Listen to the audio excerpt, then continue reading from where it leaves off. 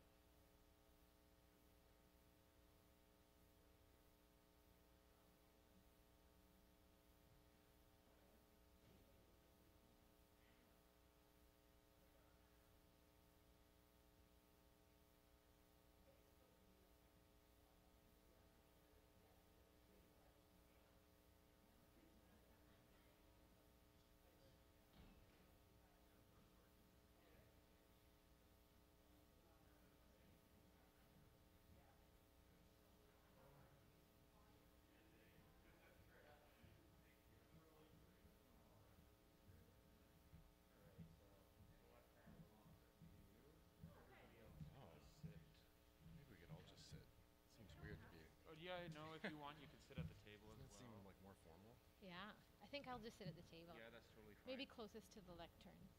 Yep, sure. Yeah, that is the better microphone in case. I wonder if someone could. Is it possible for someone to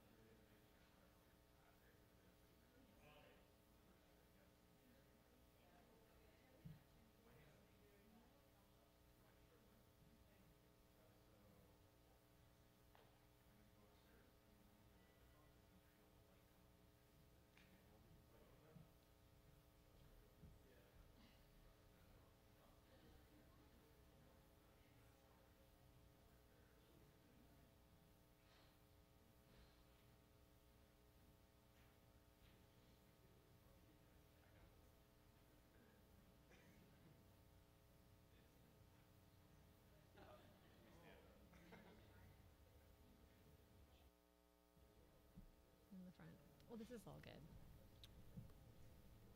Yeah, I feel like we should be doing like a one-act play or something. Oh, yeah.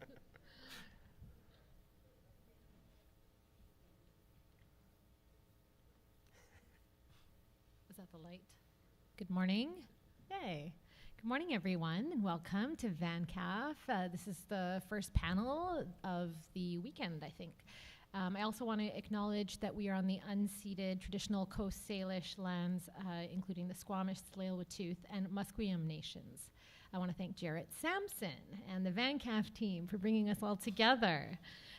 Today we're talking to two artists who work in comics and children's books. Adam D'Souza is an illustrator and cartoonist based in Vancouver.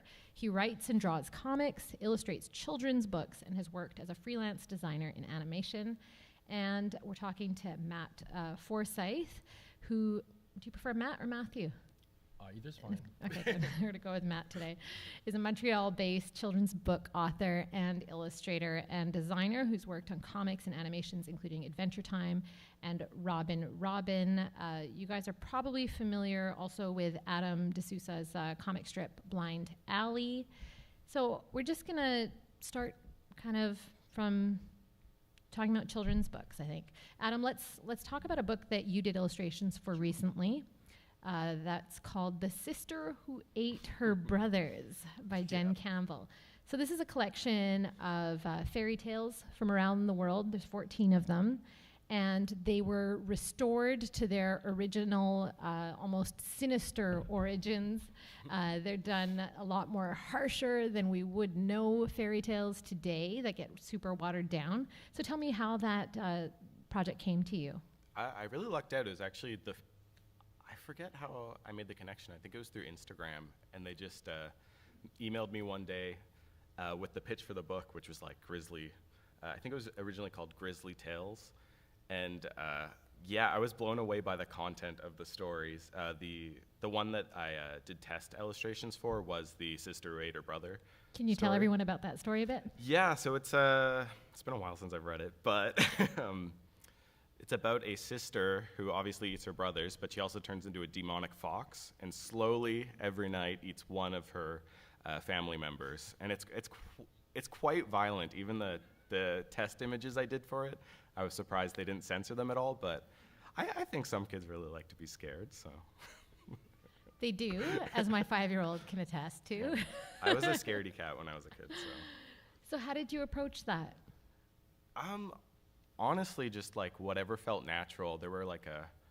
I tried to just have fun. It felt like a really good fit because my thesis project in university was summer camp mixed with imagery from Hieronymus Bosch's Garden of Earthly Delights. So it was already quite macabre, and I always like kind of trying to find the comedy in really dark imagery, especially with childhood.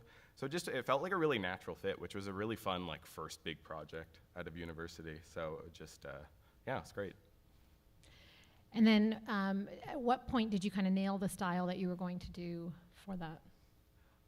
Honestly, just in the test illustration phase, they had seen, I think, a few ink drawings I had done, which was funny because I'd actually, when I did the test, I had painted as well as done some ink, like more traditional looking illustrations. And it was just night and day, like seeing my painting ability versus just my drawing ability. And so we went with the drawn ones, obviously. But it was a really fun process to it was also really illuminating for me to realize, oh no, I just love inking and like drawing with a pen and hatching and being a little bit more traditional with it as opposed to painting, which is something I've always struggled with but really love. So, yeah. So this book, I think it's really for all ages. If you are going to read it to like a really young kid, I think you have to sort of temper it with a little bit of, give them a bit of reality bites with it. It's an excellent book. I wonder how much you had to draw from your own childhood and what you enjoyed from picture books when you were a kid yourself, or did you kind of keep that separate?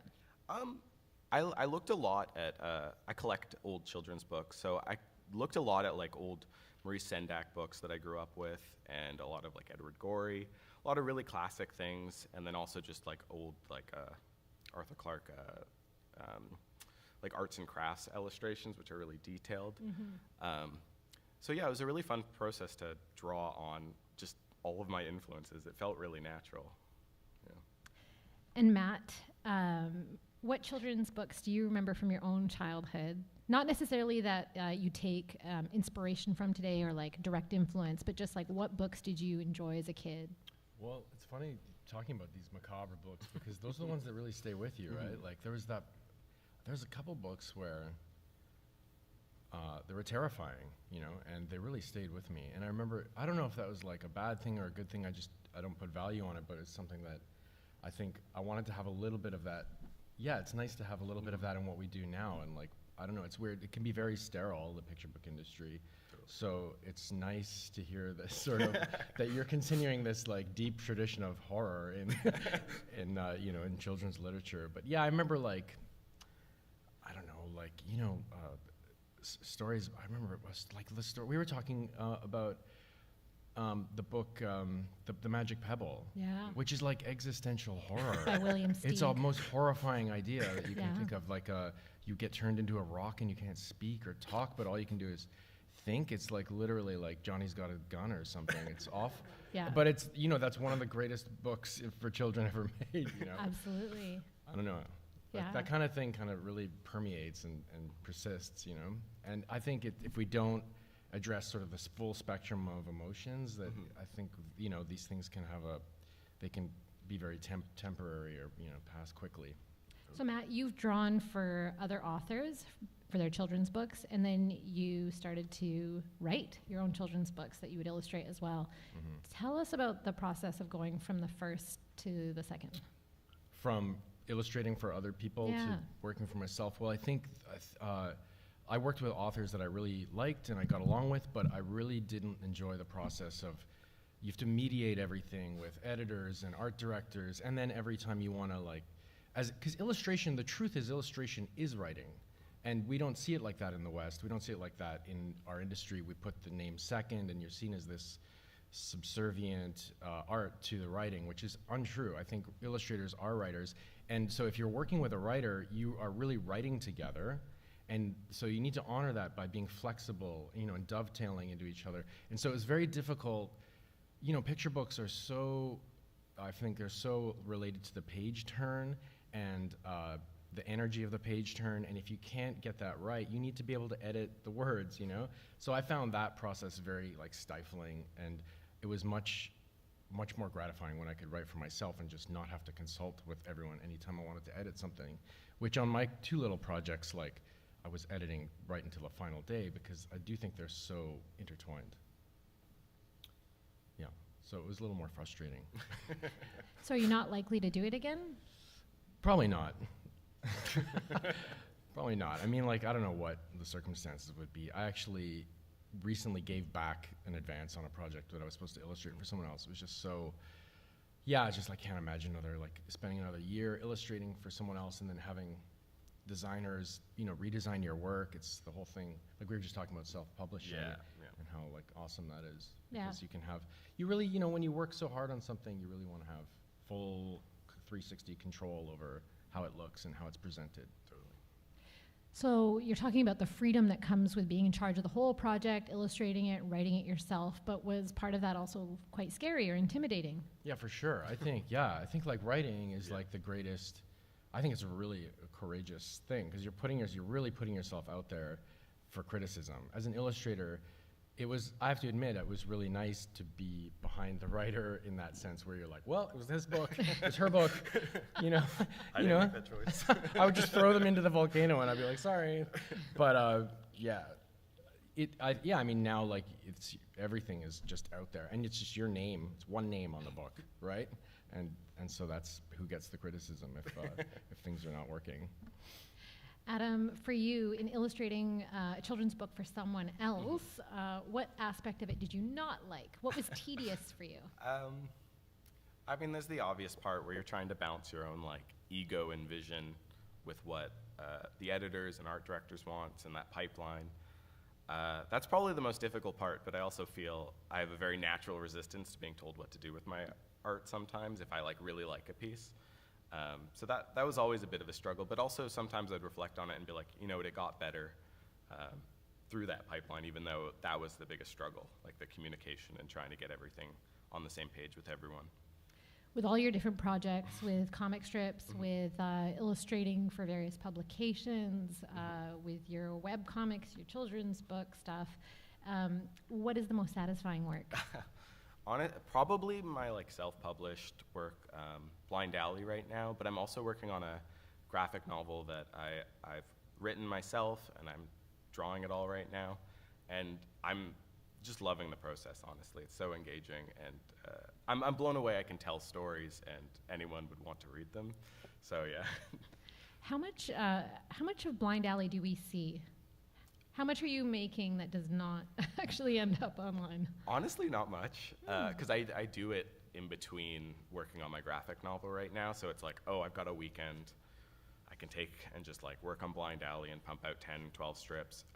There's some really bad ones that I was just like, this is just not funny, or it's just too much of a pun or something that I'd maybe axe. But in terms of like finished work that like once it's drawn out, I tend to post everything because it's meant to be just more fun and something I don't take too seriously despite loving it. I kind of just want to do it and make sure it just gets out there and not judge myself too much. Mm-hmm.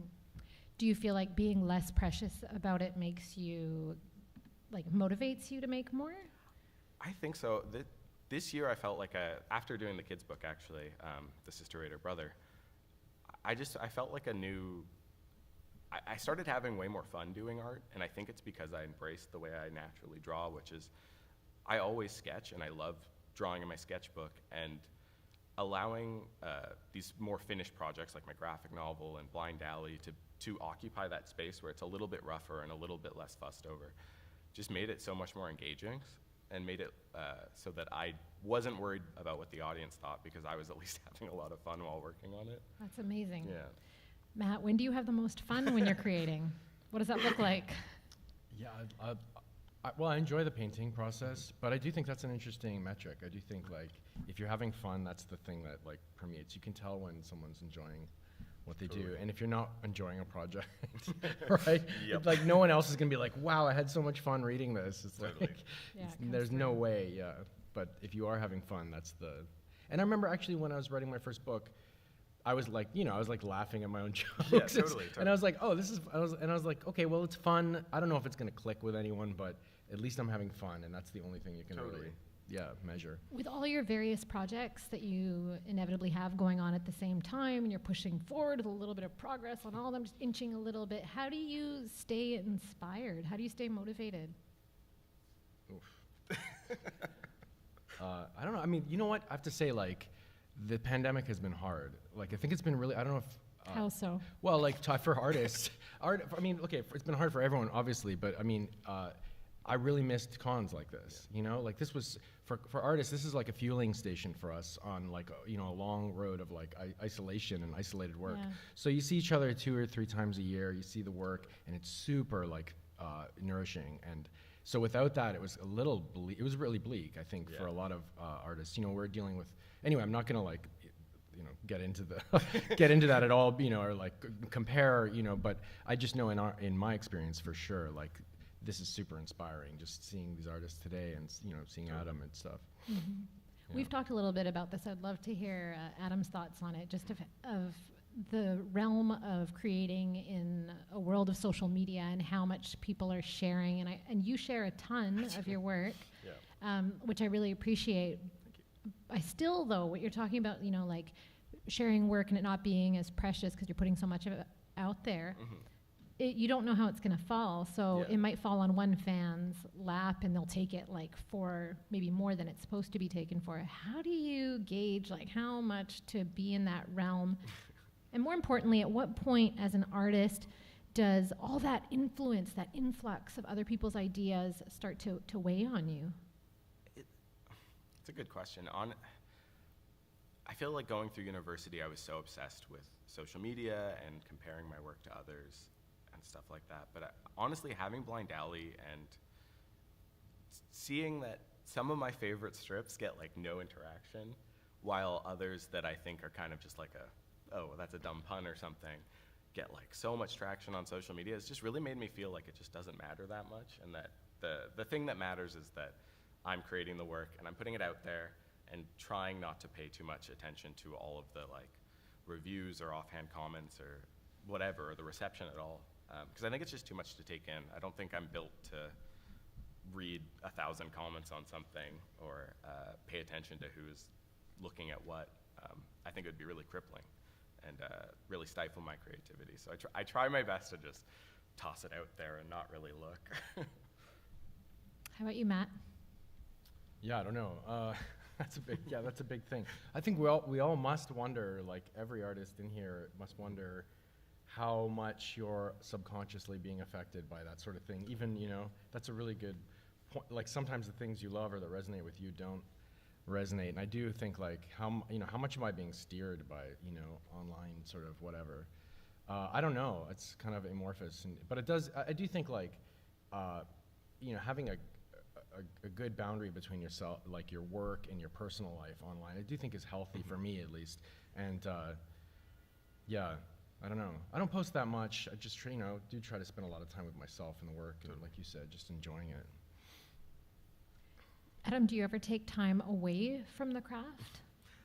I do. Like actually, periods? Yeah, I think that's what the pandemic taught me too. It was just such an idle, kind of depressing period too, but it like made me really embrace like going for walks and let my other interests really flourish. Like taught me that taking time away from doing art is actually like really beneficial.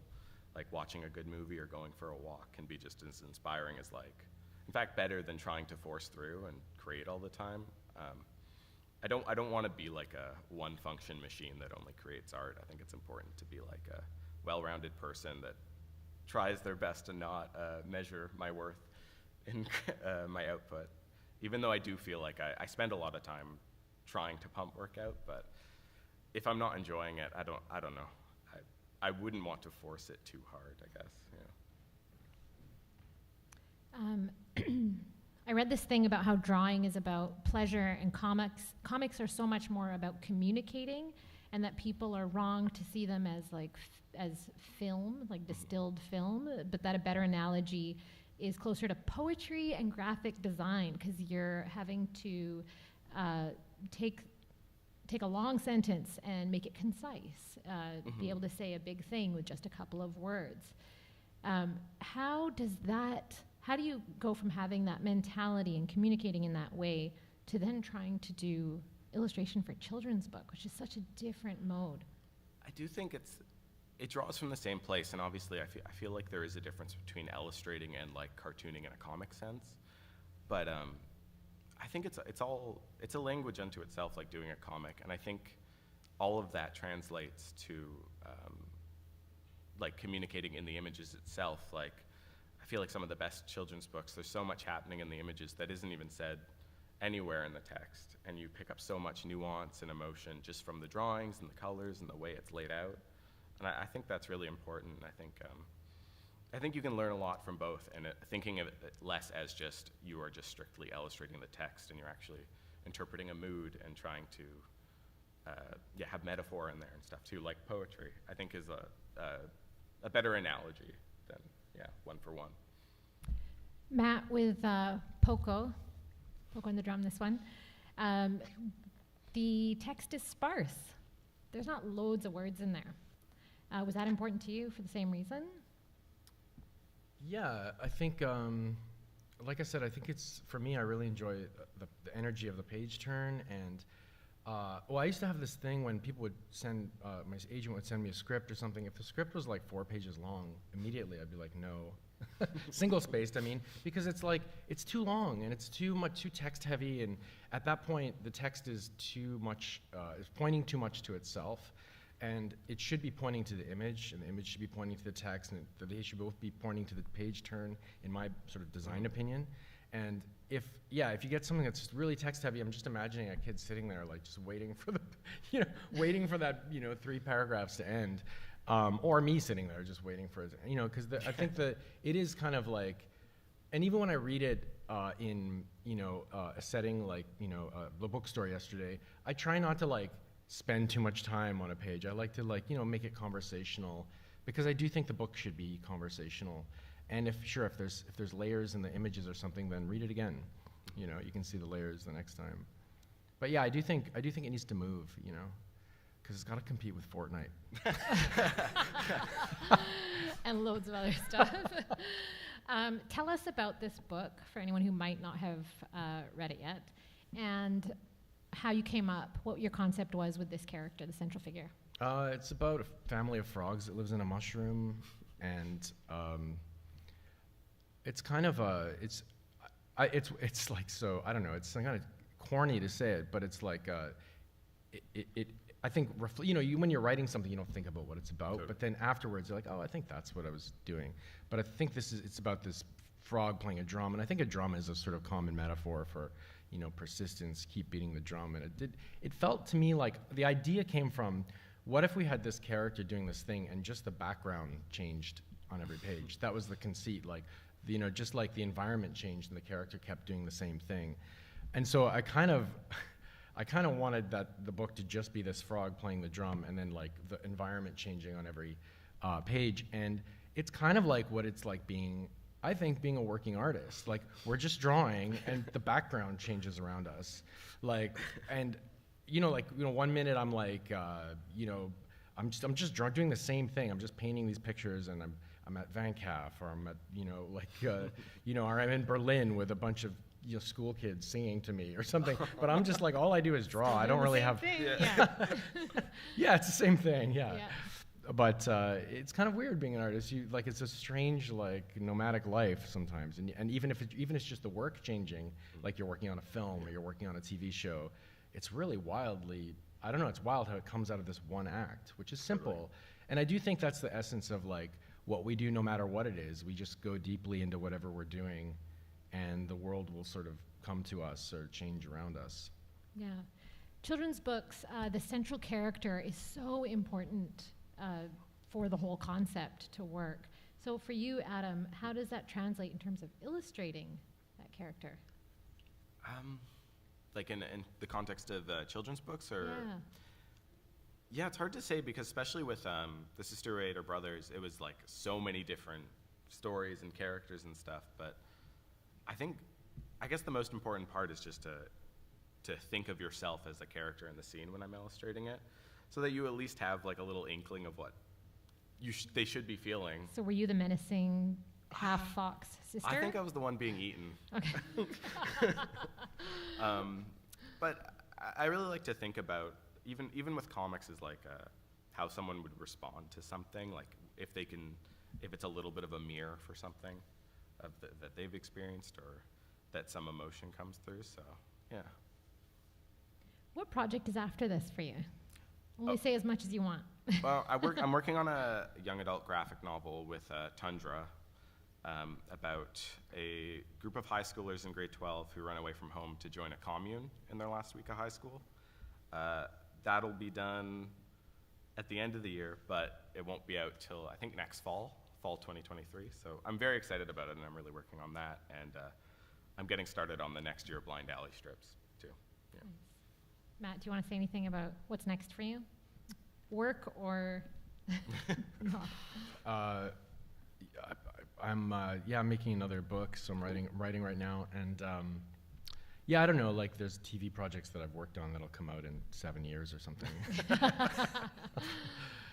Yeah, so you've worked on Adventure Time and Robin, and when you have this like smorgasbord of different things that you've done, at the end of the day, how do you identify? Are you like, I'm a children's book author? Yeah, my first love is books, for sure. And that was, the animation thing was kind of accidental, but it's really nice. We talked about like working in isolation or working on teams. It's really nice to sort of parlay those against each other and work on a team on an animated project, and they're very collaborative. Like very little of my own stuff gets through on those projects, which is fine.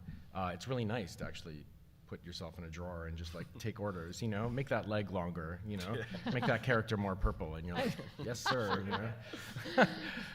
It's really fun actually, and it was really, it's nice to like work on a team towards a sort of higher vision, or different vision, and then take 6 months or 8 months and make a book, and where you can be a complete megalomaniac. Do you want to make a lot more of these children's books? Yeah. I don't know if it's a lot, but yeah, I'd rather make like 5, that I'm really proud of than a lot. I don't know, but like yeah, I definitely want to make a few more. Yeah, Yeah. I love it. It's so fun. What's the most nebulous stage? Is it like you wake up from a dream and there's a rock in the dream and you're like, I'm going to make a book about a rock? I think where it's does it like come when from? you're finished a project. I don't know if you know, there's artists that are very systems oriented, like they'll just go to work every day. But when I finish a project, there's this kind of like scary chasm of like, okay, I need to, void in the room, yeah, yeah. like now I need to like fill this with something. Yeah, and it's actually quite, you know, it starts with like, wow, okay, I finished it, and then it's like, yeah. So that's pretty nebulous that time, I think. Yeah, when you finish a project, it's like there's some grief in that moment because you're like, oh no, there's some nostalgia. You're like, oh, I'm done this thing that I worked so hard on. But there's also, woohoo, check mark. Yeah. I did that, on to the next.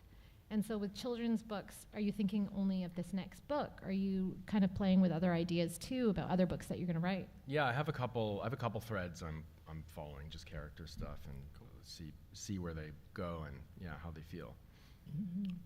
What for you is the most central part of a children's book? What really matters the most? I think like we were talking about what resonates with us in terms of picture books, and I think there needs to be some, like, look, it's great if it's funny, you know, it's great if it's the character's good, but I do think they need to have some kind of emotional truth, like some resonance that comes from some kind of true emotional, you know, moment that you had in your life. And I think like that's, for me, that's everything. Like if it's a painting, you can feel if it's coming from some sort of emotional like moment that the artist had. And because ultimately, like we said, it's communication, right? So if you can communicate something like that, I think that really is what, I don't know, but I think that's what lands with people. That's what lands with me for sure. What have you been surprised about with how this book and Mina have been received? Yeah, I was shocked. Poco, when that was finished, I went into a kind of depression because I was like, no one's going to like this. I had a couple publishers who were like, my agent was like, we don't know what this is. Like, I had one of my publishers, my Quebec publisher, was like, there's no market for this. Like, no one's going to. But I don't know, I was just like, look, I had fun making it, and so whatever, I guess I'll go, like, work, in animation or something. I guess, or I'll be a dishwasher again or something. But yeah, no, I was really, really shocked with how well it was received. Yeah, I don't know. That's all I can say. Adam, a lot of artists say that after some years of working on their craft, that when they go back and they look at things from the beginning, like from when you were really, really young, when you were a little kid in school, to now, is there a thread that you see that you're comfortable telling us about? 'Cause this isn't therapy. I think there is. It's hard when I look back at like the drawings I was doing in grade 7. It was like super anime, looked like Final Fantasy characters. So that's not really in my work now, but almost just seeing how I used to use a sketchbook, even as a kid, like I would draw before going to sleep.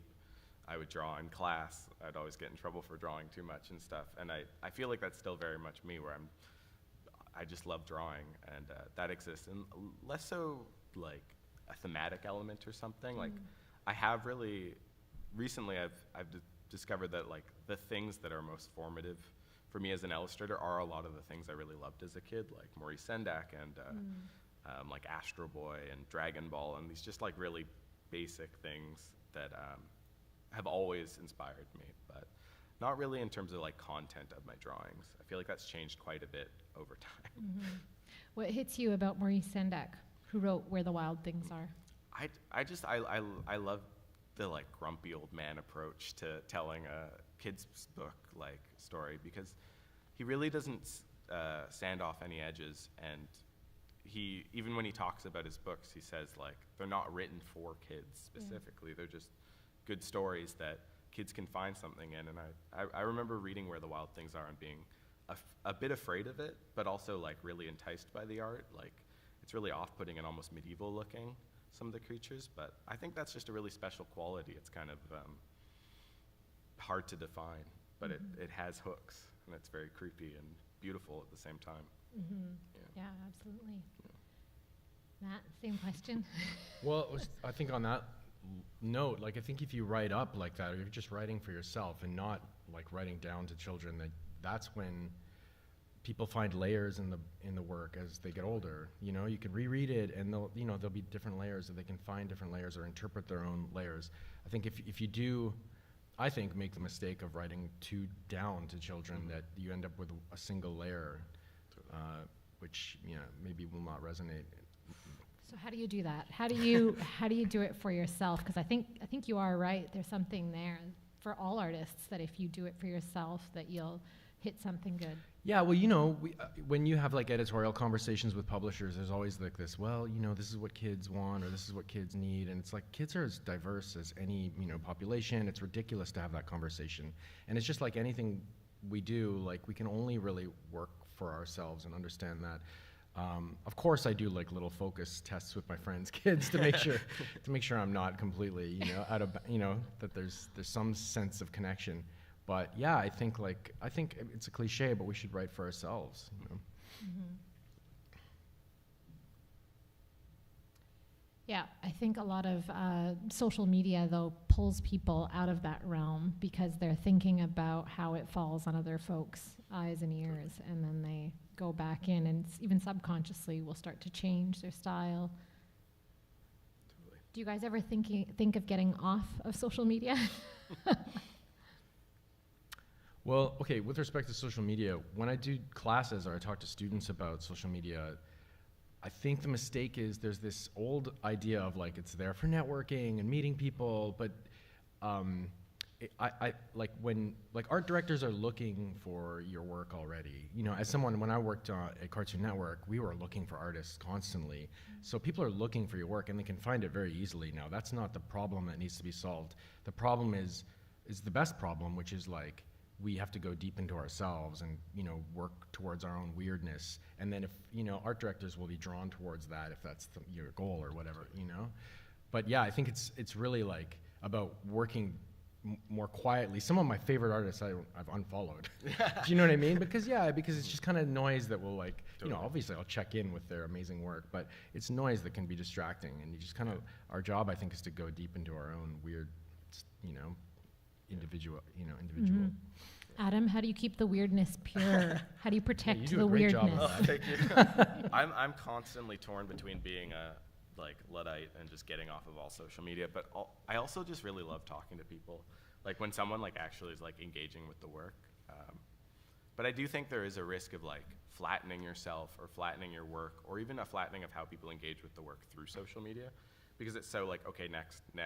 It's very commodified, and you're incentivized to commodify your own work and post constantly, and I do think that's a danger. So I think, just listening to yourself and being like, not making work for social media is such a big thing, because you're just going to burn out, and you're going to feel awful, and you're going to make derivative work. So I think that distance is important for like maintaining the weirdness, or the thing that's like very you. Because I don't know, social media is like has been a net good for my baby career, but it's also, I think, more of a negative for a lot of people's mental health, and Does Blind Alley have an end? Because it's kind of like drinking water. Yeah. Every time I see like a comment from, I'm like, I can have more of this. I can have more of this. I should have more of this. Thank you. It's hard to say, because I started it as a fun project, and it is meant to be like, I really want people who read it to see the characters age and change, and the world to reveal more about itself. I don't have like a specific point where I'm like, this is where the story ends, but I do know that if I stop enjoying it, I'll end it. And also, I have a state I want to get to before I even consider ending it, which roughly I feel like might be a 5-year plan, but I don't know, it's so hard to say. Yeah. There is, even in children's books, when you talk about like being able to explore scary themes, to frighten children, there's still a bend towards optimism, towards an optimistic outlook. Do we need to escape that or embrace it? I don't know. I think it's really, I don't have a kid, but I remember being a kid and feeling very adult emotions about things, and being very aware of all these things going on around you. And I think optimism is a flattening of what reality is. All like, in terms of children's media, if everyone's smiling all the time, I immediately want to not engage with it, because I just don't think that's true.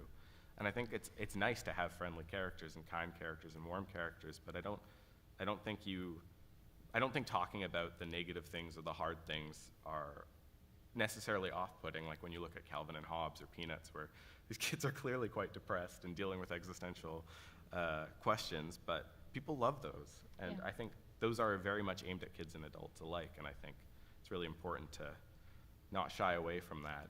At least in my work, I think I would really hesitate to do illustrations for a story if I felt like it was just a little too flat and narrow. Yeah.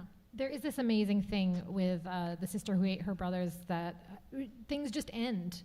She consumes her brothers. She's half fox. Things just end. And you're like, oh. And you flip That's the just page life. and you're like, oh, it's the next story already. Okay. So there isn't that resolution Yeah. that right now, like if you look at children's book publishing in the last like 5-10 years, there's there are more emotions represented, but they are sewn up at the end with, or like they're turned into a pretty bow at the end. There's that resolution. Is it okay if we let things be a little dystopian for kids? That children's books maybe follow some comics in that vein and just show things for what they are? I don't know that it's necessary. I think I always brush up against the words like utopia and dystopia, because I don't think it's necessarily dystopian to be like you're going to have a bad day and you're going to cut your knee and you're not going to get the thing you want, and that's where the story ends. It's hard to hear that, but I also think it's reality. Like there's disappointments and things to be happy about every day, and I don't know. I mean, I don't have a kid, and I don't know if I'd be afraid of showing stories like that to my kid if they're really sensitive. But I think there's a benefit in learning that and like really internalizing it. Before I did Poco and the Drum, I was really yearning, because I kept expecting my agent to send me a script that was like, exciting, and I was like, I want something dark, and I want something darker. And I think the reason, I guess, like if you think children's books need optimism and morality and like this sort of positive outlook on the world, well, then you're fine, because there's a lot of books that satisfy that for you. And so I think I was just yearning for like, at least I want a corner of the sort of industry to have some darkness and some, interest. And even if it doesn't land with everyone, that's fine. But I did think we need more three-dimensional like work in the field. Okay. But let us in on what publishers say. Yeah, I don't know, they're skeptical, and there's super like a famous in my anecdote I have is when I was in a publisher's office and I was talking about story ideas. It's a long time ago, long before this first book, and they were like, why don't you do a book about a lost pet? And I was like, I don't want to do a book about a lost pet. And they were like, I was like, everyone has done a book about a lost pet. And they were like, maybe that's because that's what sells. And then I said, maybe I don't give a about what sells. Fair. And I mean, obviously we want to work, and I do care about, obviously, I want things to resonate, but I don't think that's the thing that should come first. I think it's really vulgar to think that way. Totally. Mm-hmm.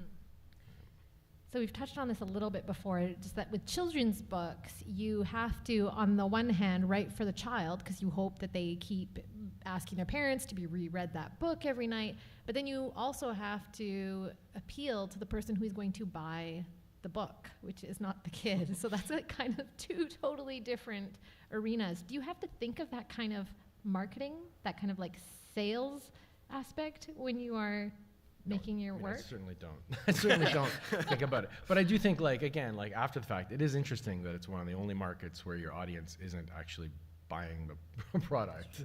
Yeah.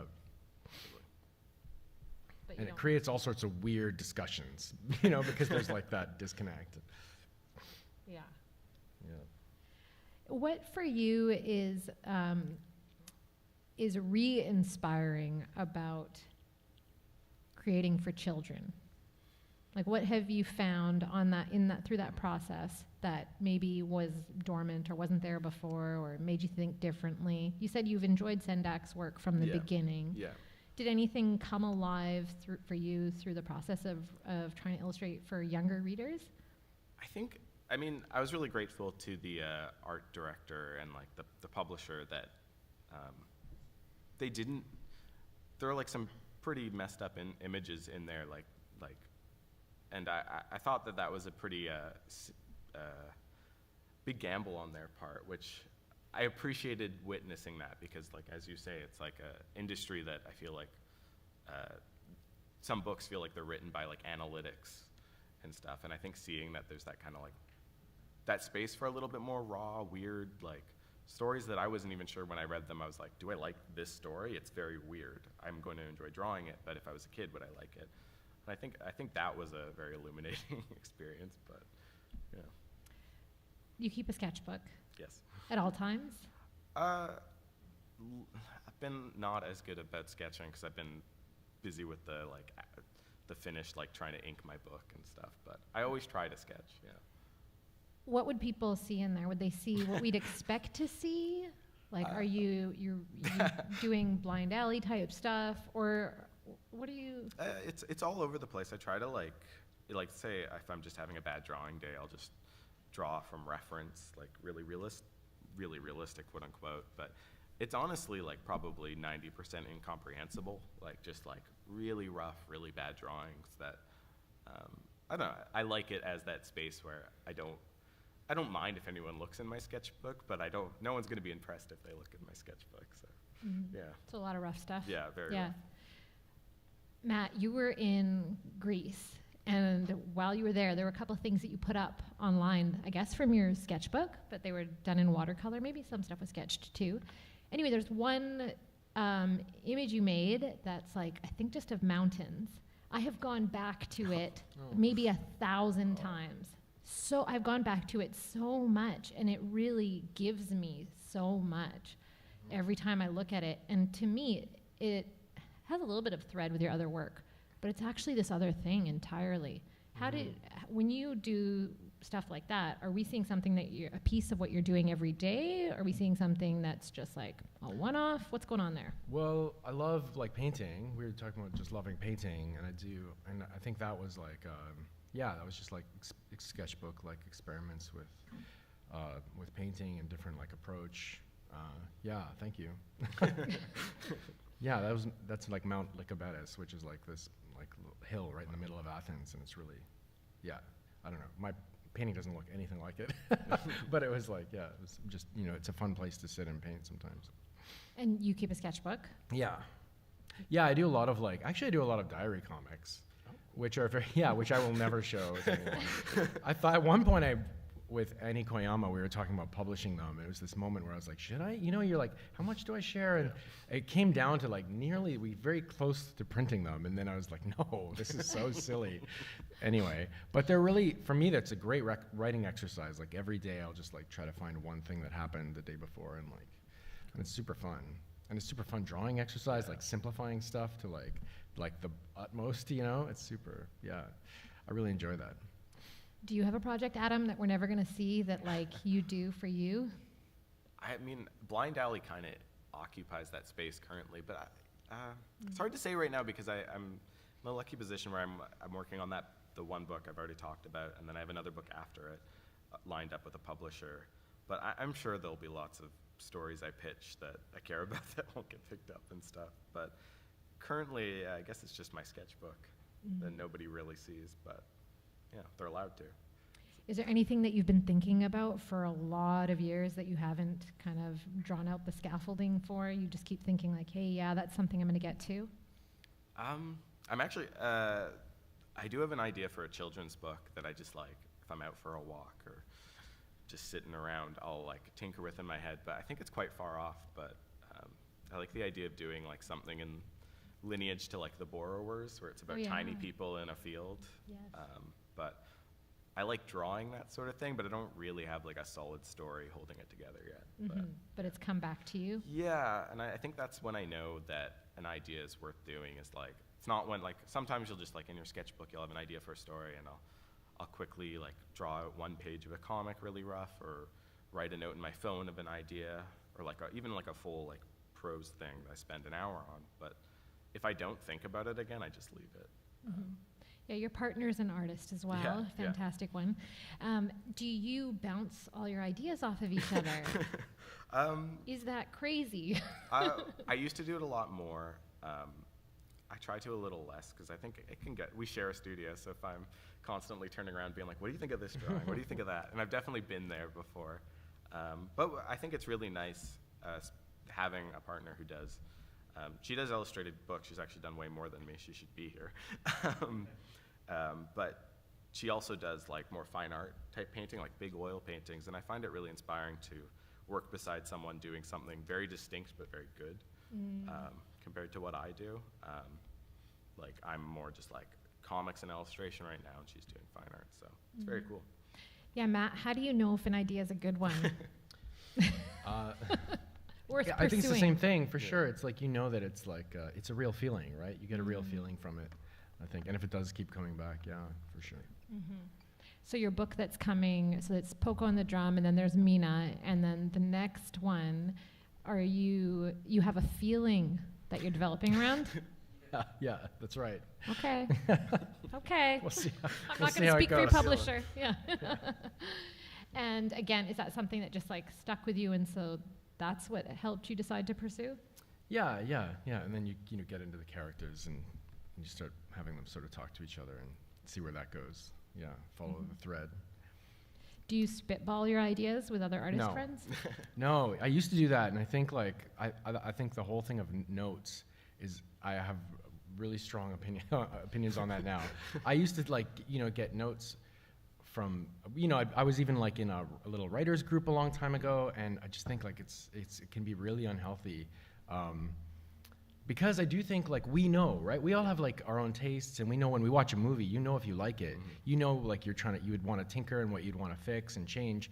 So we also have to do that with ourselves, and it's kind of a meditative thing. You have to be honest with yourself. Like, if something's working, it's just you have to let yourself sink into that place.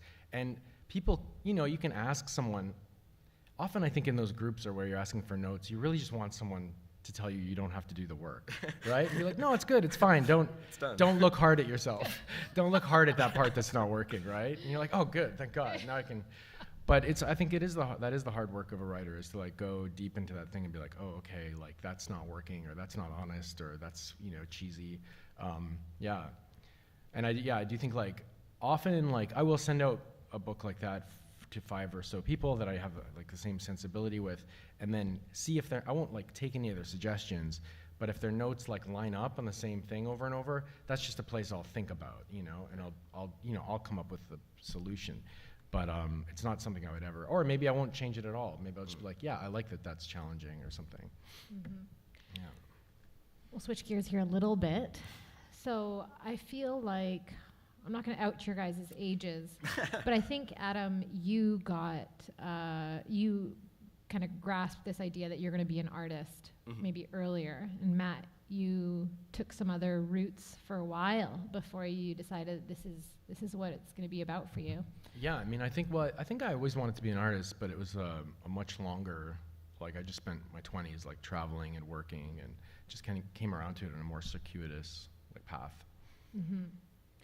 And at what point did it sit well with you to be like, this is what I do? Well, when I look back at the stuff I did in my 20s, I'm like, I should not have kept going. It was terrible stuff.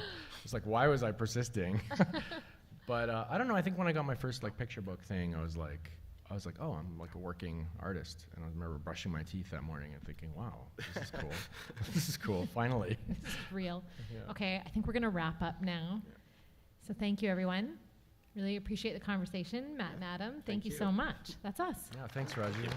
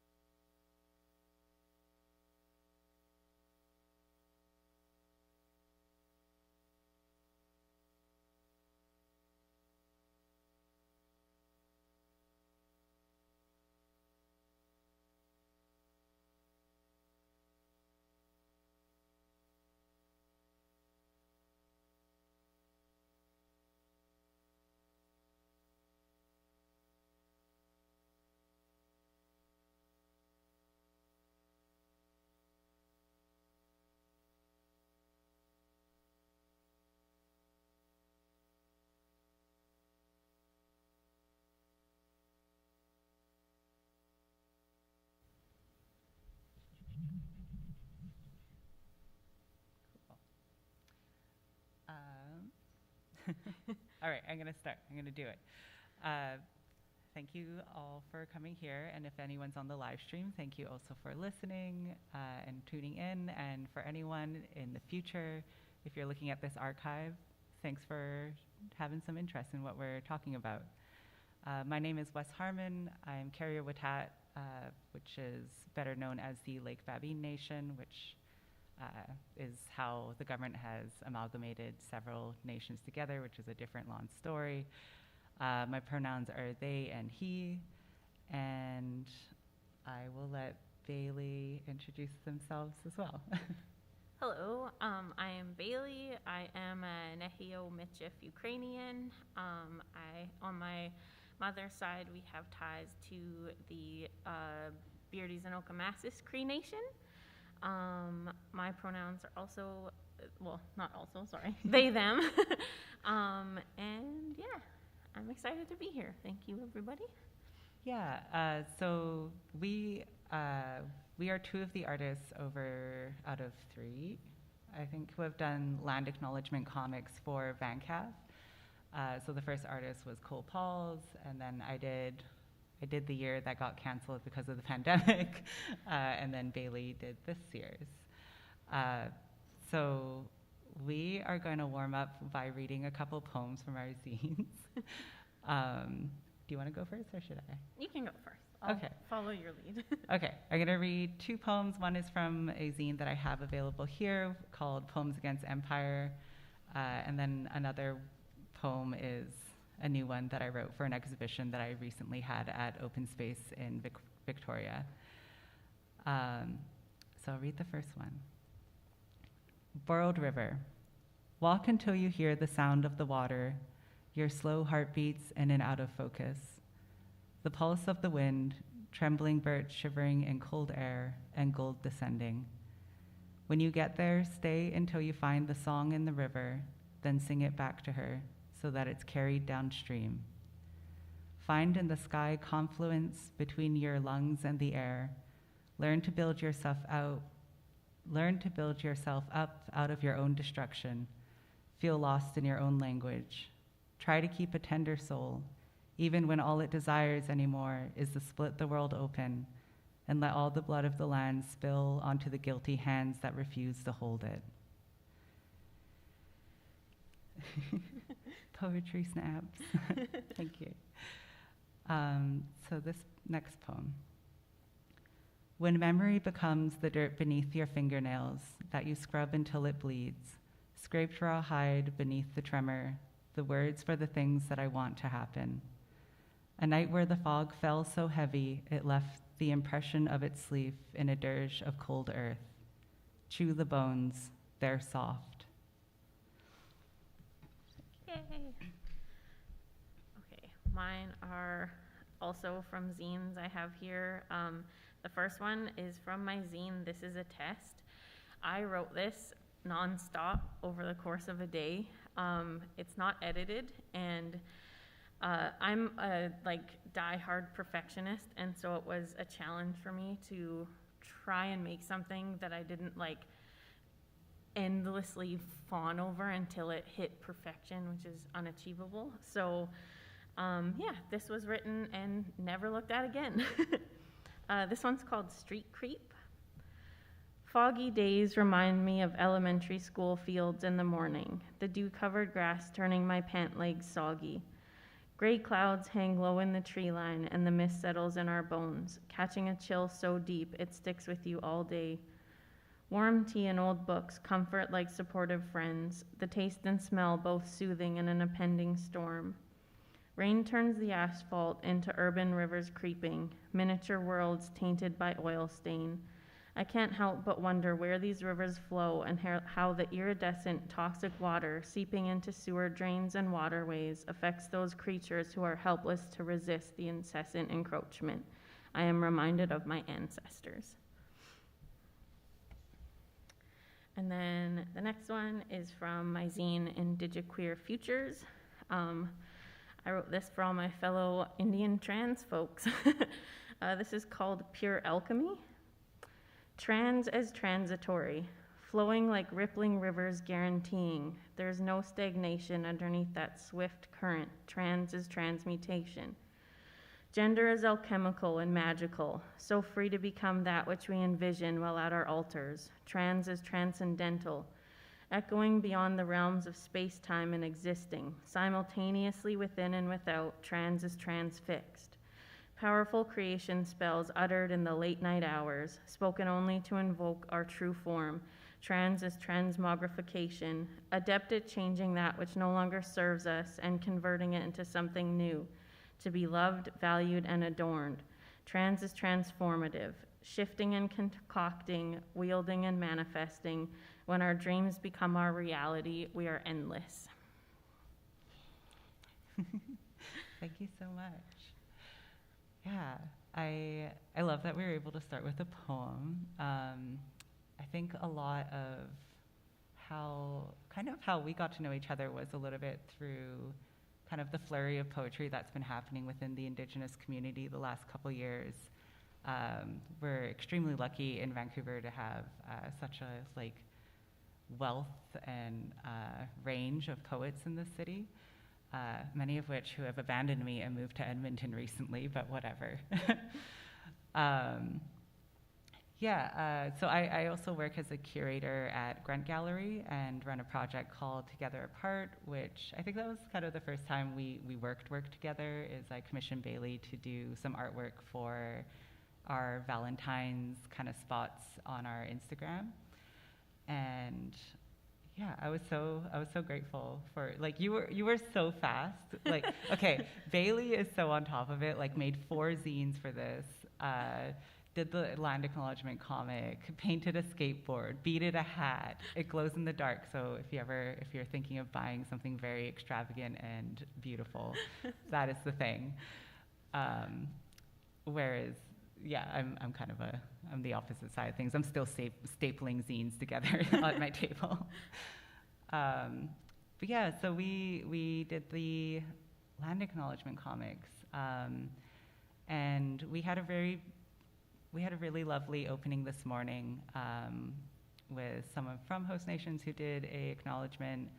I think both of us have really kind of complicated feelings about them. Mostly, at least for me, I think it's difficult for me because I moved through a lot of different institutions as an artist and also as a curator, and institutional land acknowledgements do tend to ring pretty hollow. And having the opportunity to do it in a comic form was really interesting. One of my friends, Peter Morin, he's a Tahltan artist, teaches at OCAD now. We've talked a lot about land acknowledgements, and I really like the way he approaches them in that it's not just something that's meant to be a written script. It's a relational kind of contract you make with space. And he talks about our ability to be able to gather together and have moments like these as our acknowledgement and our gift to the land. And yeah, how do you feel about land acknowledgements, Bailey? I feel awkward about them. No, it was definitely a really awesome opportunity to do this, but my family are from Treaty 6 territory, and I'm an uninvited guest on the lands here, and so being offered a position to do the acknowledgement was definitely, I don't know, I felt like it was an opportunity to kind of talk about what you mentioned, where land acknowledgements that are just words. I ended my comic with saying a land acknowledgement without action or just empty thank yous. And I truly believe that in order to fully encompass that which a land acknowledgement is, there has to be actions behind your words. And so I talked about how important it is to defer to host nations and acknowledge their sovereignty and fight in the streets if they need you to, and defer to them when you're not needed, and just try and everything that you do so with respect to the land and nations that you're on. And it's strange in a city like Vancouver where so many people get together and there's so many people from different backgrounds that are here for different reasons. And I think sometimes in cities, the like remembering the like traditional territories of the people kind of gets lost in the like mix, because there's just so much going on at all times. And I think it's important to like, yeah, just like slow down and remember, like, we're guests here. What are we doing to operate with respect and like conduct ourselves accordingly? Yeah, and I think like, what are we doing outside of that land acknowledgement? Like outside of kind of perfecting how those look like and how they read, what is actually more important is what you're doing in your daily life and what you support and what you show up for. And one thing that like I have to deal with a lot, just working a gallery, is there's always this question of if we need to invite host nations to our events to open up things or to give a land acknowledgement. And that labor over time has felt more and more extractive, just in the sense of I've spoken to some younger artists in particular who, for brief periods, kind of get roped into giving land acknowledgements at, say, like universities where their students at. I've spoken to people who feel like their only job becomes making land acknowledgements and showing up at all these different events, like they're constantly on tour at every institution. And I really, yeah, it's hard to manage that, because you do want to like give the voice and space to the host nations of the land that you're on, but at the same time, there are only so many people, and it feels disingenuous to constantly ask for only that type of labor when you know they have other interests, whether it be in the arts or otherwise, where it kind of feels more valuable to give the time and space for them to cultivate that.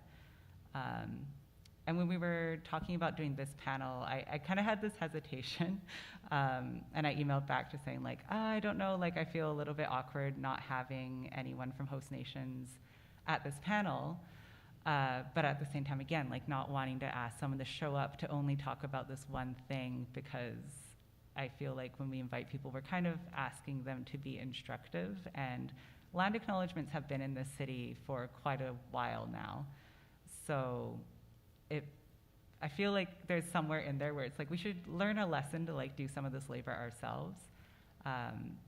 That being said, I did really appreciate the opening this morning. Like that felt like the moment to do it, whereas like having one at every single, like, can you imagine just someone in the wings all day to make land acknowledgements at every event? That'd be so Speaking of extractive. Yeah. Yeah.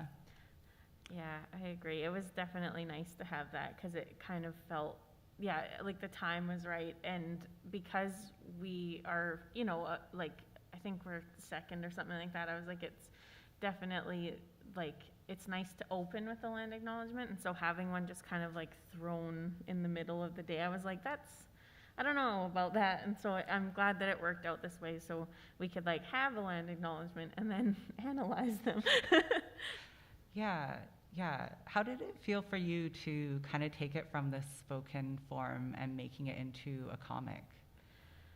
I really enjoyed it. It was a very interesting experience. Like I wrote out what I wanted to say first and foremost, and then once I got everything down, I started thinking about like what is important to the host nations, what is like traditional, like what did they traditionally do before like colonization. And you know, my first thing, because I am a lover, I drew a big sockeye because I love salmon so much. And then when I started thinking about like the salmon and that type of thing, like it just really got me like thinking about like the city as this kind of like urban home for a lot of like, you know, I'm part of the like urban indigenous diaspora, and like that's to a lot of us, like that's our home, and like where we like have community and like hold ceremony and stuff like that. And so I really wanted to just highlight like the skyline, and then it just became this really neat thing where as I was drawing it, I was thinking about my relationship to like the land and the nations and stuff, and like it was, I found it like quite deep, and it was a lot, I don't know, it offered something that I think just plain words do not, and it was a really interesting and awesome and insightful experience. Yeah, there's something about kind of, I mean, what I love about print in general and like why I'm here is I love this idea of being able to make multiples and have those be able to travel in many spaces without having to always be present in that conversation. And I think when I read like yours this year, I also kind of realized like there is something really nice about having that moment with a piece, and as an individual that can be quiet and doesn't have to be this full conversation, and maybe something you can think about throughout the day. And sorry, I'm just losing track of my own thoughts. I think when I saw your comic as well, like I think I also had very similar ideas. I wrote and drew my comic during the blockades that were happening at Clark and Hastings in support of Wet'suwet'en. And that was a really difficult moment in my life because I was there constantly, and to maintain that space meant people had to stay overnight, so I started staying the overnight shifts. And I was so supported by not just the Indigenous community, but like especially the Indigenous community, but it was also like my coworkers, it was friends, people bringing me food, people making sure I got rest. And the feeling that I really had at that time when we had that energy and that momentum in that moment was that the land acknowledgement and the part about showing up was really like anyone can show up. And I think usually people think like you have to dedicate your whole life to those moments, and in that moment that is what I was doing. But what was also incredibly helpful at that time was people who could show up for an hour or 20 minutes and just give you that opportunity to go and have a rest and feel like someone was coming in to take that spot for you for a little bit. And I think I always hope that people can like take that in their daily life. It's like, even if you're doing something small, it does matter. And of course we always want to aim for more, but you know, more hands make for less work and all that.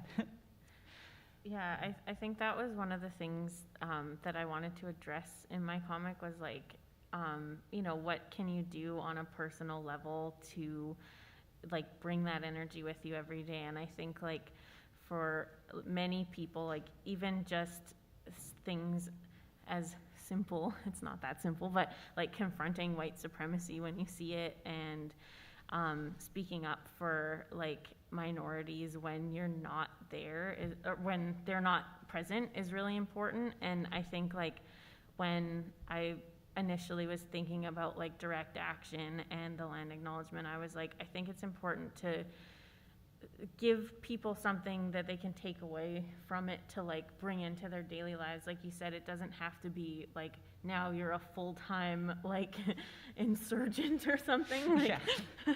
It's just, yeah, what can you do to benefit everyone around you in your daily life? And I don't think, it has to be this huge grand gesture. It can just be like keeping on top of little things and calling things out when you see them. And yeah, I think just thinking back to when I was younger, when I was going to university, that was when Idle No More was really kind of up in full swing. And I remember, because I was just so shy, like I'm a very introverted person, and through the types of jobs and labor that I've done in my career, like I've gotten better with those things.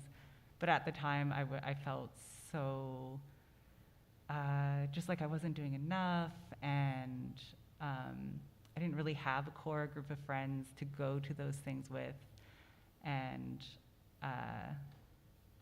it can be really difficult. And I remember there was an elder talking, and I unfortunately don't remember who it was, but What he had said actually, I think, gave me like the power to really know that it was something to build towards and not something that you had to give everything to right in the moment when maybe you weren't prepared.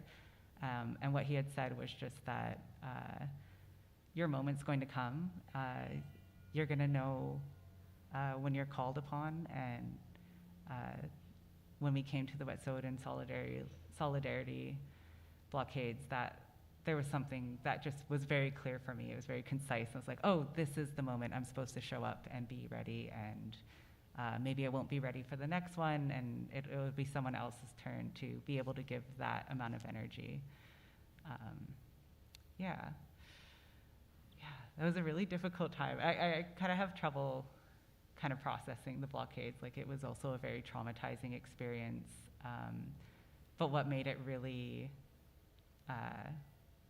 possible for me was also this like gathering of queer Indigenous people specifically in those spaces.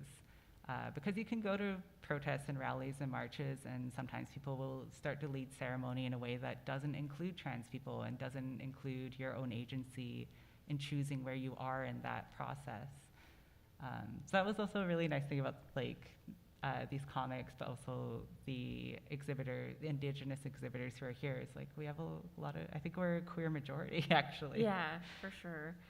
Yeah, it's so nice. Like, you know, I've been inside during the pandemic since like February, and my first kind of resurgence back into society was at West had an event at Open Space where we had a couple Indigenous poets, and there was an Indigenous musician, and just like being in a room surrounded by like Indigenous queer laughter was like so nourishing. And it just, honestly, it was my my main like inspiration for my Indigiqueer future zine, was just coming out of that and realizing like when we hold each other up and are there for each other, like we really can be everything. Like it's so magical.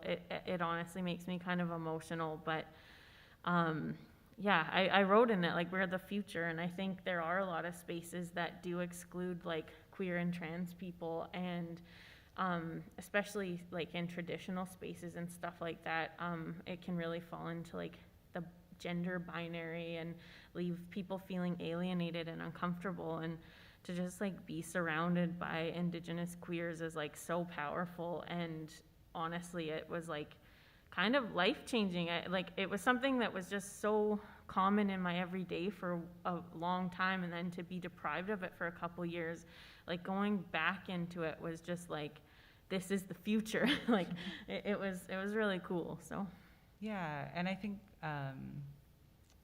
when I'm in a position where I have to make a land acknowledgement, that's actually what I'm thinking of usually. Is I, as someone who also lives away from home and in certain ways I feel kind of like estranged from my own home territories, because it is just a different culture. It doesn't always feel safe there.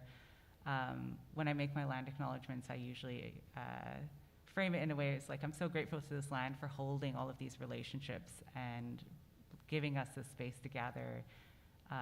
And yeah, it just feels like I don't know what else I could be more grateful for in those moments. And yeah, that event was so special. It felt so warm. We had my friend Jay Simpson read some poems. They have a book out called Everything's Not Going to Be Okay.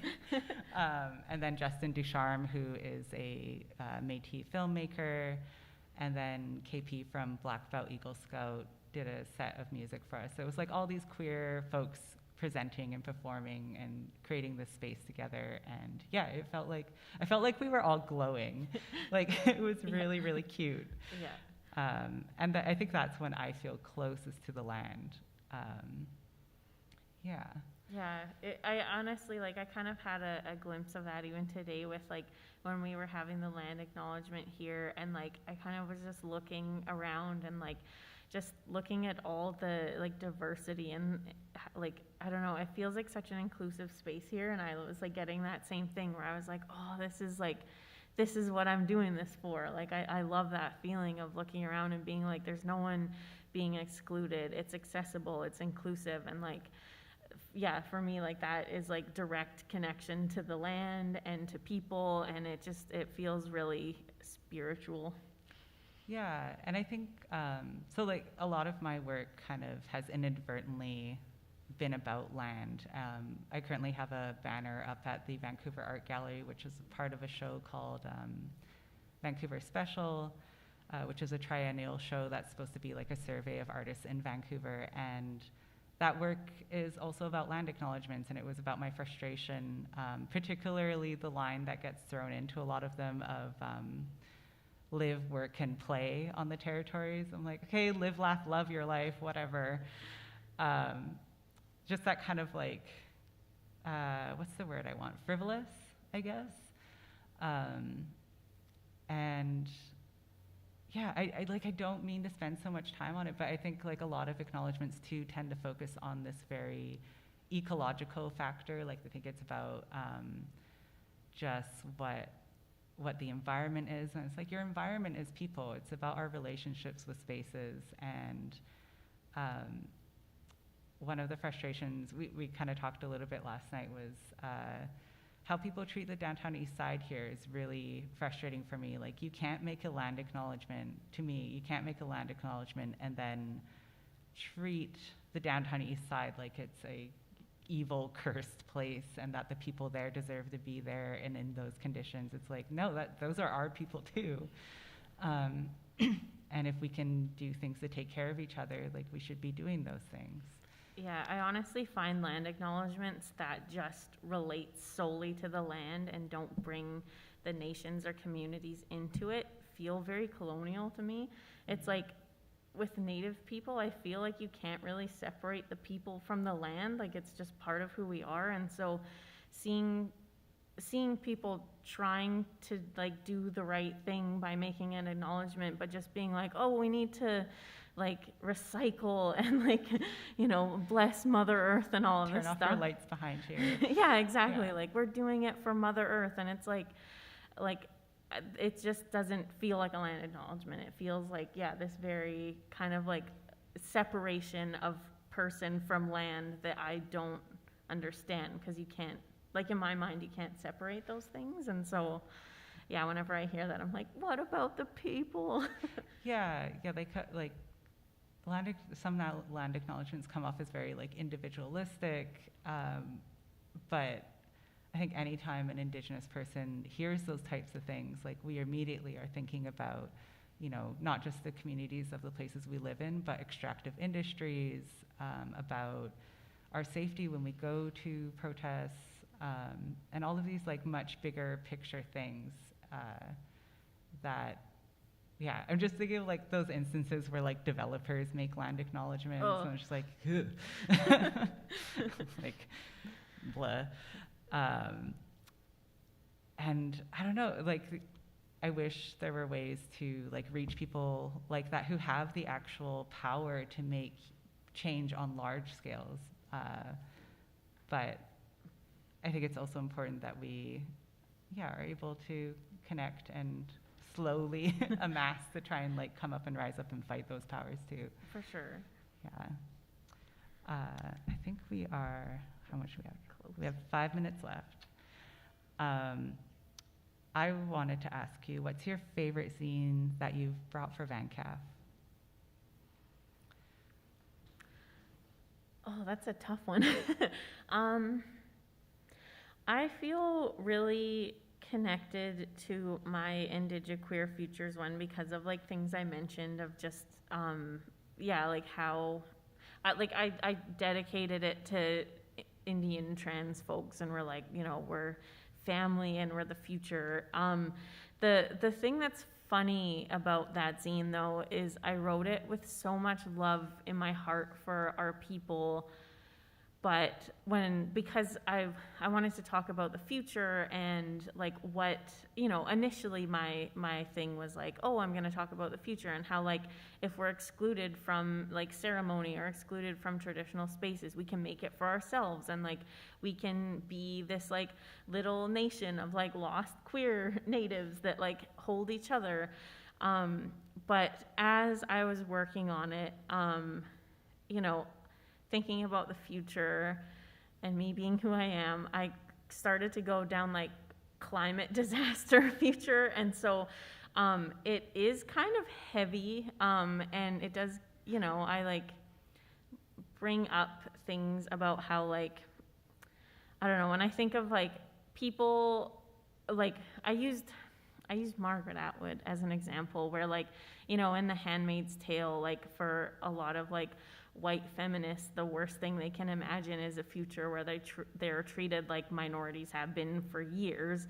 And for me, the worst thing I can imagine is like fires that you can't put out in the ocean swelling up and swallowing us whole. And so it's like, I kind of like went down this path where I was like, what is the future even? And so it kind of gets lost in this existential, like, what would your future look like if we weren't all like held under by capitalism?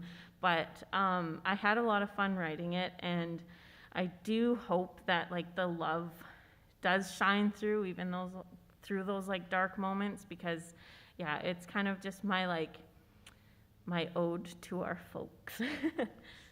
Yeah, I feel like our zines, I'm sure a lot of people have very similar zines this round of, just a lot of us are dealing with a lot of grief. I know I was, and we're all kind of dealing with different types of trauma that have resulted from this pandemic, whether it be, the virus itself or how people responded to it, and how it's still ongoing, like the fucking Freedom Convoy, like just these kind of repercussions that are coming out of this moment. I think I also, when I only made one new zine, it's called Grief Shaped, so it's about grief. It's also about trauma and trying to like deal with it. And I also wanted to make something joyful and exciting and colorful, and I just didn't have it in me. It's not that I don't think I'll ever feel happy again or anything like that. It's just, yeah, my zine came from a lot of tears. Like I cried so many times writing it. It was, but at the same time, like that's what I kind of love about these moments is you can share these types of feelings, and they can be made kind of like real and tangible by putting them on paper, and sharing them, I think, is more beneficial than holding them back, particularly when you have like the scene that I made talks a lot about my own trauma and suicidal ideations and living with depression. Like all of those things still matter and are part of me, but there's still something underneath, and I think Indigenous folks, we just intuitively know that better. But in a written form, it was just really cathartic to go through it and be able to spend the time thinking through those things, even though it hurt like fuck. Yeah, if anything, we are good at like finding our own like joy and laughter through some of the like most traumatic dystopian things. I think we've been like that since first contact. Yeah. Yeah. What should we close this on? Yeah. I don't know. Does anyone have any questions? There we go.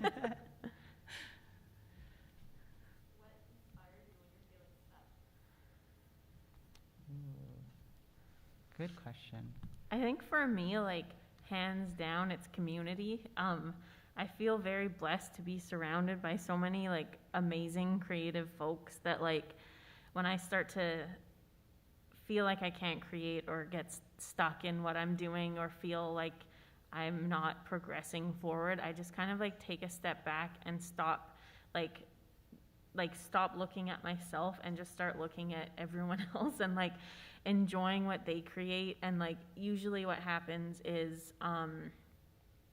I'll like something that someone has done or said or anything will like set off this spark in my brain, and then I just like go for it. Yeah, you really are like that. Yeah. I love watching. Yeah, I always feel very inspired by you and how you just kind of jump in on things. Yeah. Oh, thank you. Yeah. Yeah, I think my response would be really similar. I think I like to look at, Indigenous writing in the last like 5 years, I always have a stack of new books that I need to read from friends and from other Indigenous folks that I've yet to meet. And I think it's really helpful to kind of take that step back and do something quiet for me. Especially with writing, there's usually something I can find in someone else's writing that will spark something in my own creative work. Yeah. I also have to thank my like completely unbridled ADHD, because I'm like, whenever I'm stuck, I'm like, let's just look at something else and then do something else and put that aside. And so I feel like it's, you know, I've joked that it's like this river that I've jumped into and I'm just along for the ride. Like, who knows what I'm going to make next, but something's going to inspire me. And if I don't finish it, who cares? Yeah. Removing the pressure to finish everything and be a perfectionist is something I'm still working on, but it's such an important piece. Yeah. Well, I think we are at our time. Yeah. So thank you for all of your moderation and your questions. I appreciate you.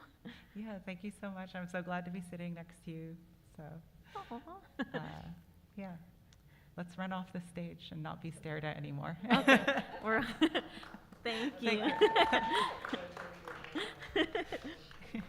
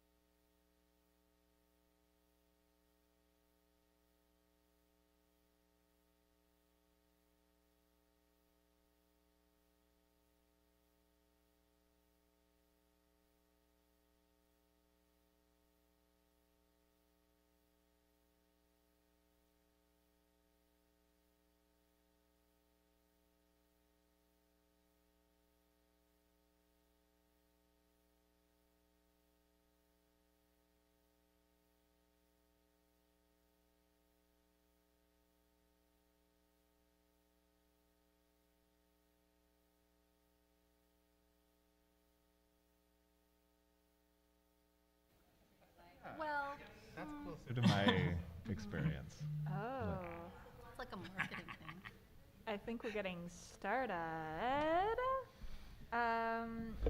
Thank you, everyone, for coming out to this panel on middle grade fiction with our wonderful panelists.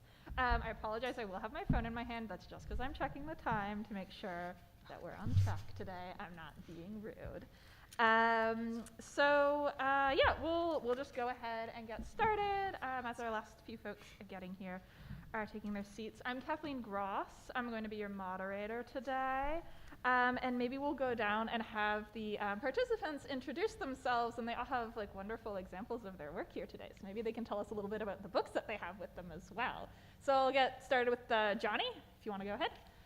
Hi, my name is Johnny Christmas, and we need this. My name is Johnny Christmas, and I do a graphic novel called Swim Team. I've been a graphic novelist professionally for about 10 years. I did, what have I done? I did a book called Sheltered, Firebug, Angel Catbird with Margaret Atwood.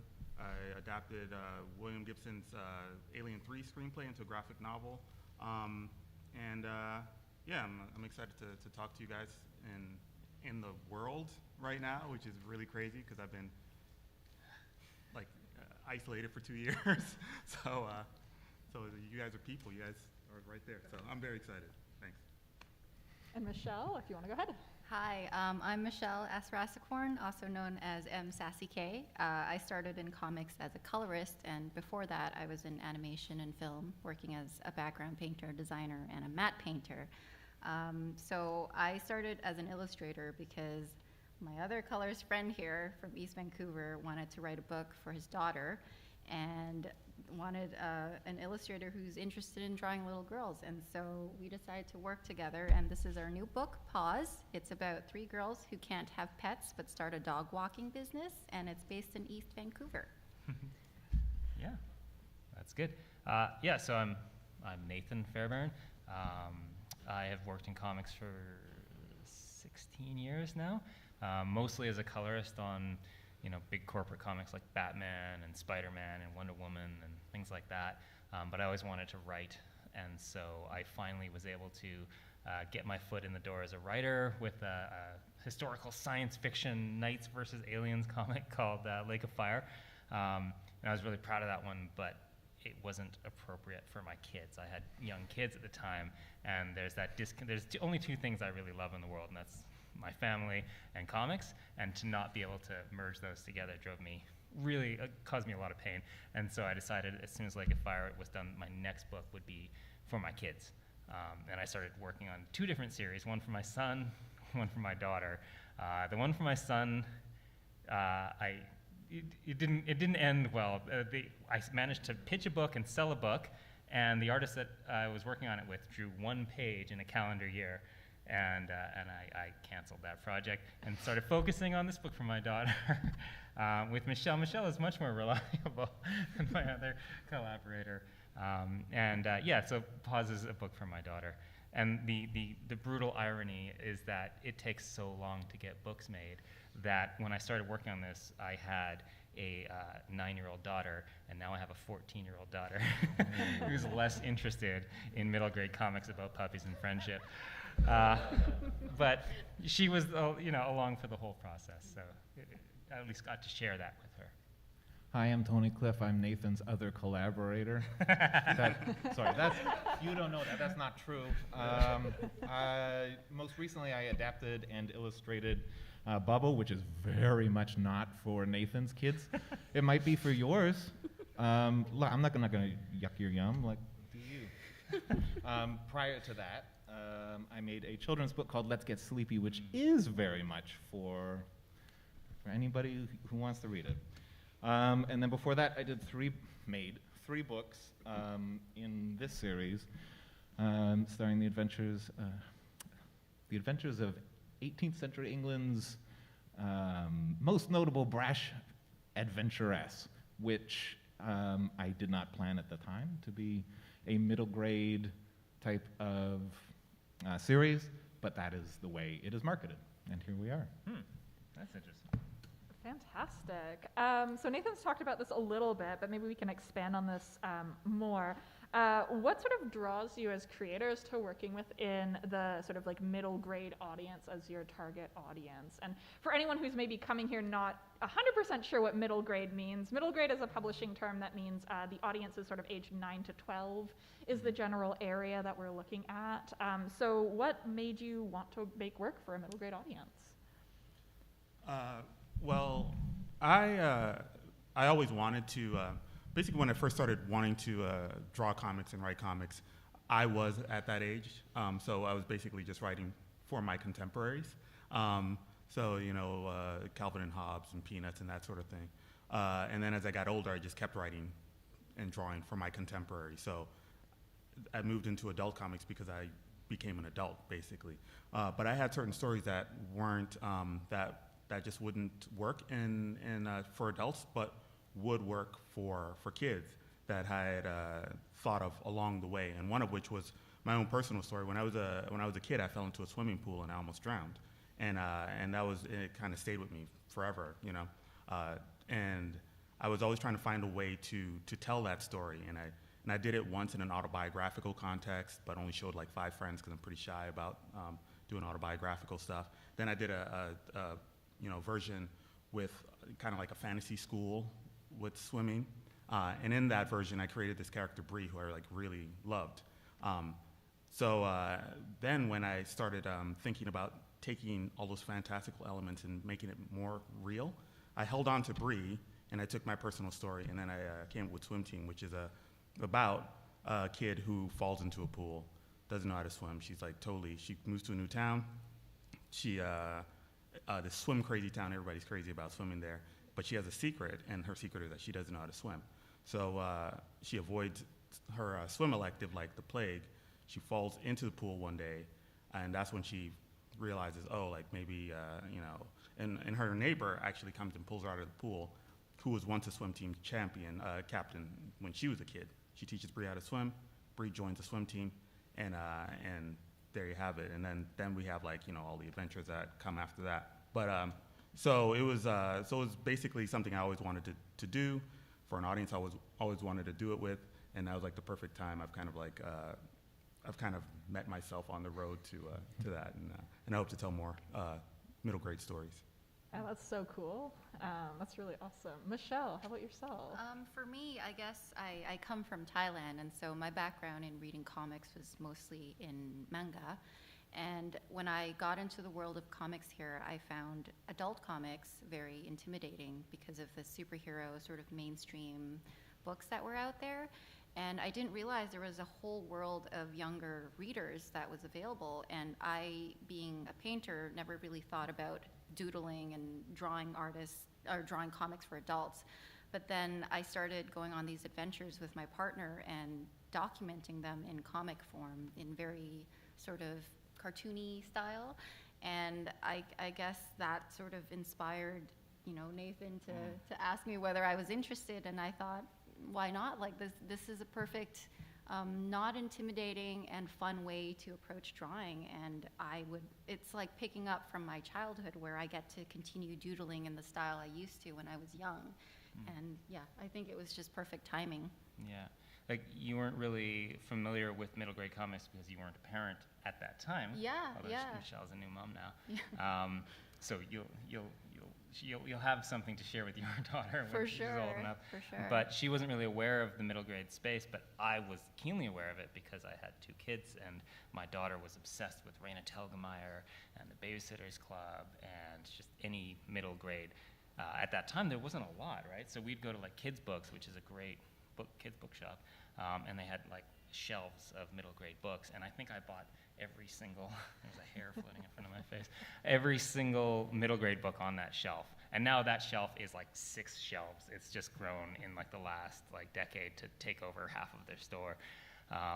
So I was so aware of the middle grade books because I would read them with my kids all the time, and I'd go to these Comic Cons, to sell about my Batman books or whatever, and I'd talk to my fellow, mainstream comic artists. I'd say, hey, what do you think about like Raina Telgemeier? And they'd be like, who's that?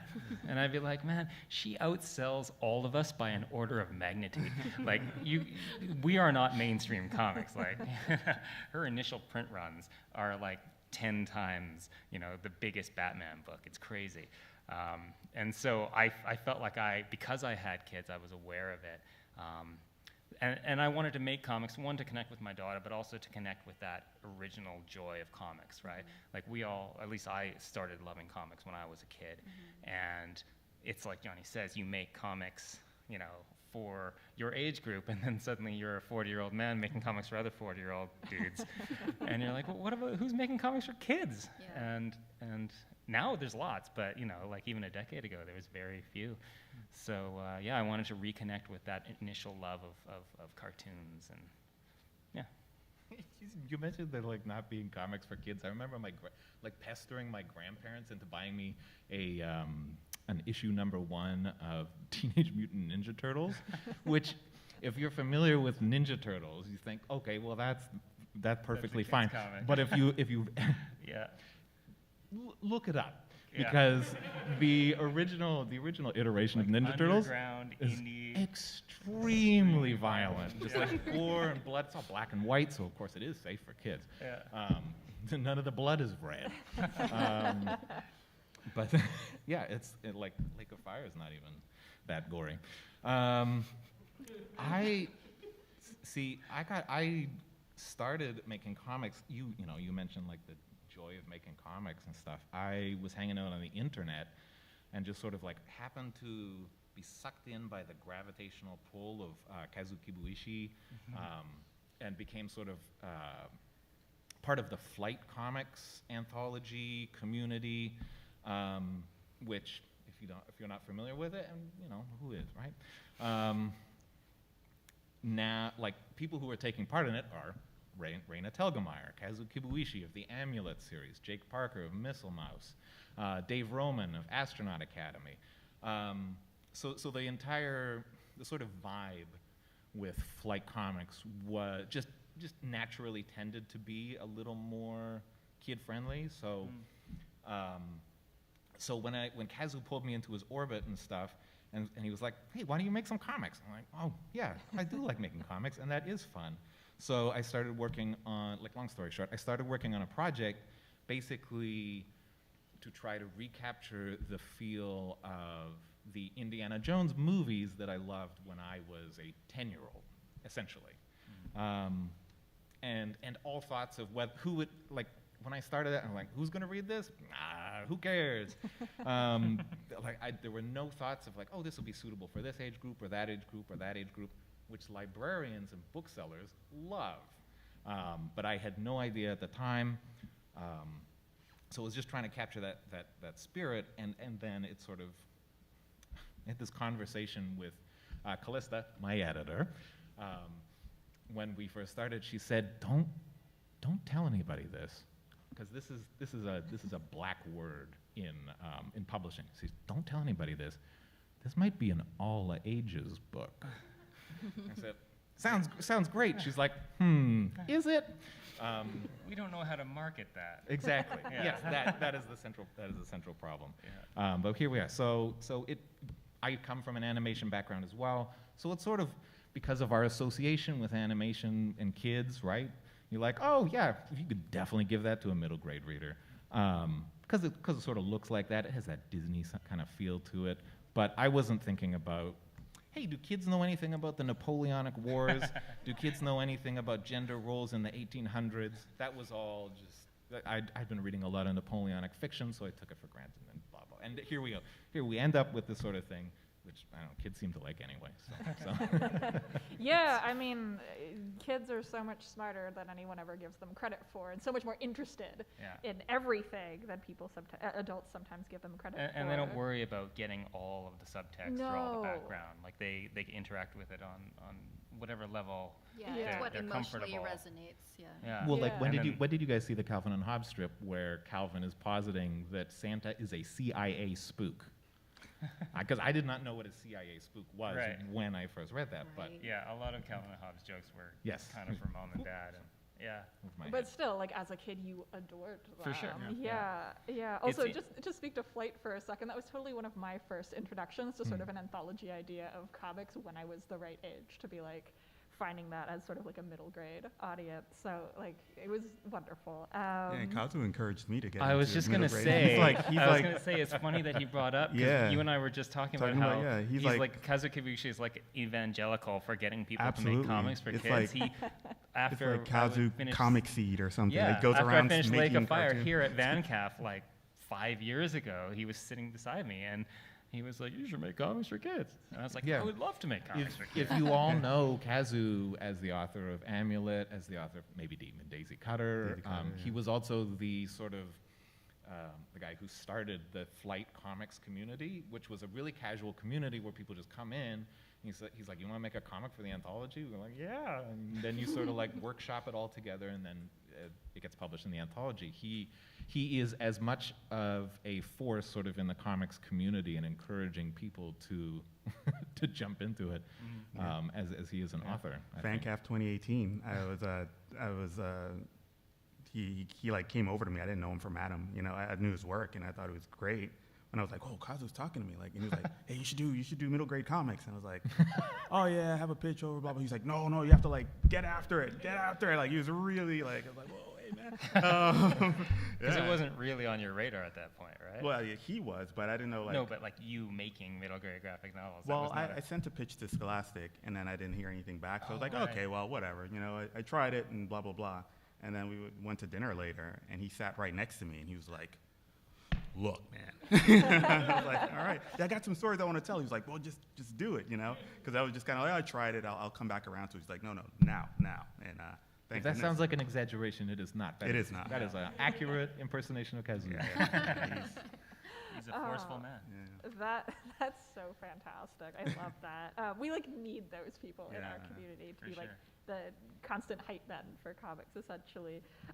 Sort of just touching on the the things that we were passionate about as kids. You were talking about like wanting to capture the feel of watching Indiana Jones movies. I was kind of curious, what were some of your favorite middle grade like books or novels or media sort of growing up, and has that sort of affected or shaped the stories that you're trying to tell now, or like how you're trying to approach middle grade fiction?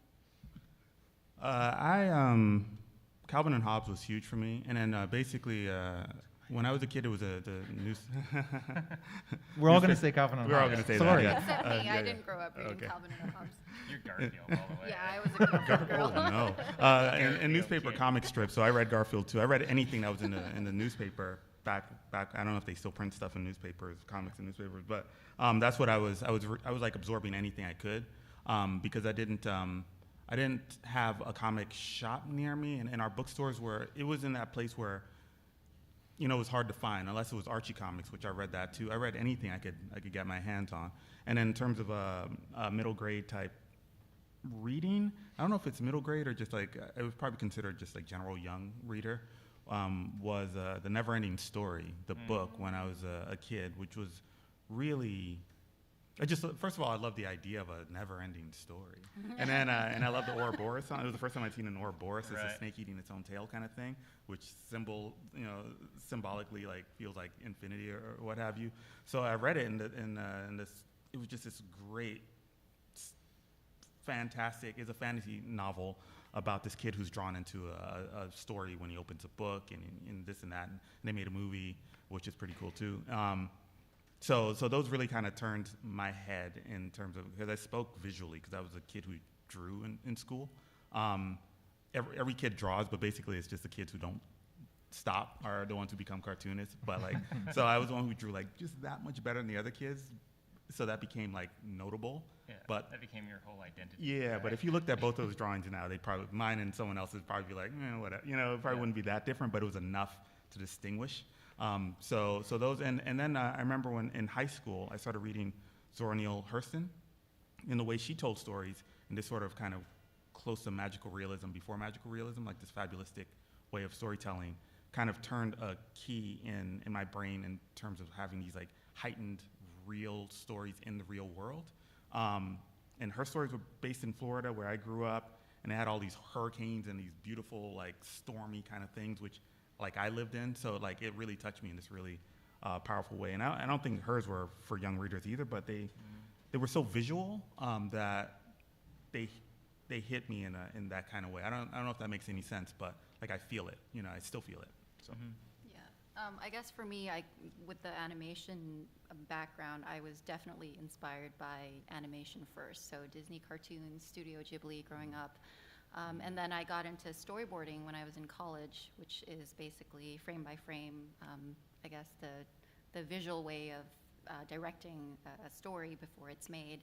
And after liking drawing from that, I started seeing slice of life comics. That's when I was really exposed to those sort of panel breakdowns and getting inspired by people who aren't in the comic industry, but in the design animation world, like Anthony Holden or Chris Sanders, the creator of How to Train Your Dragon and Lilo and Stitch. And yeah, he made like a great comic strip type cartoon called Keith-Galoo. And that's very Peanuts, kind of Calvin and Hobbes-esque. And so I decided like that is what I want to do, and it lends itself well, I think, into the middle grade space. Yeah, so I think Johnny and I are almost the same age, totally different. It's funny because we come from very different places, but we have a lot of the same cultural touchstones. Like, I think A Never-Ending Story was probably one of the first, big books I ever tackled as a kid. Yeah, yeah, and so that, and Calvin and Hobbes. But I also read a lot of like Beverly Cleary. Oh, yeah. Loved Beverly Cleary as a kid. I read, I don't know, Where the Red Fern Grows. I read a lot as a kid before I discovered fantasy, and that was kind of like Never-Ending Story was like the first, the first taste, and then I was chasing the dragon after that. And I just read any fantasy I could get my hands on, so Lord of the Rings, that kind of stuff like that. But for telling these kind of stories, I reconnect with, I read The Babysitter's Club because my sister read The Babysitter's Club, and I would read any books that were lying around, and they were good books, so I read them all. Even some Sweet Valley High, I'm not too proud to say. That's why I read some Sweet Valley High. So yeah, I connected, to the friendship stories are always interesting to me because I had no friends. I wanted to know how it was done. Did it work? No, it didn't work out. I'm a cartoonist. Of course I have no friends. But yeah, so that kind of vibe though, like that innocence, but like that idea that kids are more powerful and more aware and have more agency than adults give them credit for.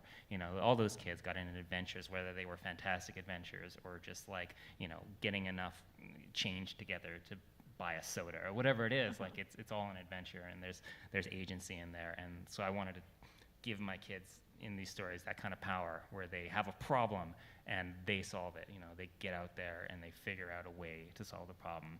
And that was really important to me with this story. Yeah. There's a premise to this entire panel, right, that some books are suitable for some audiences, and that sort of thing. So you sent us your questions earlier, and I was trying to think about that, and I had a hard time recalling books other than things we've talked about already. But like right now, I'm reading Winnie the Pooh to my toddler, and now so long since it came out. The Winnie Pooh's got this Disney baggage and is associated for kids, but it's like really remarkable writing. Yeah, it is. The language is unbelievable. It's unbelievable. It's imaginative and sophisticated in extremely mature ways. Yeah. I remember studying that book in a university English, like a fourth-year university English course. Yeah, That was part of the syllabus.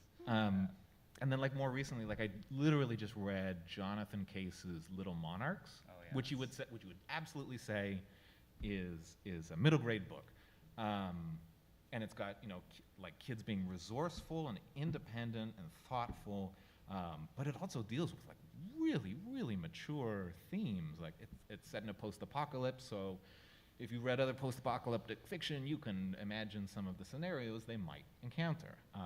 And it doesn't shy away from it. But it's got a main character, yes, a protagonist who is a child. So, so you can give it to kids, I guess. Is that what makes a middle grade book? Is like having a middle grade protagonist? But that's the question, right?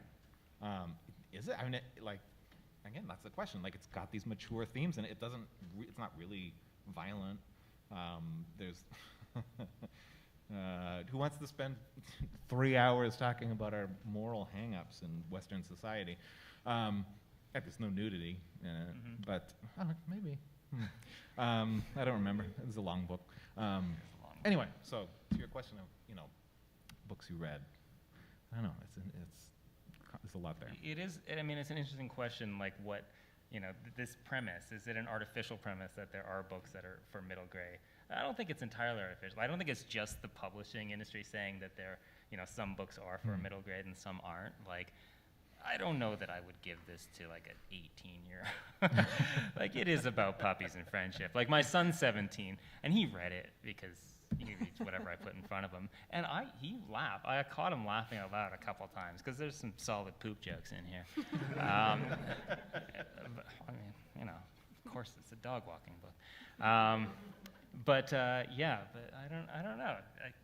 I like to think it appeals to more than the middle grade, but I also think there's validity in marketing it towards middle grades too. Like, ideally, that's the goal all around, right? Right. Is that anybody can. That Pixar idea where you make a movie for kids, but everybody who goes to see it. Yeah. Oh, sure. can connect with it. Exactly. Yeah. Yeah, for sure. Yeah, stories could both have like the sort of like branding or the idea that it's for an audience, but so many people can engage with it. However, a good story is a good story. I had this question for you because this is something that like I personally as an author struggle with, so I'm always curious like what other people's sort of take on this is. Like, it's been a while since any of us has been middle grade aged. And like kids today, like the world is just a different place. They have more access to like the internet, more access to like phones and like different methods of communication and different information. So like, I know, Johnny, you were pulling a little bit from your personal experience writing your story, and then Nathan, your story as well, sort of dealing with these middle grade age kids. But when writing for a middle grade audience or like writing these characters, how much are you able to pull from your own experience? And then like, how much do you have to pay attention to how things have changed since you were a kid, where it's like, maybe this was true when I was a kid, and I'm building on that with this story, but then the reality of a kid's experience today is slightly different, so I have to edit it and like tweak it. So I was wondering if you'd sort of come up against that at all in your writing and ideation of your stories. You solve that problem by setting your book during the Napoleonic Wars. Yeah. Smart man. No, see, but then you still have the problem of nobody knows anything about who knows about the Right. Napoleonic Wars? How many of the youths in the audience have studied Western European history between the years of 1799 and 1812? I don't see a lot of hands. Yeah. No one's calling you out on things, Actually. No, they are. I did the teacups wrong. Sorry, I learned. Really? Yeah. Okay. Yeah, I kind of start from the core stuff that if you were to read memoir from 1799 to 1812, you'd find a lot of the same feelings in the day-to-day lives of the people who lived in and who are no longer here then as we do here. So that gives me faith when writing, knowing that certain things that I'm feeling are part of the human condition and have been for, if not forever, for a very long time. There's a passage in Jane Austen's Northanger Abbey where a guy rolls up in a fancy horse-drawn carriage and is basically leans over the side and said, "Hey ladies, you like my carriage?" Like, these things just don't change. I mean, Yeah. Maybe they're less nowadays. But so I like to start from there when writing. So if something that I felt as a kid, and sometimes there are the same things I feel now, because what you'll learn, young folks, is that some of the feelings that you feel now, you'll still have them. You just have better coping skills around them. As an adult, you might not. Hopefully, you may not react the same way, but like you still have the same feelings. Sometimes you might get lonely. Sometimes you might get. You may not react well when you get hungry. Stuff like that like stays with you. But so then what I do is then just layer on some kind of modern. I layer on the modern stuff after I build out the core of what I know to be true, and then I just observe and like listen and see how folks are reacting to adaptations that weren't there. When I was a kid, there were no cell phones. But one of the beauties of middle grade is that I can, some kids between 9 and 12 don't have cell phones, you know, or they're, so you can like, so I left that out of the book because I knew, well, Bree, my main character, her dad's in tech, and I know he would not want her to have a cell phone, you know, because he would know, you know, just how addictive these things are. So then that strips another layer of that. So a lot of her, when she's looking for interaction in the world, she's looking towards her friends. And the things that affect her dearly are not the things out there, but how she's in a communion or disarray with the friends that she has around her in any given moment. So that was helpful to keep it personal and small, and because that's where the real action is basically all the time. It's whatever's close by, and you know, other stuff affects you, but it doesn't affect you as much as the people in your life. Yeah, I agree that with the beauty with middle grade books with children this age range is that they authentically express themselves without wearing a mask, and so whatever they're going through is completely the first thing that, you know, that wave of emotion. They're not trying to wear a mask. They don't have any hidden agendas. So they're Metaphorically. not, they're not they're an affected. exposed nerve. They don't get affected by the external factors. And so the drama is what they're truly feeling for real. They're not trying to manipulate in any way. And I think that was a great way. I don't even know if I'm answering your question. No, you are, totally. But I think that was easy for you too, because you get to observe your daughter and write down her experiences. And for me, I was a middle grade girl, and so I got to channel all my baby angst into this book. And I just had to trust that, like Johnny said, like my experiences as a kid were not unusual and are not something that kids today can't connect with, and kids feel the same way, you know, now as I felt. They just have cell phones. And for me, one of the fun parts of writing this book was actually writing the parents in the book, because a lot of books aimed at kids, they kind of just ignore the parents, or like the kids are like orphans, so they don't have to write parents at all. And I guess that's a fantasy of a lot of kids, just dead parents apparently. But it's not a fantasy of mine. So I wanted to write parents who felt like real parents and who have real parent problems, but who are completely ignored and taken for granted by their kids. So there's this Robertson Davies novel called Fifth Business, and this idea that in your life there's these people who provide an important role, but no one knows, and you're not even really aware of them. But without them, your life doesn't work. And so that's kind of Gabby's dad, and he's in the background of almost this entire book. And as an adult and as a parent, if you're reading this with your kids, you're realizing that this does not work. The dog walking business does not work without like dad clearly doing all of the work behind the scenes. Sometimes physically in the background, like he walks he's an with them Easter on egg the, in a lot of the panels. Like he's in there in the background with his cell phone while they're walking the dogs, right? In case anything goes off the rails, he's got to be there to be responsible. But they just resent him, right? They're like, we can do this. No, you can't. But so he's there, and so I've had quite a few parents who say, oh, I really loved, you know, the dad who's just like this, you know, this functionary in the background. And by the end of the book, they finally managed to convince him to just let them take the dogs for a walk on their own, and it just goes horribly pear-shaped. But they do solve the problem themselves without calling dad, which is also part of the arc of the thing. But it's, again, if you're a kid reading it, I don't think any kid's going to come to me and say, I really like the way the dad was like clearly involved. A kid who read this probably wouldn't even see the dad in the background and just think that's just, So I like that layer in there, where the parents are real people doing real parent things, and the kids just totally take them for granted. If you just sort of like keep your eye out for one really modern detail, like kids taking collaborative notes on Google Docs together while they're sitting in class, or kids communicating by modifying collaborative Spotify playlists, then you just like shove one or two of those in there somewhere. And then the rest of it is, you know, universal. The universal experience. Yeah, I had them watching swim videos on YouTube. Got that in there, and it's like, hey, good. Yeah, we have Instagram in ours. Yeah, the end of our book is the kids start a pictogram account, and they put posts of their adventures walking dogs on it. That's amazing. I love the detail of the dad in the background. That's so like authentically a parent's point of view, bringing that to the story.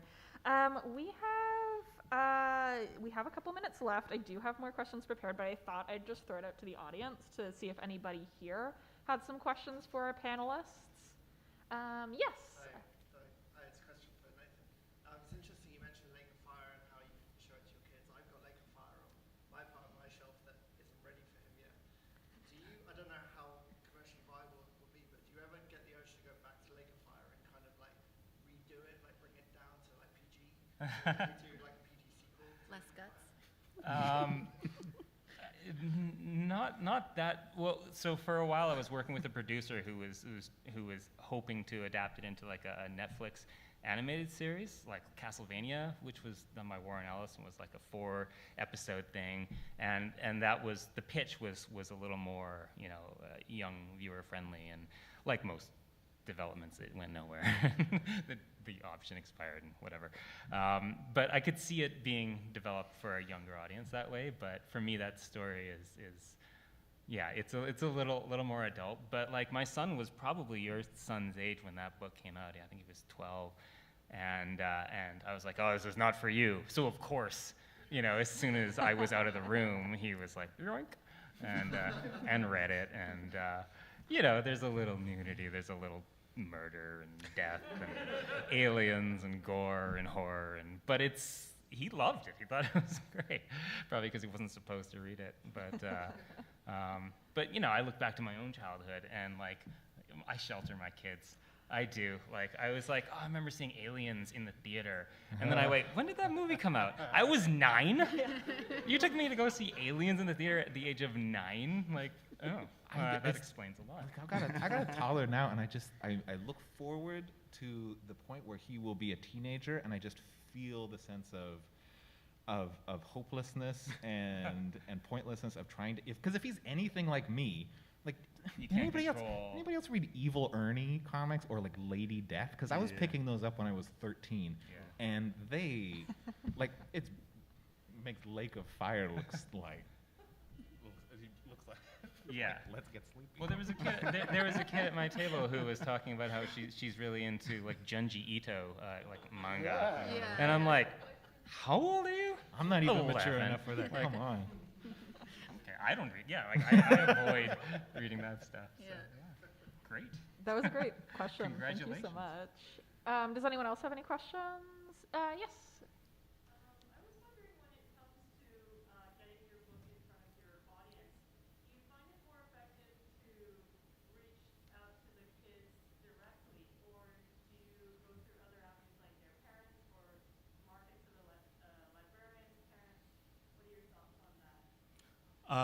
Well, this is my debut in middle grade, so I'm learning in real time.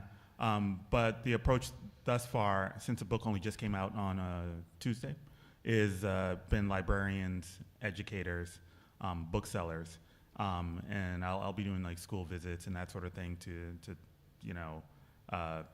get in front of like actual young readers. Thus far that's been the push for what I've been doing. It's such an interesting, we're both learning in real time how to do this. And after 15 years, I've got like 11,000 followers on Twitter who are all like Batman fans and Wonder Woman fans. And so every time I tweet about my Puppies and Friendship book, I count, because it's hilarious to me how many followers I lose, and I lose 5 to 15 followers every time I tweet about this, because they're all like these Batman nerds. They're like, what is this in my feed? Who the unfollow. And I love it. Like, I get a real kick out of it. I don't know why, because the 8 to 12-year-old kids are not on Twitter, so there's no point in promoting this book on Twitter. But like you said, I've got a little posse of like child librarians who I followed back, and like, mom bloggers and on Instagram, and they had a whole like publicity plan for our book that they shared with us. And when they first shared it with us, I was like, sponsored posts with like mommy bloggers, like okay, but like that's how you advertise now, right? And they were super successful. It was like some super posh, LA mom with like her coiffed kid reading the book, and I was like, and a puppy pose with yeah, it. like that kid's not. That kid might as well be holding the book upside down. That kid's not reading that book. But it, got engagement, and it's just it's a weird problem. Like, how do you connect with your audience, right? That's a good question. It's like a dud every time I tweet. Yeah. And then, but yeah, like I lose followers and I gain librarians, and it's just like I'm slowly, We're switching over. Yeah, I tweet about pause, maybe get like 10 likes, and then like some dumb Batman cover I did was tweeted out yesterday, and it's got like 1,500 likes at the moment. I'm like, it's just Batman, guys. You've seen Batman. You're like, you know the deal. For 80 years, 70 years? I don't yeah, know. Like yeah. too long. We don't need more Batman, but That's why you apparently guys we gotta get really on need more TikTok. Batman. You guys, y'all got to get on I TikTok. do. Apparently there's book talk, which, Which is Oh, yeah, huge. I had no idea, but My wife is on TikTok so she can talk to our kids. My daughter specifically. She loves it. Like, she's constantly sending me TikToks. I'm like, okay. It's gotta I just start Twitch I just streaming see it all Fortnite. a month later on Instagram Reels. yeah, So, true. yeah. But yeah, good question. I don't know. Thank you so I don't much, know. Janice. Thank you. Does anyone else have any questions? Yes, in the front row there. I know a lot of you mentioned being inspired by fantasy, especially as young readers, and that's always a genre that I love. And I know you've done sort of more adult-oriented work in terms of fantasy comics, and the middle grade stuff, or at least the two books that you have coming up now, are more veering towards realism. I was wondering if there's a difference in those two phases of adult versus middle grade, and how easy it is to sort of sell fantasy as a genre to those audiences, and what you find the differences to be? Yeah, that's a really good question. So, well, I'll start with adult versus middle grade. I find with adult stuff, there needs to be a punch up in it. There's got to be like a fight or something. That's how we're gonna solve this problem. Like Batman's gonna kick someone in the head. And I find with middle grade, you can't quite. That's not the message you want to get across. So the resolution has to be one, first of all, nonviolent, but usually kind of like a collaborative one. So then the story has the seeds of the solution much earlier on. So the writing becomes this whole different beast.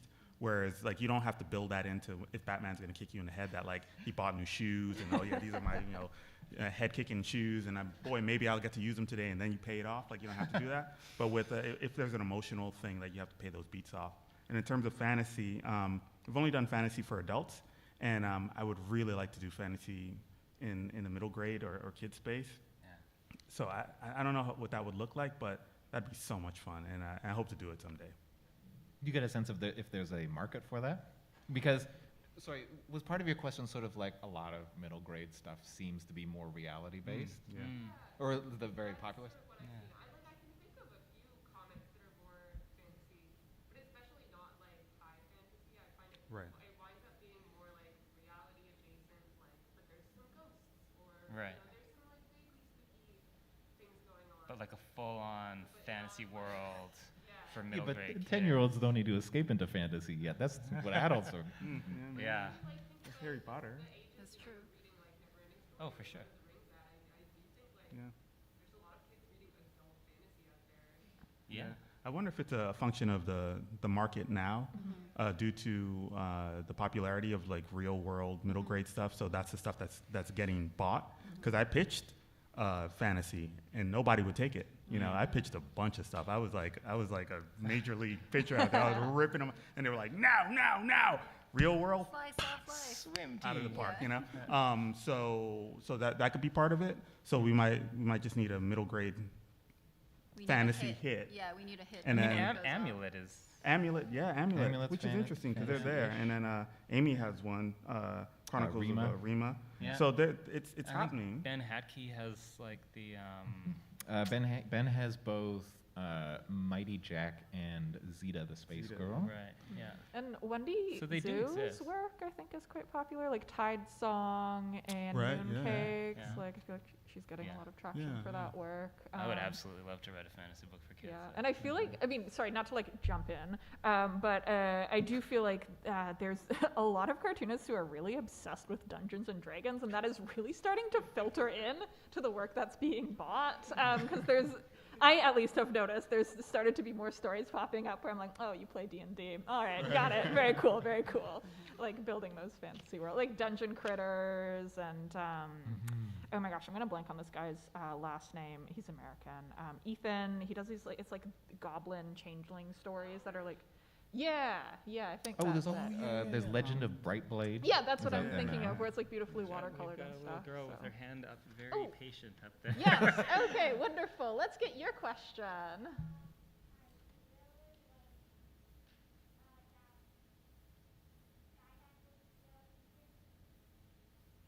Well, I think I'm just going to need you to shout a little bit louder so I can hear Yeah, you shout down it here. as loud as you can.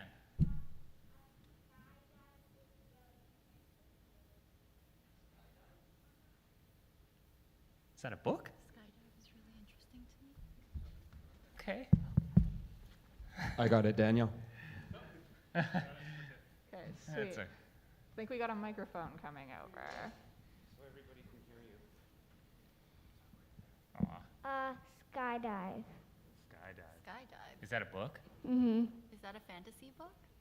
Mm-hmm. Oh, Very Cool. cool. thank you for the you. recommendation. We'll check it out. Thank you. Amazing. Wonderful. Okay, I think we're just about at the end of our time here, but maybe I'll leave you guys with one last question for the audience, which is, what is a piece of advice you would give to someone looking to create middle grade graphic novels? The advice I'd give is the same advice I'd give to anyone making any stuff. Just make them, keep making them, and don't be afraid to redraw and redraft and just keep making them. They're not going to be great right away, but that's okay. Get feedback right away. And here's a little tip, a little trick.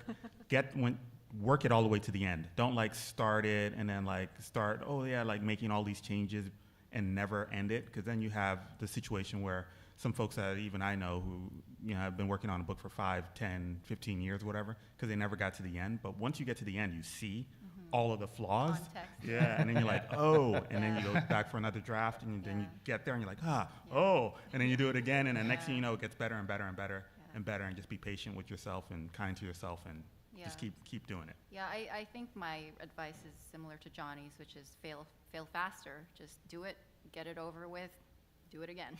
Mm-hmm. Yeah. That's really good advice. Yeah. And also, don't make anything you don't enjoy making. Yeah. You know, like, I know that it is a publishing world and you've got to have a market for a thing and you got to make a thing that people will want to buy. But at the same time, if that's the only reason you're making the thing, you'll hate it and you won't finish it because it'll just be like pulling teeth, right? It's got to be a thing that brings you joy in the creation of it, because it's hard and time consuming, and like I said, I started this book when my daughter was 9 and now she's 14, and if I didn't love making it and working with Michelle and dealing with these kind of stories, then I don't think it would have succeeded. Right? I think it is succeeding because I enjoyed making it. Yeah, I think even if what success is how you define it, right? For me, success is that it's a thing that exists in the world, and I can go to shows like this and put it in the hands of kids who come up to my table, and I don't really worry too much about sales, although I know worry a little bit about sales. But but none of this I don't think would have happened because there were so many steps Hurdles. along the way to Yeah. get to this point. If it wasn't fun, if I didn't believe in it, I wouldn't have finished it. So that's got to connect to what you said. Right, finish it, but it's a lot easier to finish it if you're making something that you enjoy doing. Yeah. And I could tell you guys enjoyed that book because I was smiling while reading it, because it was just like, wow, it felt fun. I still haven't managed to get, I got a copy of Swim Team from Johnny a couple days ago, and first my wife read it, and then my daughter took it from her, so I guess I'm low man on the totem pole. They're really smart. You should pay attention to what they're doing and follow suit. Proof that this is advice you can trust, that I made a note earlier. again, you sent us those questions. I made a note to myself, a reminder, and it's basically what you guys have already said. One is, yeah, fail early and fail fast. My recommendation to anybody who wants to make a comic is just like start small. Yes. Finish a small thing first, Yeah. and then finish a second thing, and then finish a third thing. Yeah. Just work small. Don't necessarily start with your 1,000-page opus. But then, and Just then do Bone as your first. yeah, and then also, like, here we are sitting in a panel about audience suitability and about targeting an audience and that sort of thing. But like, if you want to write a fantasy book, but you don't see fantasy selling to middle grade audiences, do it anyway. Yeah. Don't Be authentic. Yeah. absolutely, because comics does not pay enough for you to spend all of that time doing something you don't love. Right.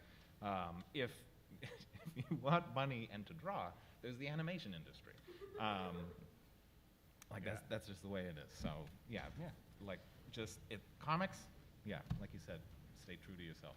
Absolutely, and I think we're so fortunate within comics where even if maybe your work doesn't find a home with a traditional book publisher, there's so many other ways that a story you're passionate about and excited about will find the people who are like, this is my thing too. I love this. And I'm show so, your like, work. excited about it. Yeah. Show your work. Yeah, get it out there. Yeah.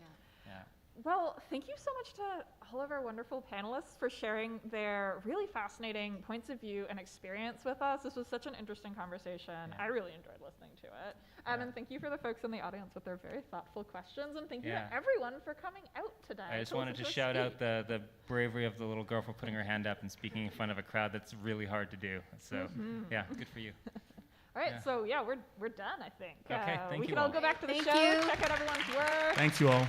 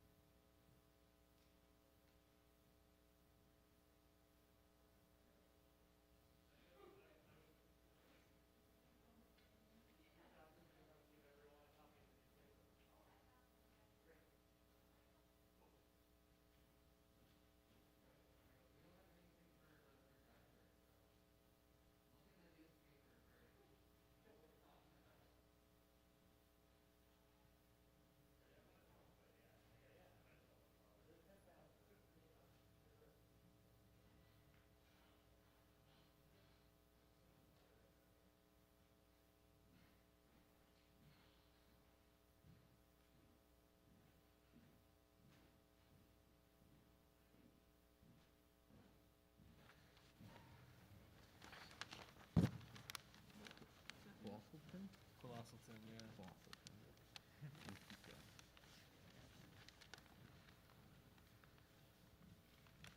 gonna start asking about your so comic, but I good. figured we should wait till the panel starts first. Yeah, it turned out so nice. So, are these on? Okay, cool. Should we just go for it? Okay. Hello.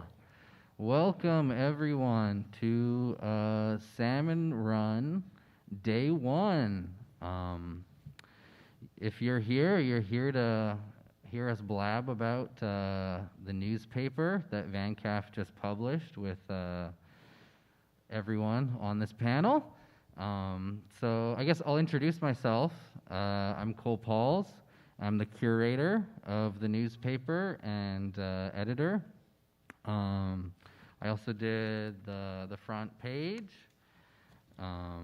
Anyway, to my left, I have Elliot Whitehill Kowalsalton. And then following Elliot, I have Athena Pika. And at the far corner there, we got Jared Fox, also known as Stank Daddy. And yeah, say hi. Hi. Awesome. Yeah, thanks for coming out. Jarrett and I, Jarrett is over there. He's, I guess, the director. Is that your position? Yeah, director of Vancaf.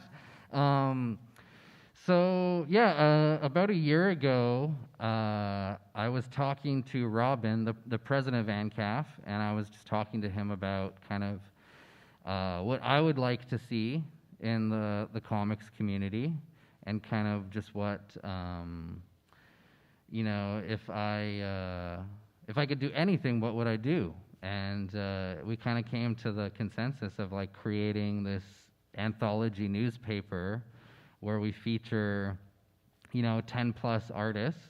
And we wanted to really focus on it being BC artists, just because there's not a lot of BC First Nation representation in a lot of the comics that have come out in the last couple of years. There's been anthologies like Moonshot and 500 Years Retold, but none of those anthologies have a focus on BC comic artists or BC First Nations. So I really wanted to focus on our community and the people in our city and my friends. So when I was coming up with the list, or like when, you know, I'm curating my invitations to everyone, I immediately thought of these three fine folks over here, mainly because, you know, I saw their work through social media, or I met them in person at an event. And I saw that we, as First Nations comic artists, we don't have a ton of opportunities to kind of like sing our song and represent ourselves and tell our own story.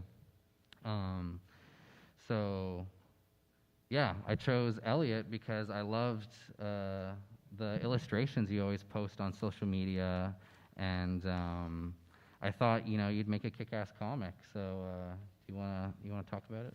Yeah, absolutely. And thank you so much, Cole. Asiam siaya, anthapet kolosalton tenitsanak snanemo, heitzeb kakwanzalops kakipatanakwel.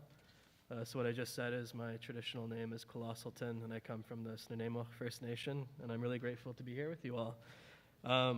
Yeah, this is just such an exciting opportunity, you know, with this anthology, and really, it's like my art practice. I do traditional Coast Salish art, and it's so much about storytelling and visual language. And when I think about what our art is for Coast Salish people, so much of it is exactly that. It's a visual language. And, you know, in thinking about doing this comic, this is an idea that I had quite a long time ago, actually. And I'd always been thinking about it and how, like, what would be the best way to realize this idea. And so when Cole asked me about this comic project, I thought, wow, that might be a cool way to realize this and to try to do something that, like, with my panel, it's kind of inspired by Salish weaving. And that's like kind of referencing how I see this kind of comic and like this sort of style of doing my work as interweaving the visual art and the storytelling, and talking about, you know, reconciliation, which I think is a really important subject to talk about. And, you know, very often I hear reconciliation being spoken about in terms where it's seen as something that's just going to happen eventually, and like, oh, I can't wait for us to be reconciled, you know? And I don't think that that's really the right way to look at it, as opposed to, you know, I think really what it's about is it's a fundamental shift on both like individual to individual levels, but also government to government levels of changing the way that we walk together and we exist together in relation to each other on a moment-by-moment basis, and like continuing to evaluate that relationship and thinking about, you know, how are we being present in the moment as people who are here. And so this comic is kind of a cheeky way to talk about that subject and to ask that question and to get people thinking about what reconciliation and the process of it would really look like. And you know, in the comic itself, I don't really offer the same answer as what I just said, but there are just so many resources available and so much work that people have done. So I think it kind of teases people into going along those venues and looking for those answers. And yeah, just such an exciting thing to be able to take part in this. And like, I've always just looked up to comic illustrators, and I've always been such a huge fan of like comics and manga and anime, and I've always seen it as such a cool way for like people to have access in a really accessible way to visual art and storytelling. And I think especially for like Indigenous youth and people in Indigenous communities, it's you know, where there might not necessarily be art galleries in the same way.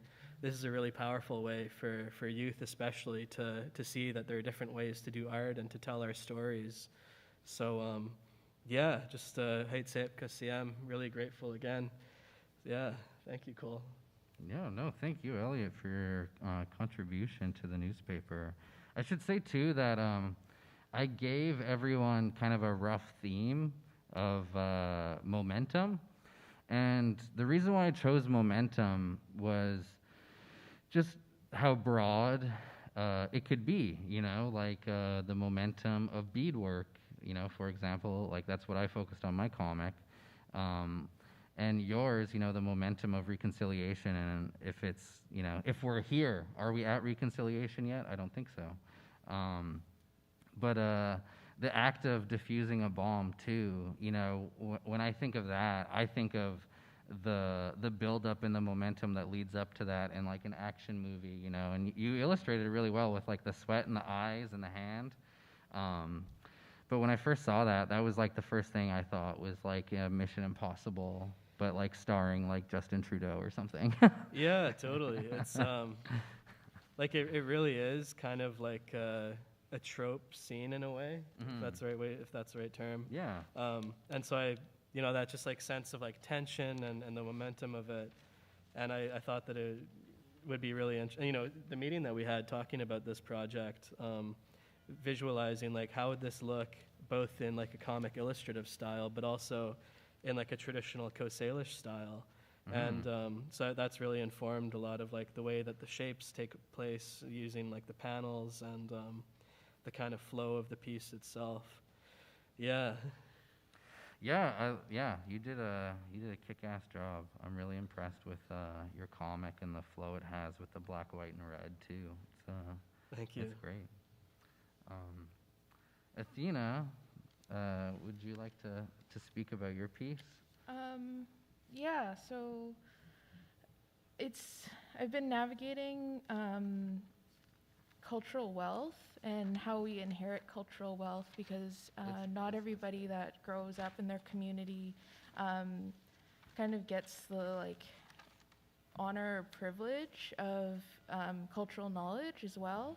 I've been working the past 5 or 6 years on learning more about Coast Salish history, Coast Salish artwork, Coast Salish culture. Except for language, I have trouble picking up languages, so it's been quite difficult. And it's sort of something that I do pretty much every minute I'm awake. I'm always thinking about old pieces, researching, grilling people on anything, because you really have to fight for every crumb of knowledge. And I didn't grow up in my community, and I have like a difficult relationship with my mom, and for so long it was like it was really hard to go about gaining traditional knowledge. And so through artwork, I found a way to access elders in my community, and with neighboring communities as well, like my weaving mentor, and I guess she said, we were at dinner and she turned to me and she said, "I'm your surrogate mom now." And I said, "Oh, okay, thanks, Deborah."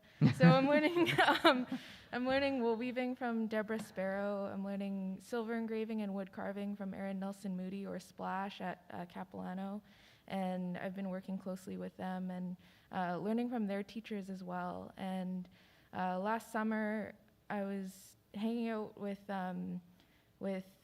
one of Splash's teachers and elders, and he gave me a name. Well, I'll tell you like why.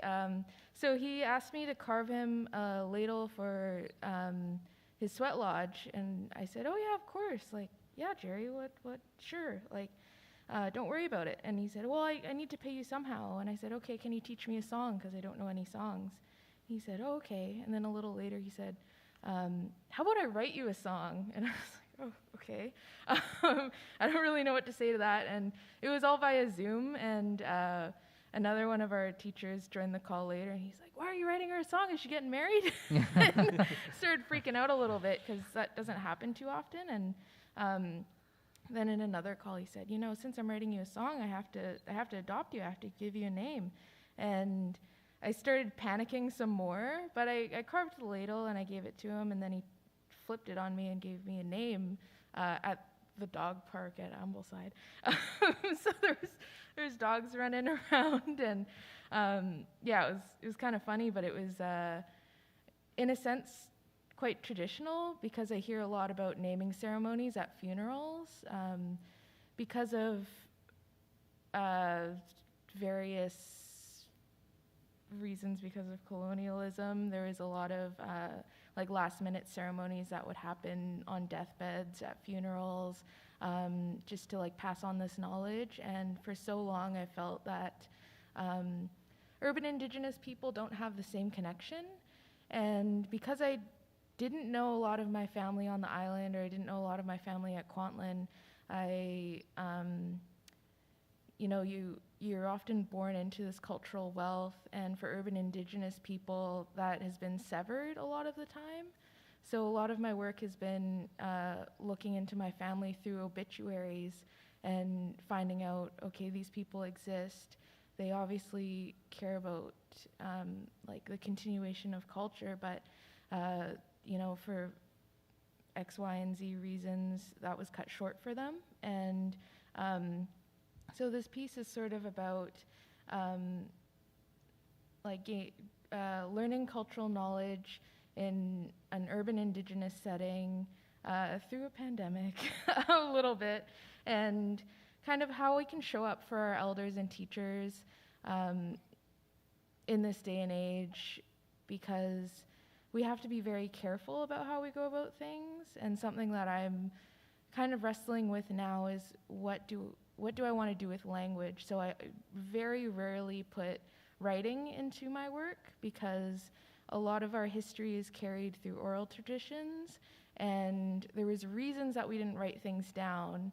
And from what I gathered, it's because then people don't spend time with their elders, and because when things are written down, you put your own interpretation into it too. Whereas if someone's explaining it to you, they'll say, "No, you're wrong. It's like this, not like that," and they'll like smack some sense into you most often. And through these ways, I've been really, I want to be really careful about how I'm using English, especially. And so I wanted to go through an avenue of telling like a personal story. And so, yeah, it's sort of about making sure you're showing up for elders, and that can be any way. That could just be like, you know, sending them like, hey, what's going on today? Or sending them rocks in the mail for their sweat lodge. Things like that, where there's different ways. You don't always have to, you know, we're all at different capacities right now as well. And that goes for everybody. And something that I've been thinking about a lot is because the elder who gave me this name, he went to the Kamloops residential school, and it was very, very heavy on him when the news came out about the graves, because he kind of knew. And it's like, how can we support our elders during this time? Because like, we all know that there's going to be more heavy news, and we need to support each other through community, through culture, and through visual language. And so for the past 5 or 6 years, I've been specializing in traditional Coast Salish design forms. Usually I don't render things in such a dimensional way, but I really miss etching. I do a lot of different types of art, and I really miss intaglio etching, but because of studio expenses, I thought, oh, I'll just do digital stuff. And so, yeah, I wanted to make it look like an etching, too. So. It's so cool to watch. Like the video you posted on your the Instagram, the time lapse of you creating it and all the textures building up and everything. Like, yeah, I love tedious work. Something about it. When you handed in that, like when I got the email with the final artwork, I was like totally blown away. Like I was like in total awe of it. And I wouldn't expect anything less from you. And everything you wrote too. You know, like how you interpreted momentum, and you kind of twisted it into talking about the momentum of, you know, collecting your cultural knowledge and gathering it from elders or gathering it from other community members. It just shows, you know, like there's a lot of process, and there's a lot of research, and there's a lot of conversations that need to be had to get this information and to interpret it into a comic and to share it with the world. You know, there's so many layers to Indigenous storytelling and our storytelling, and then you turn it into a comic, and again, then it's like it's out there for the world too, you know, and it's more accessible. And it's kind of like what Elliot was saying, how this newspaper, you know, it's so cheap, and we can make so many that we can, like, you know, share the wealth. And again, like what you said about reconnecting with those elders and keeping those ties together. Like I've been mailing out copies to community members like all week already. Like I got a bunch of messages on social media, like on Facebook and stuff, from a bunch of people who like would never come to Vancouver because they live, you know, in small communities. So I was like, okay, I'll mail you a copy, no problem, you know, and they're all to like my friends' grandmas or their uncles and stuff like that. And the reception that this newspaper is getting is so positive. And something that really stuck with me was when we got these, I was talking to Michael Nicole Yagalanis, who did our logo, and he, you know, he's I think he's 69 or 70. So you know, he's been around for a long time, and he told me that this was a long time coming, and that it was much needed. And he took over like 150 copies to Haida Gwaii like the next day. So I'm very thankful of even, you know, the oldest member of Salmon Run to, you know, like really accept the project and to like participate in it, and to like believe in it so much that, you know, he brings it back to his own communities to share with everyone. Do you want to speak about your comic next, Jared? Yeah, for sure. My comic is, if you can't find it, the one with the like demons, devil guys. So, but okay, my name is Jared Fox. My art name is Stank Daddy. And I think there's a lot that you can think of when you see my page. I kind of think like honestly, I had a little tough time working on it because if you know my art style, it's not so much comic book based. Well, it is in a way, but so I was stoked when Cole asked me. I was like, oh man. I was like, I'm gonna try doing like the classic comic book boxes and I think I did it about because I had a tough time thinking what to do about it when it was just there and right in front of me. I was just having a hard time, like days sitting at my desk, nothing in my mind what to draw, and then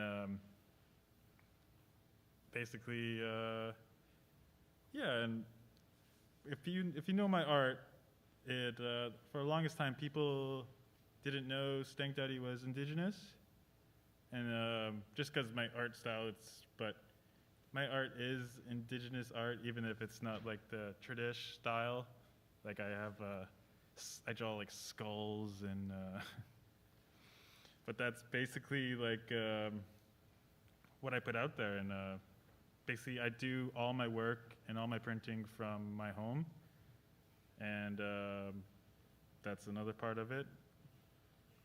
And what's unpacked on my comic? No, I think like when I thought about like inviting you, I think your comic really surprised me because it was a traditional comic, you know, like you went that route. When I invited you, I kind of expected you to make something that was kind of more like tattoo flash is, you know, that's how I would define your artwork, you know, how it's like a bunch of icons together that kind of create a whole story. And, you know, flash sheets don't necessarily tell a story, but like they're all under the sort of the same theme. And the simple colors you use too, like the limited color palette you use, like sometimes you only use like 4 colors at most. Yeah, that was it. And when you said just like the red and the black and the white, I was like, okay. I was like, what could I do? I was like, and then that kind of gave me the inspiration to do like my little devil dudes and like they're the 2 devils on your shoulders, basically like telling you go out, like let's go to the bar. That's like you don't have to finish this project right now, but so like there's many times where I just couldn't finish this comic, but eventually I did, and seeing it in person from what I drew, like, because after a time when you are doing these stuff, you get so sick of them and like you don't want to look at it at all, and like you're so over it. But then when you see it in print form, it's so beautiful and it just blows you away. Yeah, it's really nice to see everyone's art in the newspaper format, you know, because most of like my publications are like zine size, right? So it's like I'm shrinking my art to be really tiny.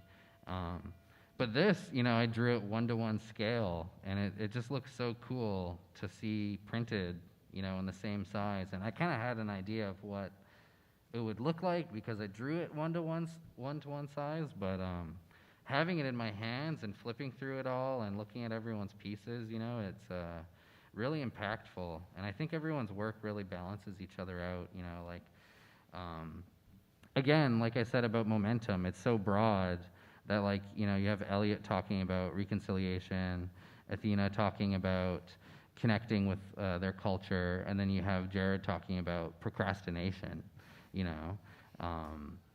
And just the other day, actually, a writer that I know, Wabgishi Rice, do you know him? He did Moon of Crusted Snow. He's a CBC reporter turned into like a author. He's a really cool guy. He's a huge metalhead. And he made a tweet being like, does anyone have an example of indigenous determination and procrastination? And he listed a bunch of stuff, and I was like, Jared's comic is perfect for that.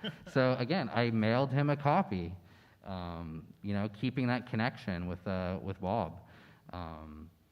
And you know, the fact that the newspaper is so easy to mail, just fold it in half twice and then throw a stamp on it, and that's it, you know. And there's you know, with indigenous art, there can be such like a kind of like a keeping you from accessing it. And kind of like what Athena talked about, you know, either that's being stuck in the city or not having, you know, having enough finances to go travel to your homeland every weekend or whatever.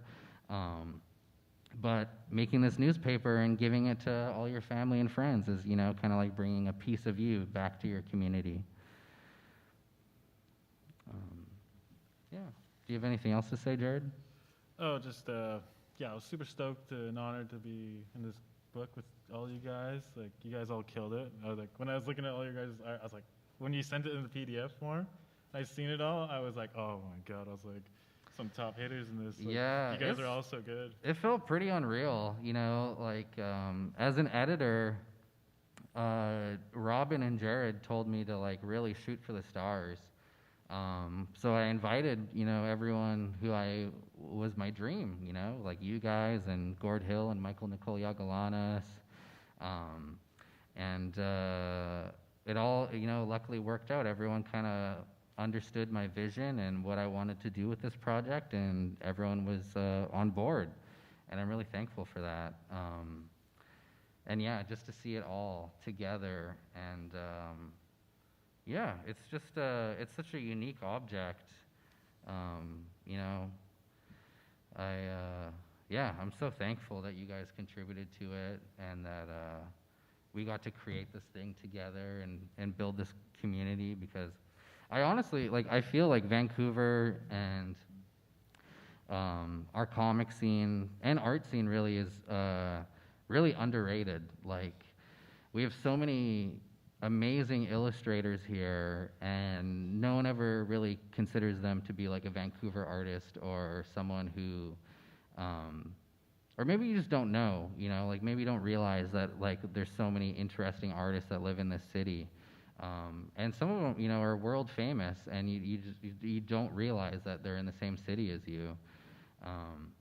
So, yeah, that's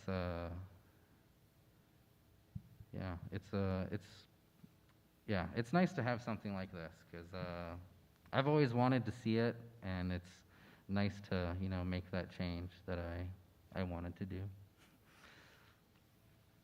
Something I really like about this newspaper anthology is how momentum isn't so literal in all the pieces. And I find that something like a pattern that pops up a lot with anytime you get a group of Indigenous creators together. We often take like a around the box approach to things. So it seems that all the ideas of momentum are very like, how can we keep these ideas going? And like procrastination is like the interruption of your creative process, and reconciliation is like the interruption of something else. And all of these comics are not as literal, which I find fascinating. There was a show at the Bill Reed Gallery, I think like 2015 or something, and they got a group of Coast Salish artists together, and there was some really weird art in it, but it was just fascinating how people took such a contemporary approach to things as well. And that's something that I see in this newspaper. I also wanted to recognize how well it's curated. Sorry for all the art speak, but I'm an artist, so I feel like all the pages respond to each other in a really nice way. And that's something that I'm quite particular about if I'm flipping through something, sort of like looking at an essay, how the words frame the page. I'm a visual person, and that's something that really stuck out to me when I saw this, just how everything's laid out and how the pieces respond to each other. Yeah, and I was also kind of curious on what made you choose some people that don't really do comics, because I've never done a comic, and I've really been scared of them for a long time. Well, I think I'm one of those like annoying friends that tells everyone to make a comic. Like, I see an illustrator and I know that they're an illustrator, but I'm like, you should make a comic. And then every time I see them, I'm like, you should make a comic. And then I've known them for 6 years, and I'm like, every time I see them, I'm like, please make a comic, please. Even if it's just one page, I want to see you do it. So that was kind of like this was again my opportunity to force my friends to make comics, because I could wave a paycheck in front of them and be like, I have money for you to actually make this comic, instead of me being like that annoying friend just breathing down your neck telling you to draw something for me. Well, it worked. I have to say. I think we have about 10 minutes left, so does anyone have any questions before we wrap things up? Yes.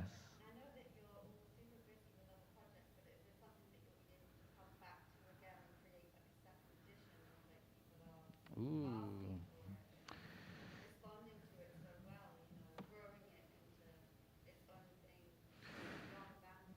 Yeah, no, for sure. You're not the only person who's asked me that. If there's going to be a second issue next year, or what the future plans are, and I can't really say much, but I'm going to say there are future plans, and I'm excited about it. Yeah, you got another question?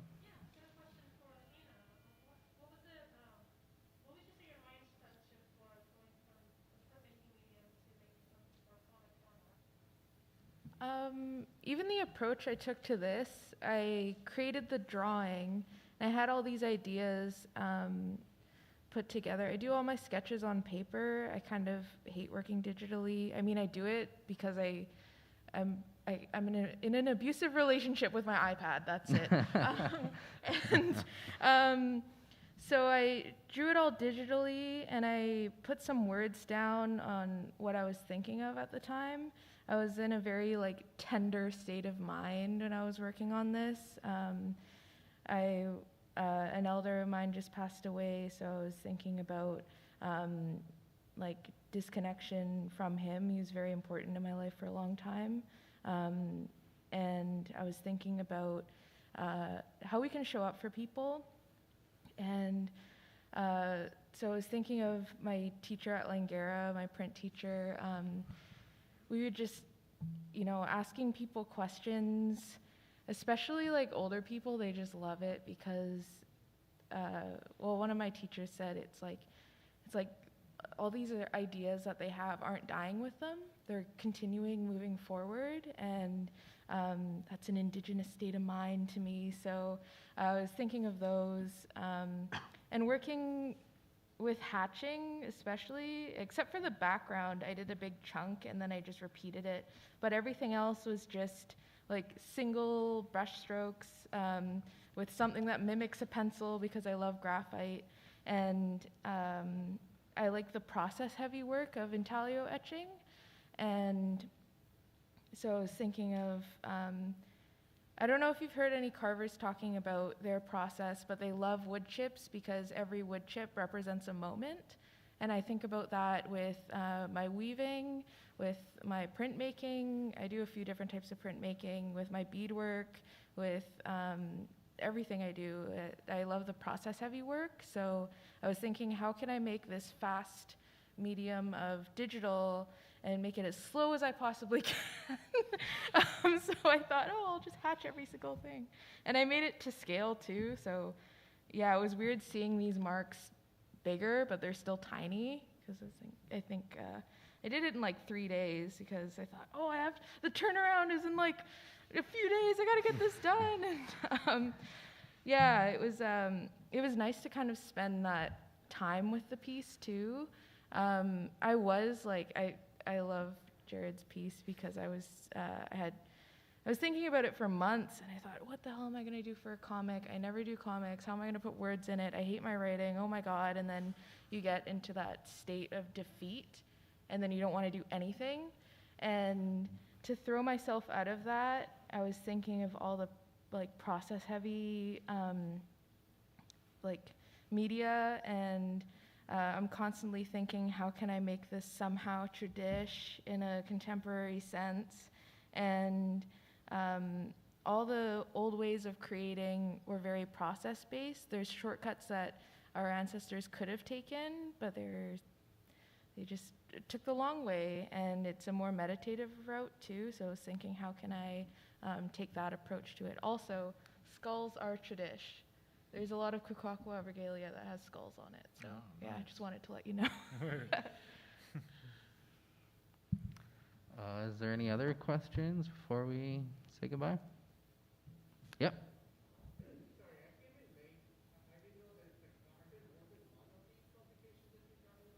This is the first one. Yeah, so it was kind of like a surprise drop. So, oh, it's 12 pages. Yeah, you can grab a copy after this. It's free. Oh, okay, perfect. Yeah. Well, if there's no other questions, thanks so much, everybody. Hej Sepka, Siam.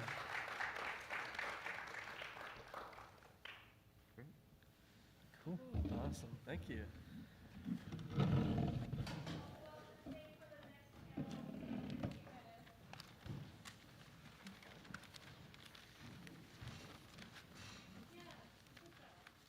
Yeah.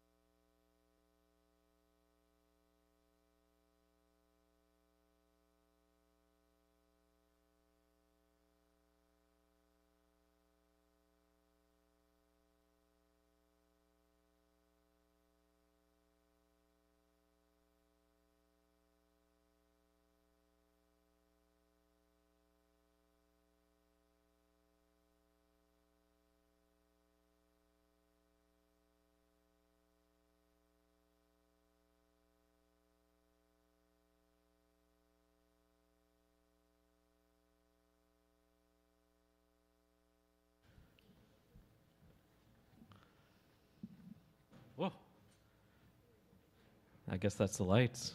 He told us that we would know to start when the lights hit us in the eyes, and it's hit us in the eyes. Hi, everybody. Hi. Thank you for coming. So I'm presuming everyone knows who our guest is. Junko Mizuno.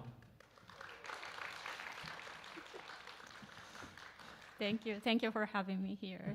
Thank you for coming. This is your first Vancouver visit. Yeah. Have you been to Canada often before?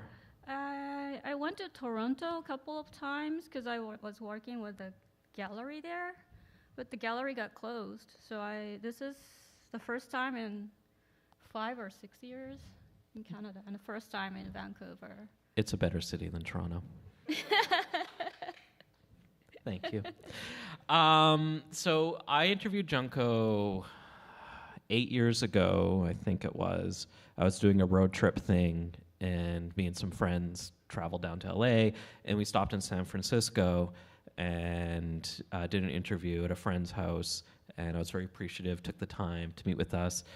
And of course, it's been 8 years, so I've forgotten everything that I asked at that point. So if there's anything I ask that's like the same thing. Yeah, it's okay. I don't remember that either. Now, in the prep for this, usually what I do when I prepare for interviewing artists is I read everything by the artist, but I'm also moving right now, so everything I own's in boxes. So I have like a handful of things that I've gotten recently. So we have Hell Ladies, Volume 2 of Pelu. Did I pronounce it right? How do you pronounce it? Pelu. Pelu. It's a meaningless, cute name, like dogs or cats. Basically, dog's name in Japan, like Pelu or Pero. Okay. It doesn't mean much. It just sounds cute. That's why the title is funny, because he's supposed to be like a fluffy gigolo, and his name is meaningless, Pelu. He's not a very good gigolo. Yeah, that is the, how do you say, irony or something. Does he have potential as a gigolo? Does he have potential in the future as a gigolo? I don't know. Does he fall in love too easily? I'm working on the final volume right now, so I'm not gonna give out any information here. And then Ravina the Witch. Is this your latest new book? Yeah. Latest book with a story, maybe. I did a pop-up book, and coloring book is just existing artwork in black and white. So yeah, that's the latest book that is kind of like a comic. Yeah, I haven't done much comics in the past 10 years, so I kind of feel bad being here. I'm not a comic artist. Well, I mean, this is comics are just words and pictures, right? They're just words and pictures. This is a comic to me. Kind of, yeah. The concept was like a picture book for adults. So it looks kind of like a picture book for kids, but it's definitely not for adult kids. Theme, not for kids. When you're working on a book like this, do you approach it really differently than with the comic? Yeah, it was very, very different. I started talking with the publisher right before I moved to the US from Japan, and I was working on it while I was moving, and it was crazy. I had a lot of ups and downs, and it was not a very good memory. I don't want to remember how I was. That was all my questions. I'm done then. No. I mean, it's there's with this book, like comparing it to Pello, it is such a labor-intensive work. It seems like, like I can imagine it was quite laborious putting it together. Sorry, It was a lot of work doing it. Doing a the drawing this one. Oh yeah. That was. It was like an endless work, and Yeah, moving to a different country is, even though I had visited San Francisco many times before, it was a crazy experience. I can't believe I could finish it. What was the choice to move to San Francisco? Why did you move to San Francisco? Because most of the jobs I was getting around that time, it was 2009, I was mostly working with people from the US or in Europe. So I was living in Japan, but I was emailing in English every day. And I was doing a lot of gallery shows in Europe and the US. But it was hard for me to attend the opening. My main gallery is in LA, Gallery Nucleus. And it's always better to be at the opening and talk with the buyers, but it was not easy going there every time. So I started to think maybe it's better to try moving there. And also, I was working with Viz Media at the time, the publisher who made the English editions of my fairy tale books. Let's see, do we have, I think there's one up there at the bottom. Can you scroll up? Yeah. Yeah. This Cinderella, Hansel and Gretel, and Princess Mermaid. Viz Media published the English editions, and they are based in San Francisco. And also I was working with Last Gasp, who published the US edition of Pure Trance. Yeah, it's right there. And they're also in San Francisco. So I was already visiting San Francisco often. So I already had friends, both Americans and Japanese. And I don't have a driver's license, so it's important I could use public transportation.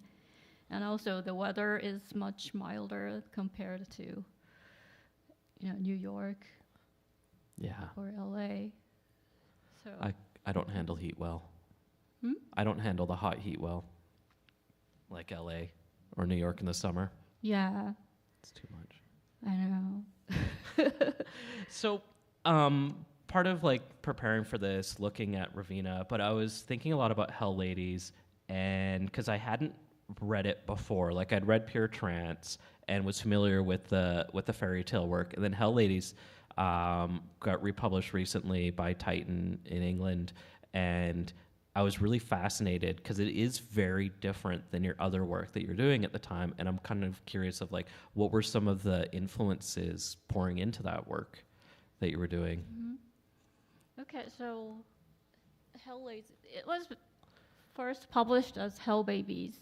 Oh, okay. Yeah, the title is different. The newer edition is called Hell Ladies. But yeah, so the art inside was, what year was it?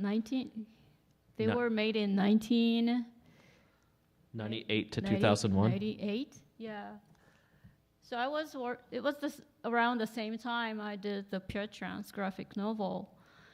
And I don't know where to start. When I was a kid, I was just copying my favorite comics. It was just comics and animations in Japan around the 1970s and 80s. So I wanted to become a comic artist, and I was doing very typical girls comic stuff with a little bit of horror or sci-fi kind of thing. But when I was 12 or 13, I started learning more about other art forms.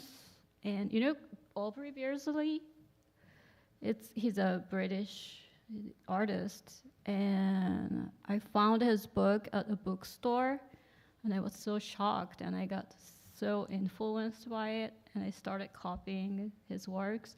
You can see the work I was doing around that time. Can you go to the About page? And scroll up. Stop. Okay. Can you click on the comics in 1980? 1980. Yeah, that one. So wow. So this is the comic I was making around when I was around 6 years old. Yeah, I don't know, it's a bunny or a mouse making bread and sharing it with friends. So it's very much like Sanrio. Yeah. Hello Kitty kind of thing. Very innocent. Can you go back to the About page? And then I got into Oliver Beardsley, and can you click on the drawings in his art style? Yeah, these are the works. So you were, what, I was 13, 14 13, doing yeah, that? 13 Wow. Probably. So I was so obsessed, and you can see my current style Yeah. already in these. There's definitely a through line into what you're doing now. Yeah, and I hated going to school, and I was so stressed out every day. So I put all my frustrations into my artwork. So I made a lot of artworks like these. And But you didn't do any like formal art school training at all? No, I'm self-taught. Yeah. I'm too impatient to be, taught. Like, Yeah. I don't want people to tell me what to do. When you've learned other processes, like say preparing for silkscreen and things like that, is that just you taught yourself to figure out how they do that with the color stuff? I recently learned it. I learned it like 2 years ago. Oh, wow. Because you've had silkscreen prints for a number of years now with the gig posters. I think at first I didn't know. I was just sending the printer, just regular layered art files, and at one, I think they were doing the color separation for myself. I didn't know that, but at one point they finally told me, "Could you do the colors?" Can you choose do folks know how silkscreen printing works? Where like you can layer colors on each other, and so let's say you have like different colors create different ones, and so you can really have a lot of fun playing with how that comes out in the end. Yeah, I can't do, something too complicated though. Yeah. But yeah, I'm still learning about silkscreen. But I basically, right now you have internet, so you can just search and read and learn. It's easier. Around this time, I was 13, and there was, you guys know there was no internet. So it was just libraries and bookstores. Yeah. And I couldn't, the libraries didn't have cool art books, so I used to go to a bookstore, but I couldn't afford all the books I wanted, and no cell phone cameras or anything, so I had to remember everything. And I try to buy some books, but when I can't buy, I'm like, reading a how-to book and try to remember, taking notes at the bookstore. Was there like doing manga in Japan, was there any kind of instructional type books you would have looked at when you got more into drawing that stuff? Or was it just you're kind of figuring out pages on your own and reading authors you really liked? Sorry, I got That's okay. Sorry, it's the microphone. Yeah. My ears, needs to get used to it. Okay. When you were starting to draw manga, teaching yourself how to tell stories, what were you drawing on to kind of learn how to tell stories through the pages? Learned it. I don't remember. I was making comics like when I was 6 years old. Yeah. So I started just copying my favorite comics. And I don't know, I just kept trying, and I learned by trying different things by myself. Was there any people whose art especially you liked copying that stood out to you? The Aubrey Beardsley. What about for manga? Comics? Yeah.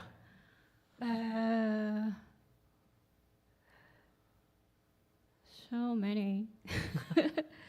But basically all the comics from the 70s in Japan, like Tezuka, Leiji Matsumoto. It's really hard to get Leiji Matsumoto until recently. Hmm? It's been hard to get his stuff till recently, Leiji Tezuka? Matsumoto. Yeah, I was surprised because in Japan he's like a god of manga, but yeah, it's the publishing Rights. rights. As you know, with your own work. Yeah.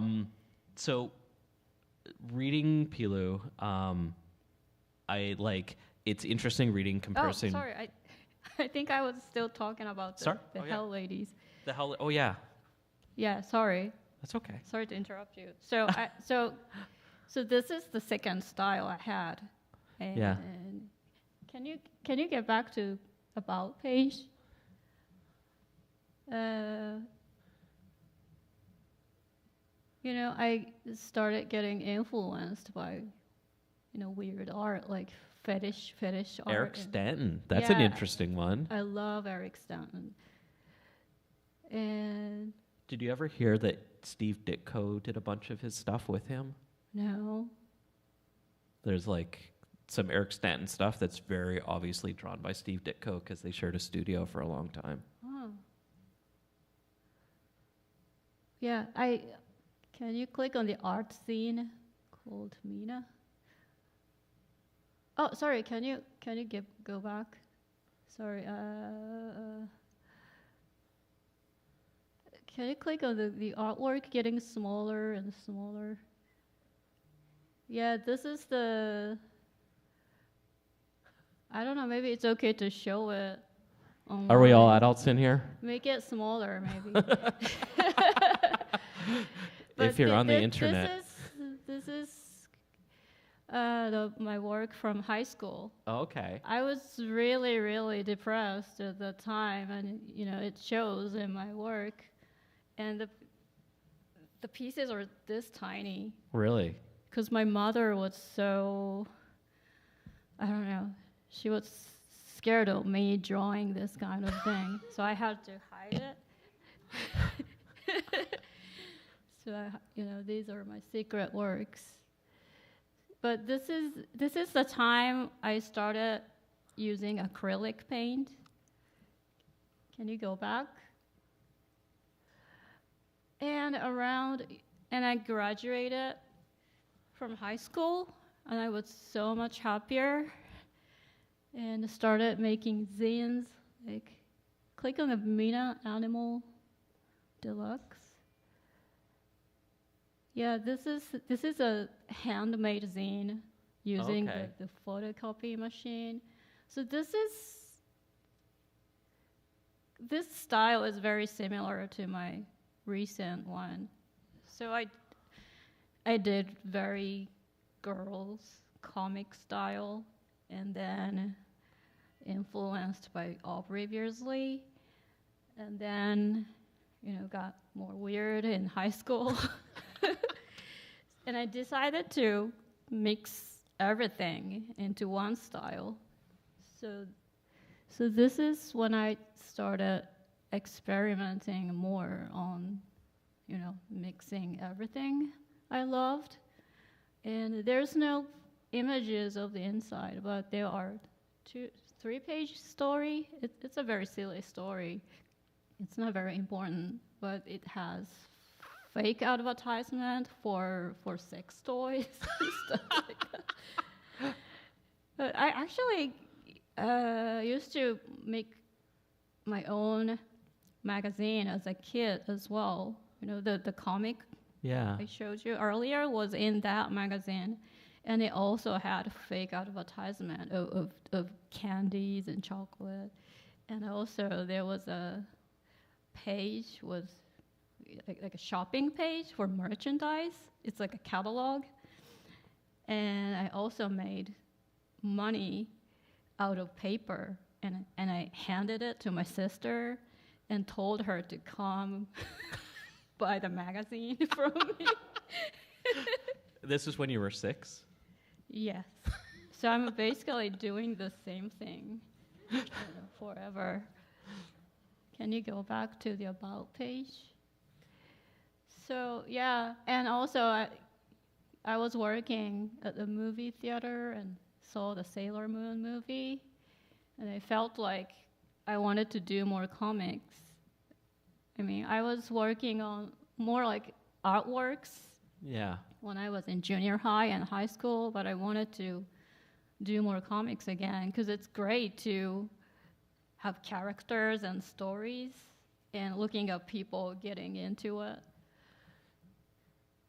Do you feel like all the ladies in this book, their stories, there could be a lot of comics about any of them? I don't know, but it already has like comic. It's not a comic, but there's a story about them in the middle of the. Like that stuff? Yeah. So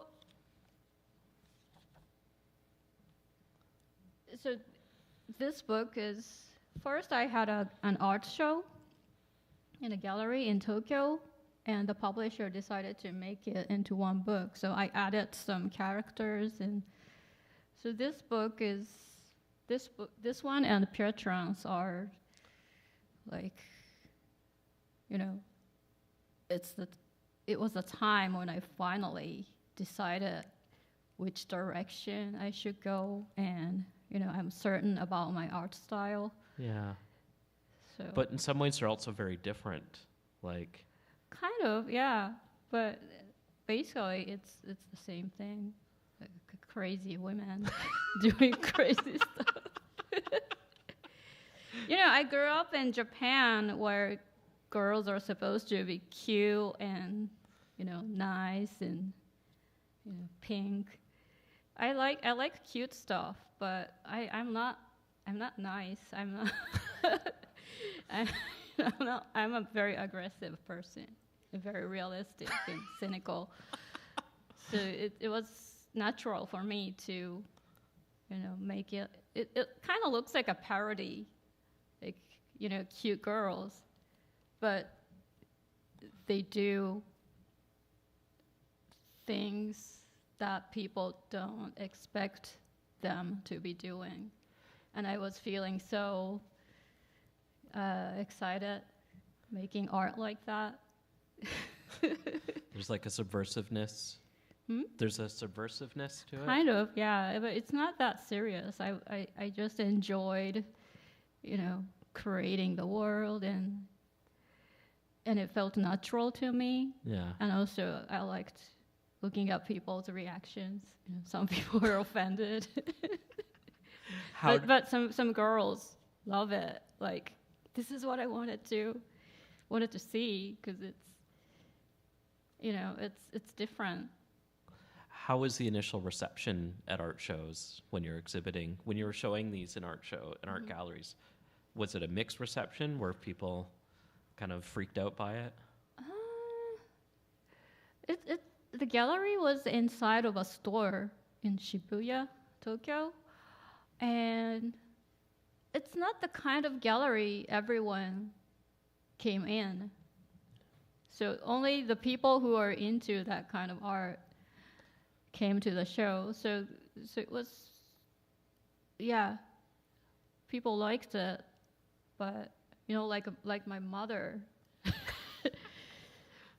People like my mother were really, I don't know, concerned. She kept telling me things like, Junko, the girl looks very cute, and I think it's better if she were wearing more clothes. So she's almost okay with it, but just Yeah. When I was younger, she used to freak out, seeing me drawing naked women, but it turned out to my job now. So recently, she's much, I don't know. She feels more okay about it, but I feel bad for her because she doesn't know anything about art, so she doesn't understand. so she's still worried about you because you're drawing these. Maybe, but I don't know. I'm almost 50, so and I told her how, I try to show photos of the event like this, and convince her like I'm doing okay. She doesn't understand English as well, so I have to explain like this guy is famous. He's interviewing me.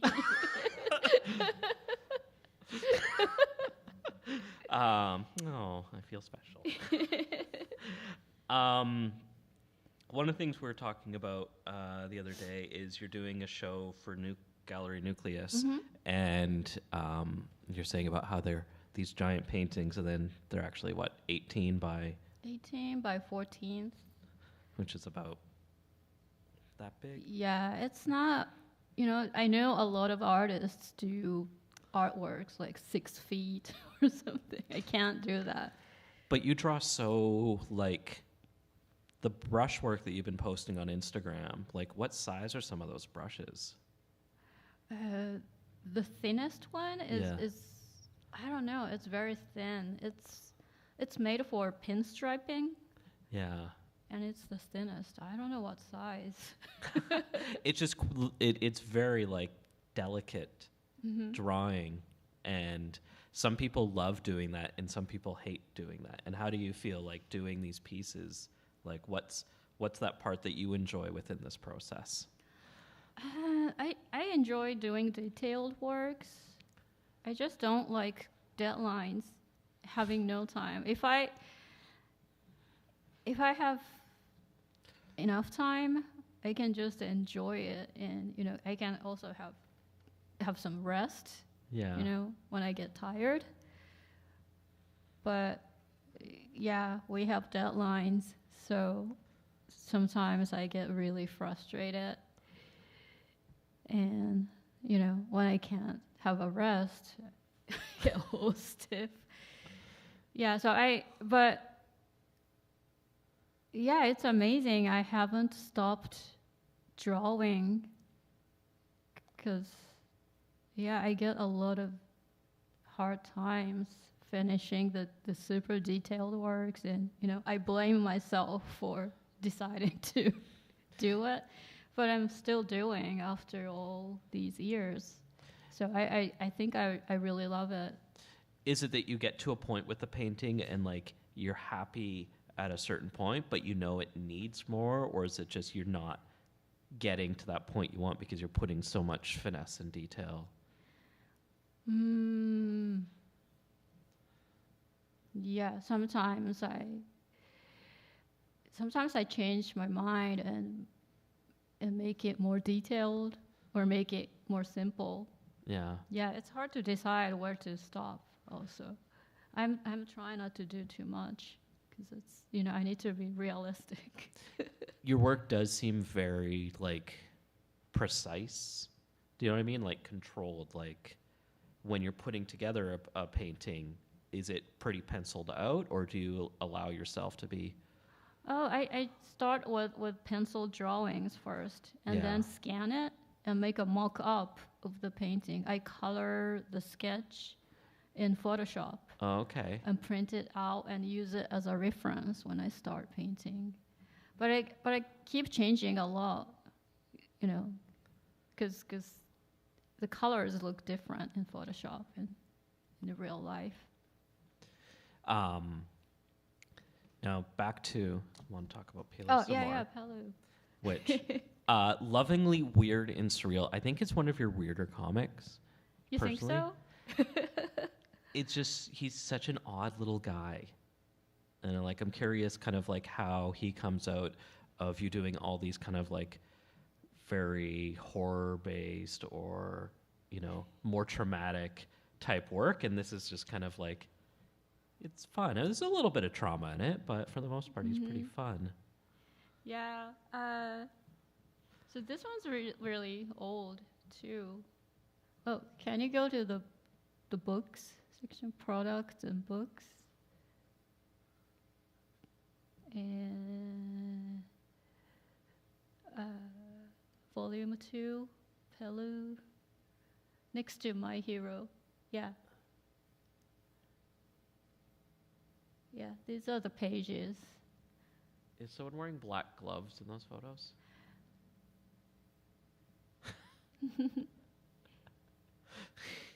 So this one was, I think it was my first comic that was serialized in a monthly magazine. Oh, okay. So I had a deadline every month, which was really, really hard. That's why it's less detailed than Pure Trance. But the story is, so when I started doing it, I had already done Pure Trance, which is kind of like sci-fi fantasy world, and also a fairy tale series. So I wanted to do something different, and I decided to do Japanese 70s, 80s inspired, Showa era. Okay. I was born in 1973, so it's a very nostalgic time for me. So a lot of the stories are based on very cheesy TV dramas that my mom used to watch, or some old horror movies or things like that. And also, Tora-san movie, it's a nationally famous movie series. It's called Otoko wa Tsurai yo. It's a title. It can be translated into it's hard to be a man or something. Okay. But it's a comedy. Yeah. And it's a series. I think they made 40 movies or something. It's like a New Year thing. Yeah. And older people love it. And the main character is a guy. He doesn't have a decent job. He just travels around Japan selling random stuff on the street. It was played by a famous comedian who's already who passed away a long time ago. So it's basically funny, but every time he goes to different place, he falls in love with a woman, but he never gets, he fails at love. Yeah. So, but he's so nice. He even helps her, getting married to other guys. He's in the friend zone, I think they call that. Yeah, exactly. But people love it because, you can see different places in Japan. I think it was almost also like a promotion, of different tourist places, like hot springs and things like that. So you can see, the character is really funny and lovable, and he goes to tourist places and meet a beautiful woman. It's usually a famous actress. So older people, they all go see it on New Year. It's just like every year there was a new movie? Every year, yeah. No more. There's no more new movies. Now, I think someone tried to recreate the character in hologram or something recently. I don't know. Maybe it didn't happen. But he's that famous. Okay. So the basic storyline is similar. Like it's the same pattern. Like he goes to somewhere and meet a woman, but you know, she doesn't even think he's a man or anything. So poor Pilu. No one thinks he's a real man. Yeah, so it's funny, but it also kind of sad, and it's cheesy, but it's still very me. I mean, it's my style, my version of cheesy Showa story. That's why there are old songs in it. So that's just like a trope from other stuff, having songs that people could sing along. Mm-hmm. Do you have a theme in mind when you write out that song? Is there music in your head? Sorry? Is there music in your head for the lyrics that you have in the comic, like the little songs? Oh no, I can't make music. It's just the lyrics.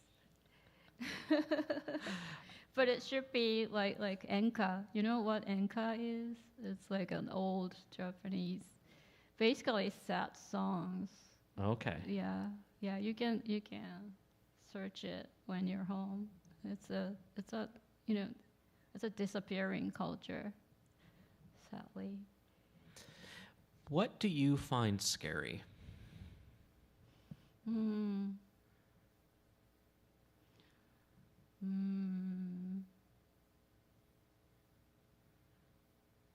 I'm scared of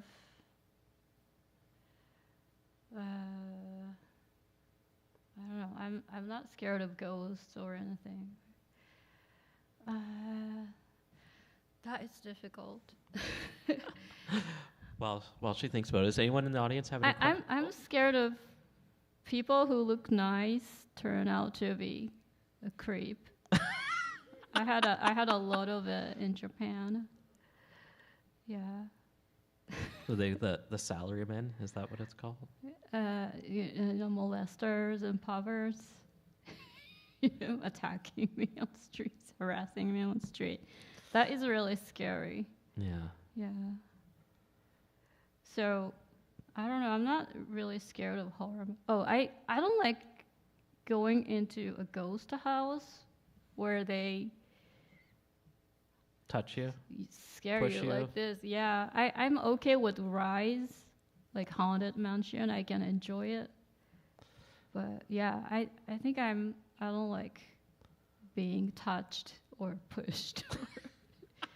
Sorry, it's not a very interesting answer. Oh, that's okay. I was remembering the last time we talked. One of the things I remember standing out is how we were talking about like horror movies and how you found them so funny. Yeah. Like just gore. I like fantasy world, but I'm also a very cynical, realistic person. So when I watch a horror movie, I can't help thinking about how everything is happening in front of a camera and a lot of stuff around it, and they're trying to scream. If you think about that, it's funny because it's just a movie. Yeah. No suspension of disbelief.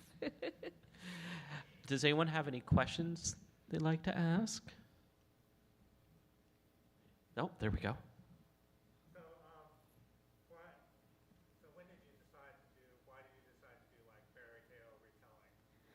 Oh, that was actually not my decision.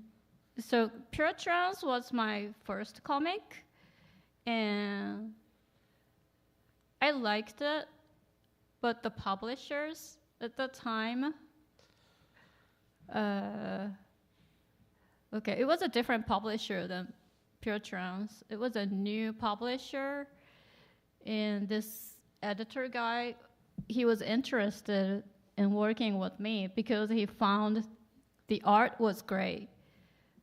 But he was a much older guy, and he didn't know so much about like underground comics, like more arty kind of comics. Yeah. So he decided, Pure Trance, the story was too weird. He thought, that kind of thing wouldn't sell. So he asked me, like, maybe you can make a story based on famous fairy tales. And, you know, your art is okay, but the story is too weird. But I ended up making the fairy tale too weird as well.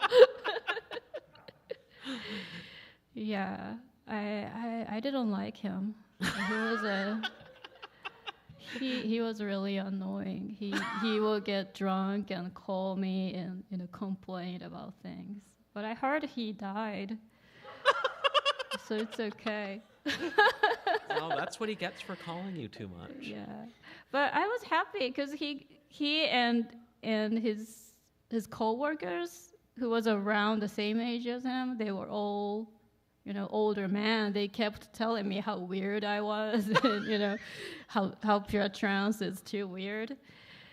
But I was happy because people still like it, and, you know, I really want to meet them and tell them, you know, I had them published, you know, in English and in French and Spanish, and you told me the story was bad.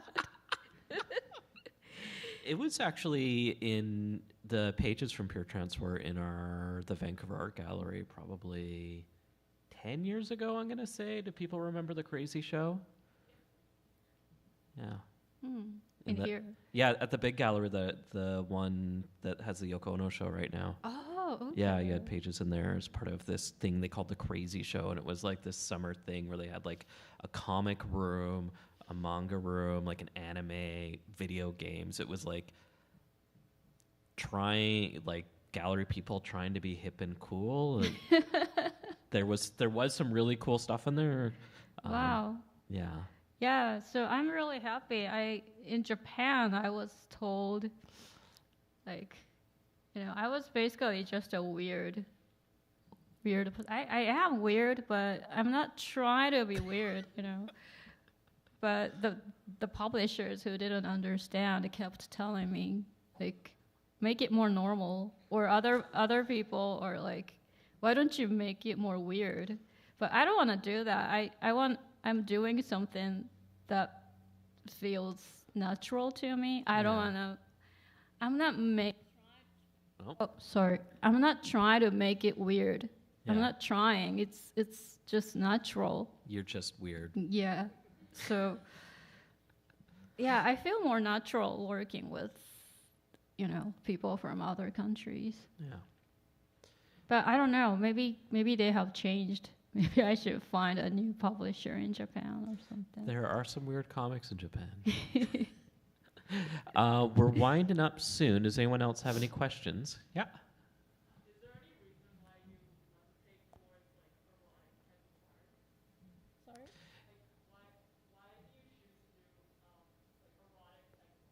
Oh, I don't know. I've been like this since I was. Does it go just back to the Beardsley? Yeah, maybe. Yeah, that's an interesting question. But my comics don't have a lot of sex, right? There's a lot of nudity. And yeah, I really like drawing, you know, naked women because they are beautiful. There's something powerful about like all the sexy ladies that you draw. Yeah, I like women being really powerful and crazy. But I don't know. I don't know why. I've been doing it for a long time naturally, so I don't even think about it. But I remember, you know, I got into Eric Stanton and other fetish artists. You know Eric Stanton's work? He does a lot of like femdom. Yeah, yeah. So like women beating men up and yeah. I think that was around the time. sorry, I'm trying to remember. I was in junior high, maybe. Oh, wow. And, it's the age where people start talking about relationships and romance, but I was not into that kind of thing. I was a weird, ugly girl in school. No one thought I was a girl. Yeah, I was like Pelu. I was really chubby and short, and boys used to laugh at me. So I knew, I was not really interested in, romantic things. But when I saw those, weird fetish art, it felt so, I don't know. It's not that I want to be part of it. I don't want to be, it's not that I want to be, beating up men, but I don't know. It looked really cool as an artwork. Yeah. And yeah, I hated cheesy stuff. So I wanted to, I was more into different stuff, different world. There's with the Eric Stanton stuff, because that's like 1960s, Yeah. 50s, like doing this really extreme different work at that time. So it's just like Yeah. there's another layer under it. But it's also funny, right? His comics the stories are really funny as well. You should check it out when you get home. Also the fashion is really cool from the 60s. Women with long Like black boots and crazy hair. All right. Any last questions? All right. Well, thank you, Junko, for joining me today. Thank And thank you. you for coming to Vancouver. And then, so she'll be signing with the Comic Legends Legal Defense just on the opposite side of this wall till 5. So thanks, everybody. Thank you. Thank you so much. Thank you.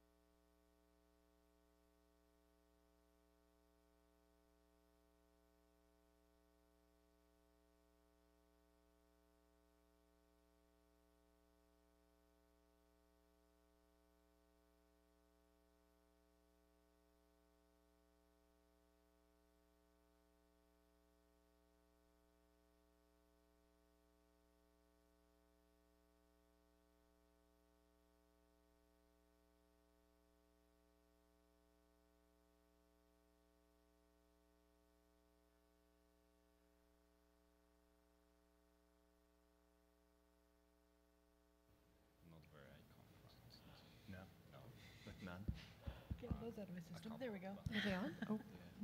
Really dry. Good afternoon, welcome to this last panel discussion of the day. And we thought it would be a good idea to have the apocalypse at the end.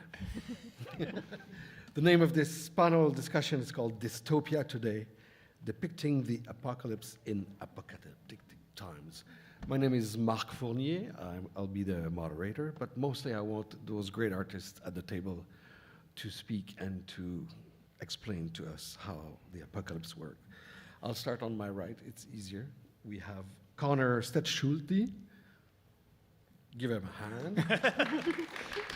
Thank you so much. Author of some really, really apocalyptic material. And beside me is Jared Muralt, that came from Switzerland yesterday. Welcome.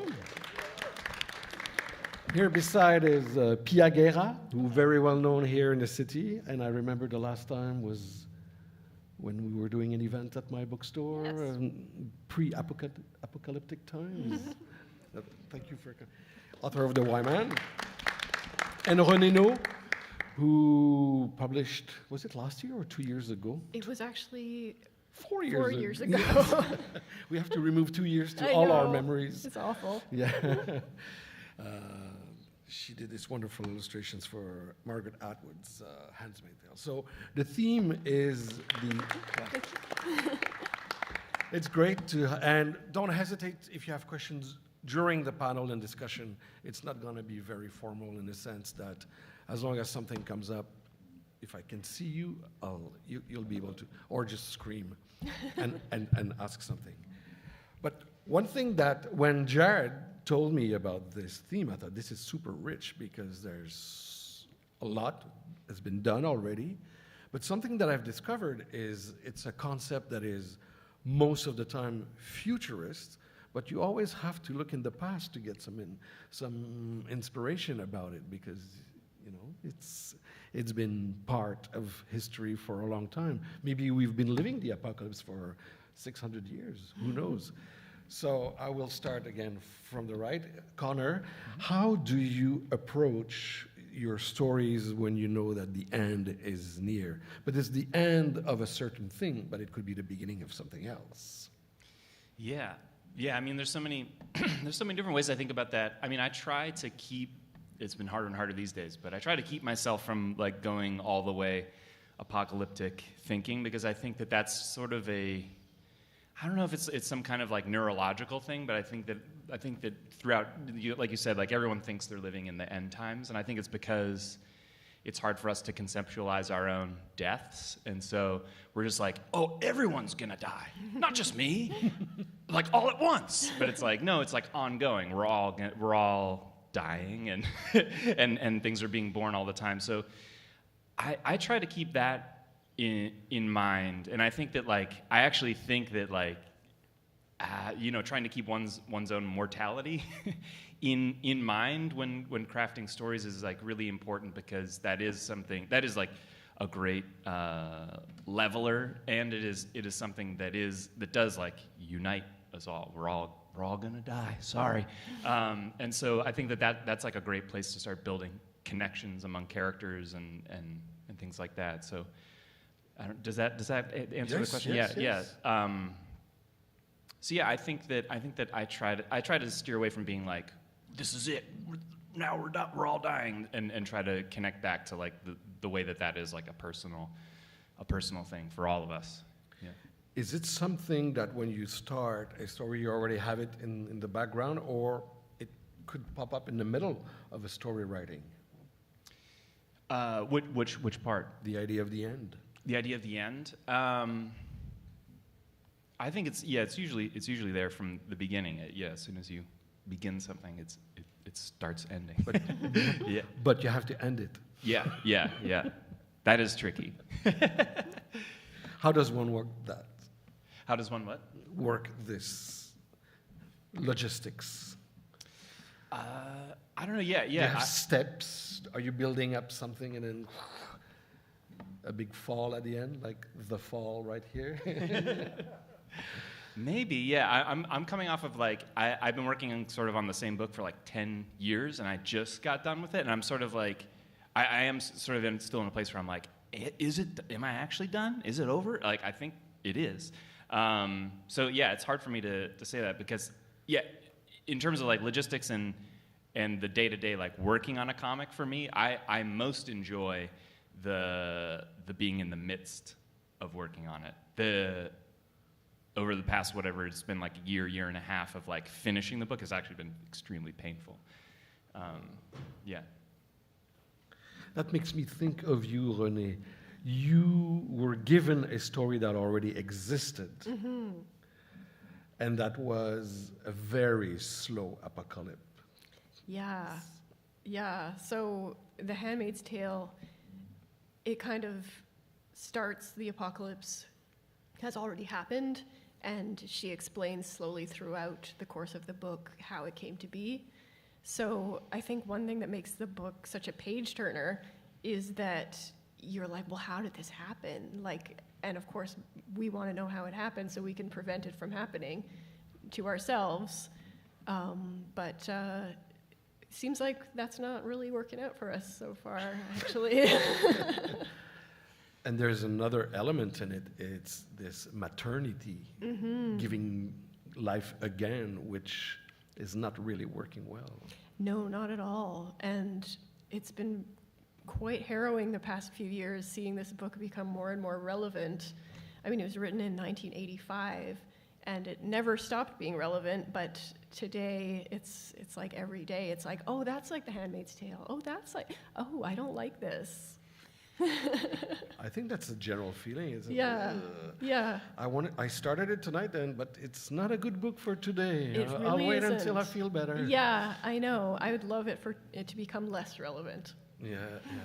Were you inspired by the movie adaptations that were made? So I began the book before the TV show existed, because of course it takes longer to make one book of comics than to make an entire season of TV. So I wasn't inspired by that. There was an old movie from the 80s, I believe, that is not very successful at what it does, but I got some sort of like interesting insights from it. Maybe in the terms of the dressing, perhaps? A little bit, although like I think one problem with all the visual adaptations of The Handmaid's Tale is that the clothes are too wearable. Like they all look, especially in the TV show now, it's quite flattering and it looks comfortable, and it's like I would wear that. So when I did the book, I wanted to make the clothes look like just really heavy and impractical and uncomfortable. It adds a layer of heaviness. Yeah, just something that you can imagine like struggling with every day. Pia, you've been doing Y-Man for a long time. It's something that has, I mean, it lasted for a long time. Yeah, it lasted about 7 years, between 2002 and 2008. Yeah. Yeah, it was a big chunk of that decade, basically, like just doing it nonstop. For those who don't know maybe the story, what is Y-Man? Why the Last Man? Why the Last Man? Is it's a story about I mean, you can call it a gendercide, but it's basically something happens and that every living mammal with a Y chromosome drops dead suddenly, except for one man and his pet monkey, and he doesn't know why he's alive. No one knows why he's there, but the landscape is just all women now, and so he's just trying to get to his girlfriend, but everyone else has other ideas. So the whole landscape is altered. There's a lot of, it's mainly was there to talk about power structures at the time, and how changed they are, and it was supposed to put into focus how unequal everything was as it was before. So it was like it was a way of showing people like, no, this is not an equal society we live in. Here's how it would be messed up if we suddenly took away the one side that happens to have all the power. So yeah, it goes from there. And after that? You mean after the show or after the book? Yeah. It ends. That's it. When did you decide this is going to be the last episode? Oh, we decided that from the get-go. From the okay. Yes, we wanted it to be a beginning, a middle, and end. There wasn't going to be any spin-offs. There wasn't going to be any sequels. It was like, it's a complete story, and that's it. Nice. And we stuck to that, despite what other people want. So. I'm sure. Yeah. Jared, your work is closer to daily life. There's a lot of characters that we can cross in the streets or even hear in the audience. It's almost like naturalistic, but something goes wrong. Yes, something went wrong in real life and in my book as well. In my book, it's or in my series, the virus is much more deadlier than actually COVID, but you are still responsible though for it.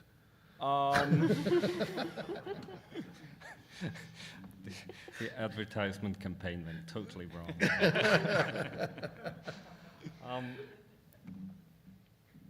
Yeah, I think the similarities are more with this lockdown situation and like whole cities are going into lockdown and food shortages and stuff like that. Yeah, it's similar, but in the end, or no, right now I'm in the middle of the series and I'm just there where there is a big turning point in the story of where the world was before the pandemic and where it's heading towards to like it's not the end, but it's the beginning of something new. It's like the change of society, actually. That's something that is pretty much common to every story because you don't want to start with an end clearly right in front. You need to create an after end in a way. The transition, actually, yeah. Yeah. And how do you envision I mean, you probably have the story in your head already, but do you know how far you're going to go? Yes, I also have the end right in my. I've not written down it completely because I just go into every volume I publish. I just go deeper with the story writing, but I have a red line and I know where it goes in the end. And a specific number of pages as well for each episode? No, I leave that open because I work issue for issue, and sometimes I need more space or more room for like quiet scenes, and so it's part of the creative process. And sometimes it's difficult when I write a story just to really know how much of these quiet scenes are needed to make the story, growing the tension, and yeah, for the line, it's for the storyline, it's I need to be flexible in this. You seem to work like a movie director when I'm listening to you. It is pretty, except it's like a one-man show. Well, that's the easiest. Yeah, it's the easiest, but you have, Everybody you have to arrives do on all the time. work by your own, you know. So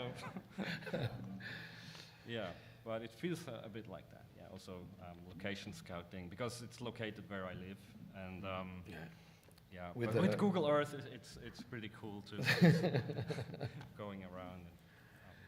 And what was the inspiration? Was there a family situation that no, it was triggered? actually the Ebola outbreak in Central Africa in 2016.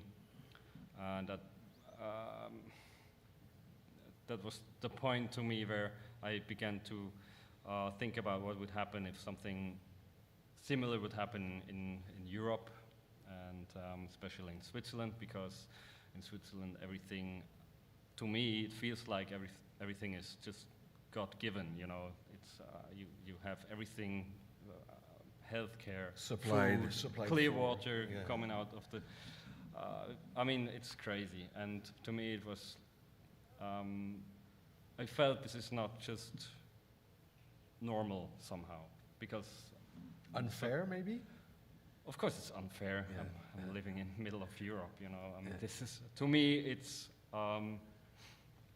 also criticism on society, and yeah. Deep. I see you nodding.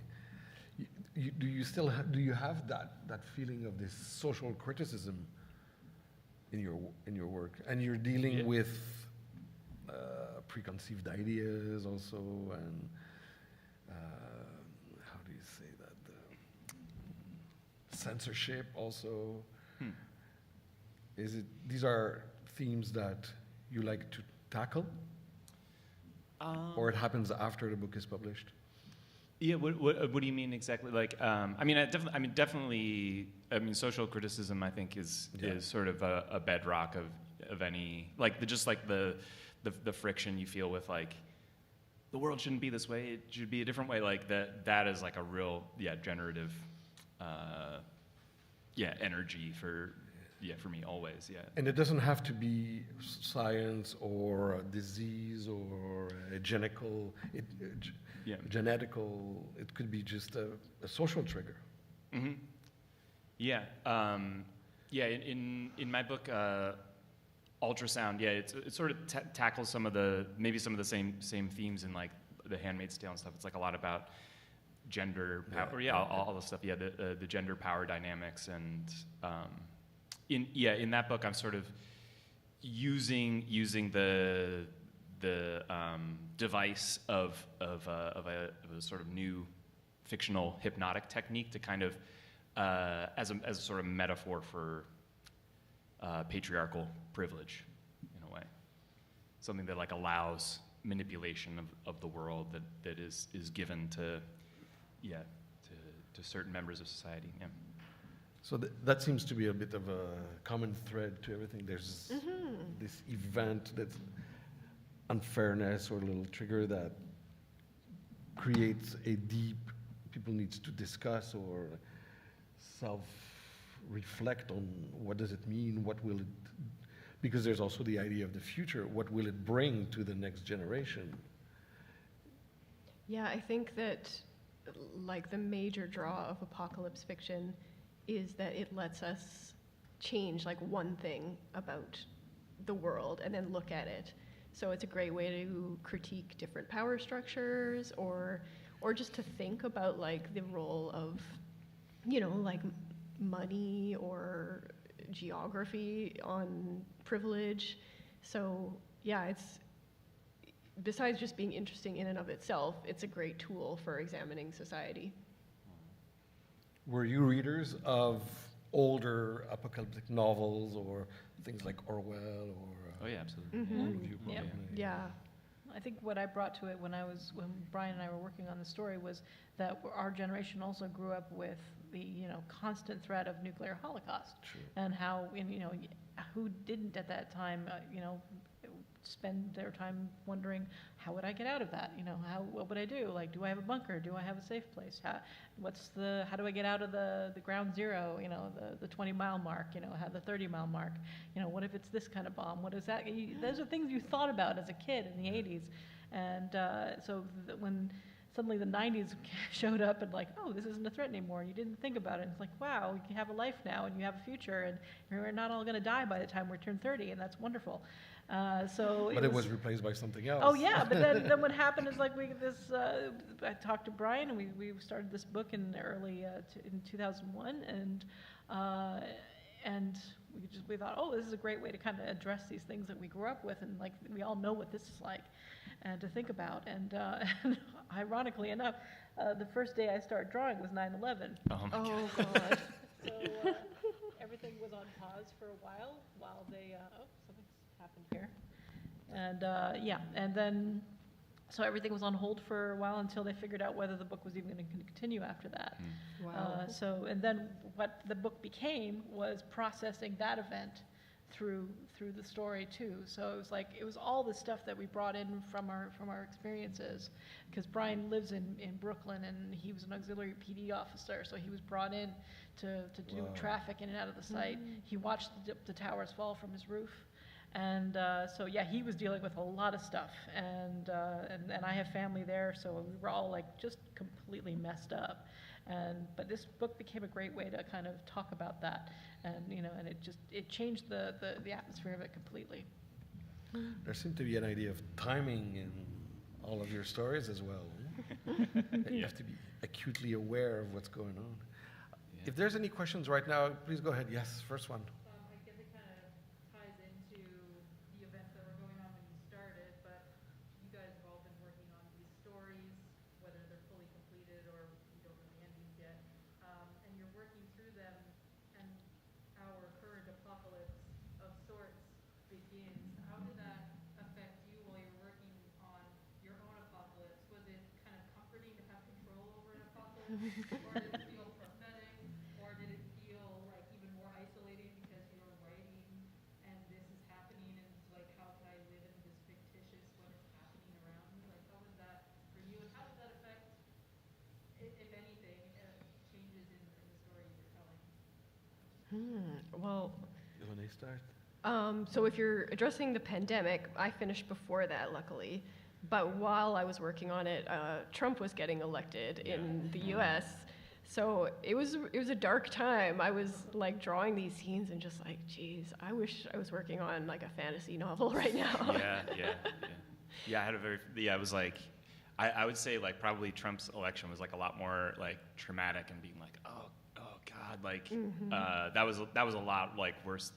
I mean, yeah, just like personally, like than the pandemic. I mean, it's funny, like talking to a lot of cartoonists over this weekend and my cartoonist friends, it's like the pandemic is almost like a cartoonist dream come true in a lot of ways, where it's like, for all the years I was like, I wish everything would just slow down so I had enough time to finish my book, and then that happened. But no one was able to get anything done. Yeah. Be careful what you wish for. Exactly. Yeah. How about you, Jared? I've established that he caused it. So. No, to me it was like building a little bubble. Well, when I began to write on my series, I walked a lot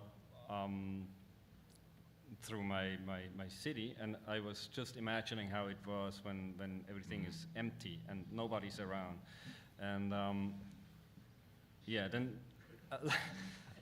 It was really like this, and I started to like. It's difficult to explain, first because I'm Swiss, and but I can explain it like it's. When I write a story, then it's like in a bubble, and then suddenly there is like this bigger bubble around it, and I had like to.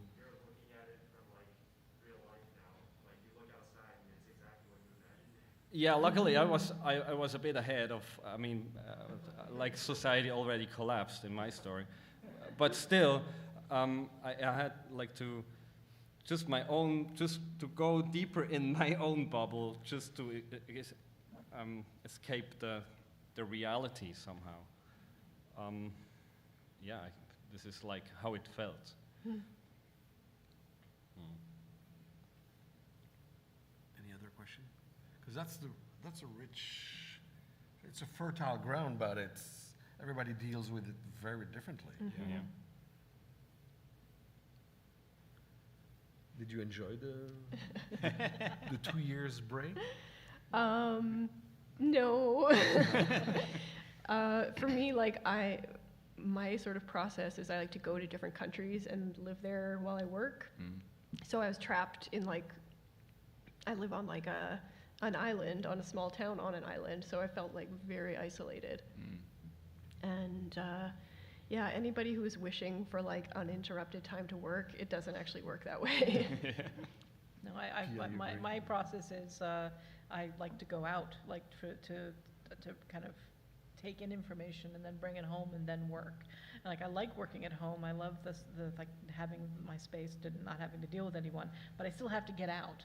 And so our routine was to, you know, we'd go out for meals, or we'd go out to bookstores, or just stare at stuff. You know, just be a kind of mindless consumer, not necessarily buy anything, but just look at things and, like, just fill up my brain with, like, all kinds of visual imagery, and just, like, you know, I get antsy and, like, I need to go to a dollar store and just stare at stuff for a while. And then I come back and I'm drawing. But with the pandemic, I couldn't do that. So I was, like, stuck at home. And so there's the internet, which kind of works for a while. But the first thing I noticed right away, like over the first few months, is I stopped dreaming. I would just, I would close my eyes and I'd wake up and, like, wow, that's weird. And so, like, I'm a very visual person, so I'm always dreaming, and it's like, I just stopped for months. And I only started again, I think, about 6 months after. And Lack of stimuli. yeah, nothing. And it just, and I tried to do projects. Like, I had a stack of things that I could be working on. It would just come out in, like, very small amounts, because it was like I was constantly worried, one about the virus, one about money, one about, you know, my friends and family, and watching all this happen. And it was just like, yep, I can't do anything. So some people were affected very, very strangely by it.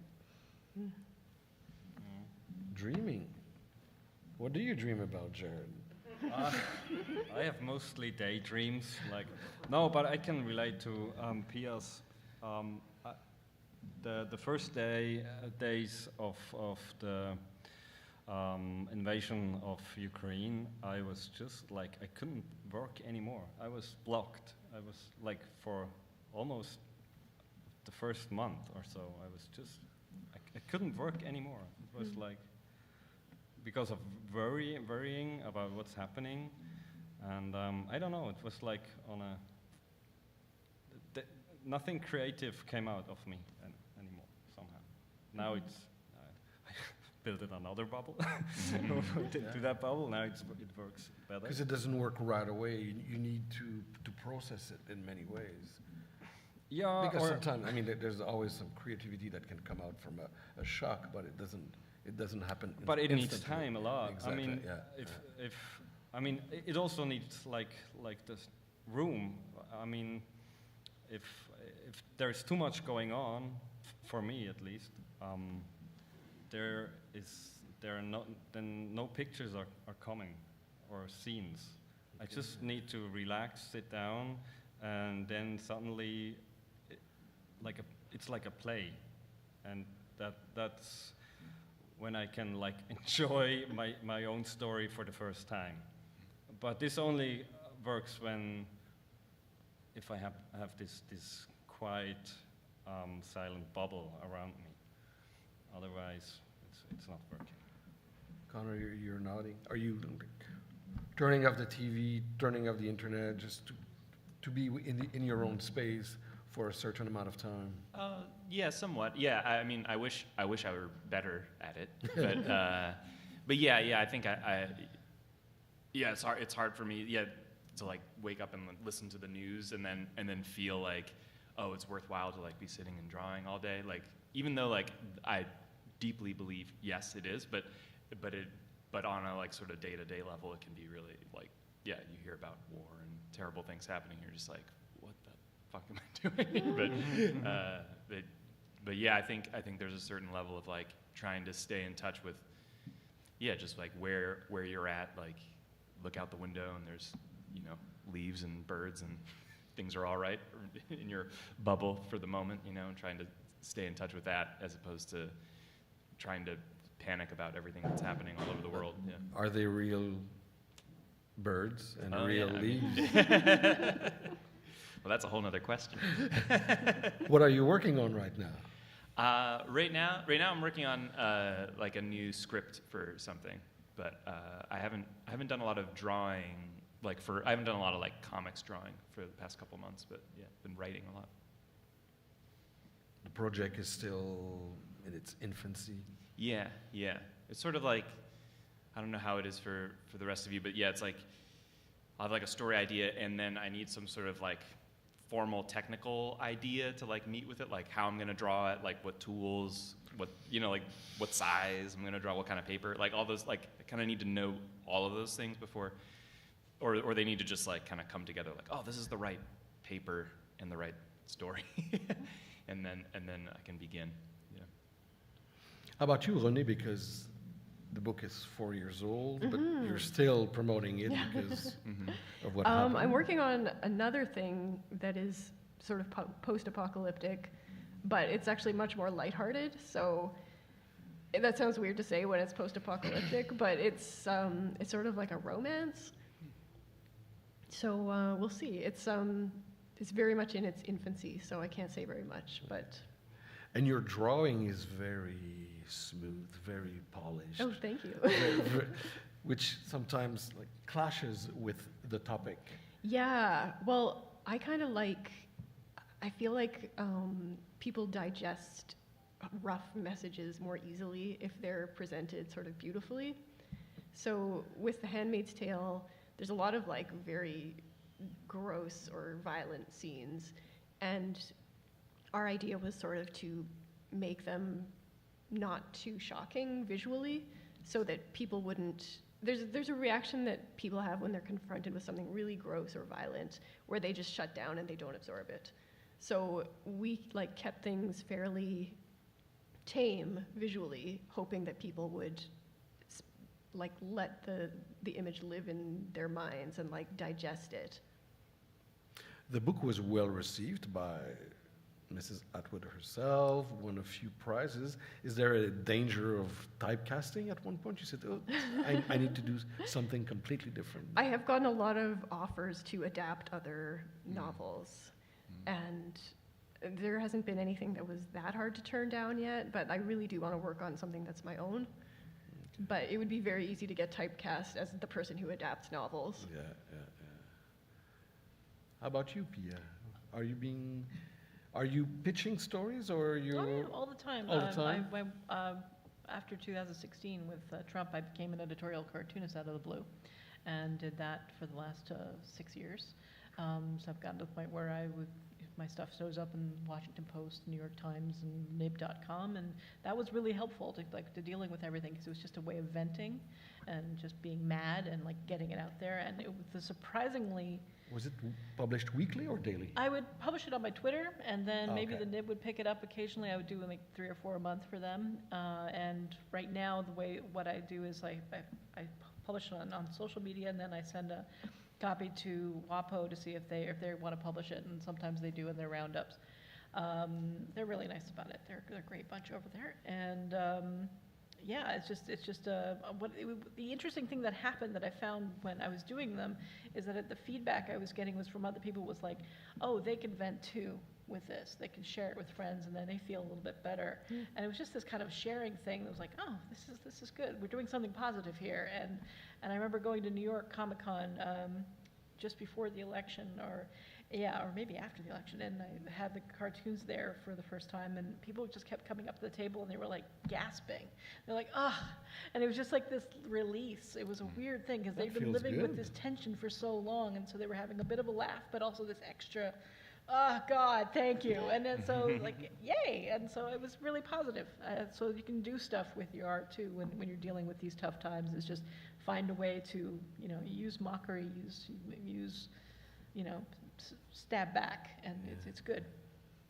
Because you are originally born in the U.S. and you still have some very strong ties there. I have family and friends there. Connor, you're based in the United States as well. Yeah. And there you have everything, the plus, the minus, they're all for, they're all against. Where do you deal with the apparent lack of balance and nuance? I think it's tough, because it's really easy to get shunted into your team silo or whatever, and be like, fuck all of them, But I think it's like, I don't know. I mean, on my better days, it's sort of like trying to just, see past the insane actions of folks to like what's behind it. Like, I mean, I just think about something I was thinking about recently was like, you know, the anti-masker thing is like, it's like crazy if you're just like, it's not hard, just put fabric on your face, just shut up. You know, you want to say that stuff, but it's like, I mean, especially in the US, like people are just pushed so, like everybody's just pushed so far, like with the demands made on them and like how little money most people make and how terrible the healthcare system is, that it's just like, and then they ask you to put this thing on your face. Like, of course you're gonna be pissed. So I don't know, it's like trying to find what it is behind the anger, and something that's understandable, because I think that, yeah, I mean, you know, the people in power want you to not see the humanity of other people. They want you to be on one side so that you're easy to corral and control, and yeah. So that is scary also. That's quite dystopian in itself. Oh, absolutely, yeah. Yeah, yeah. How do you see this from Switzerland, from the top of the mountains? I totally agree with you, absolutely, in every point. To me, sometimes it's difficult because in Switzerland we have a functional healthcare, and we have, like I said, we have like everything, but still a lot of people are very unhappy. I don't know, I mean, they fight with their neighbors about like stuff. It's really crazy. About growing grass and like neighbors fights. Yeah. And I don't even know where to begin. It's so abstract from reality, from real problems, you know. What was the question? No, but it's interesting because that's not the idea. And it's probably the same, like how Canada is seen abroad. There's some people in every country that have very good communication skills to sell the ads for the country. And Switzerland seems for people like somewhere stable, and as you say, but like totally opposite. It is. Good health system, people make money, people are safe, and still they're unhappy, they fight. So the question is not there. It's, I would say it's a lot of greed.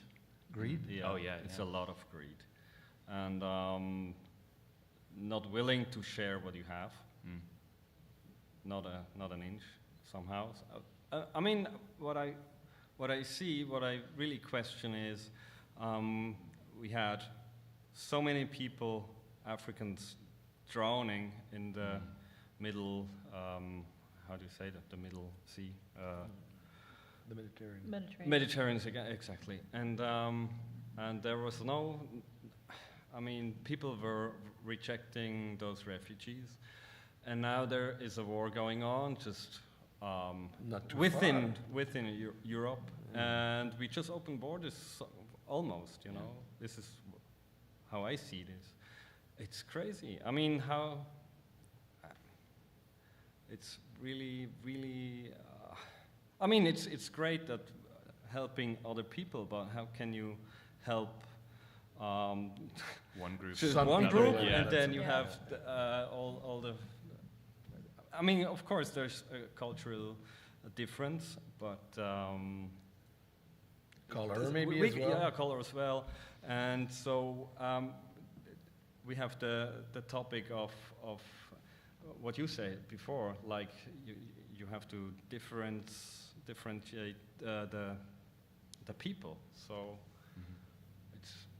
it's not humanistic, or how do you say? Yeah. But it seems like the apocalypse is within humanity very clearly.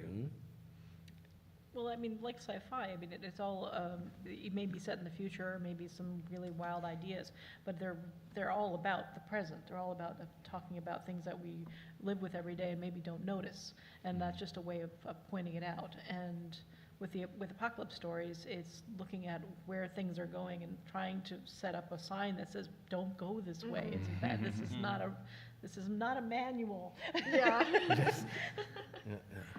Questions in the audience, please. Don't be shy. Yes. Like maybe you can all talk about like what's your creative process, right? Like some people will write a whole script, and so you have your whole narrative, kind of plot, your whole plot plotted out. But do some of you like maybe just take snippets and kind of enhance it? The question is about the working method. Yeah. We'll start with you, Connor. Yeah, it changes from project to project, and the long book that I just finished, kind of exactly what you were just saying about like doing like sections and kind of pantsing it. Yeah, I did that for like the first, probably like I guess wound up being about like the first third of the book, and then I had the opportunity to adapt it for the screen, and I was able to be the one to write the screenplay because I was like, the story's not done, so. I'm not going to hand it over, and thankfully they let me write it. So then it was like I was a little less than halfway done drawing it, and then I wrote a script for the whole thing, and then I finished drawing it. So it was sort of this weird back and forth between like comics and then to like script and then back to comics. Yeah. How about you? You hinted it a little bit earlier. What? You hinted it a little bit. Yeah, exactly. You already yeah. have a. I have I know what I want to tell, and I have like this red line, and I also vary a little bit. As I started, I was just like writing 3 chapters together, and then I started to just write the 4th chapter isolated, and I figured this didn't work very well, so I began to lay it out for more chapters, and yeah, like I just collect all the information. It goes just all in. I write some notes, and then I start to structure the script, and mostly for like 3 chapters.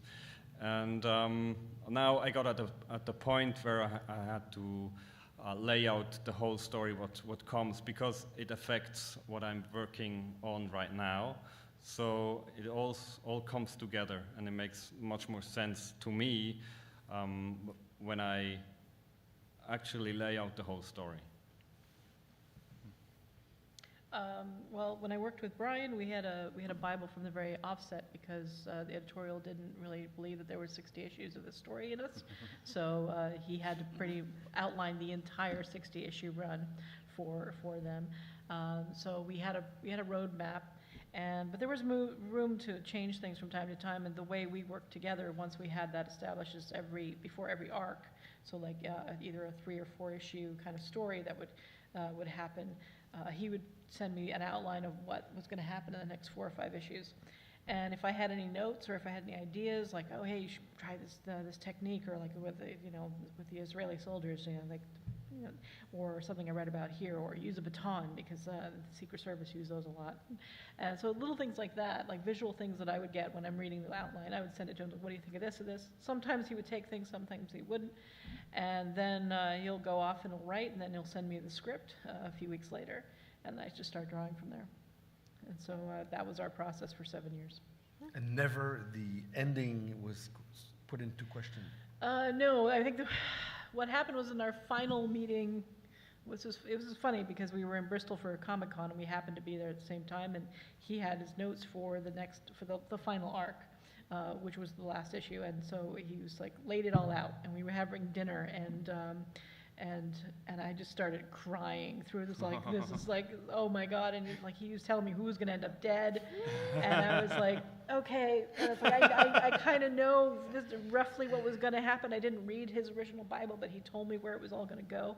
But, it's like after, these many years getting so used to these characters and like, you really want to defend them. It's like, can't we just pull a kind of weird trick like where she's not dead? And like in Spartan, remember Mammoth? And like do something like that. And like, okay, I'll take that note, but don't be hurt if I don't take it. It's like, okay. And and then and it was great because I was just bawling at this table, and everyone's like looking at us like thinking we're like breaking up or something.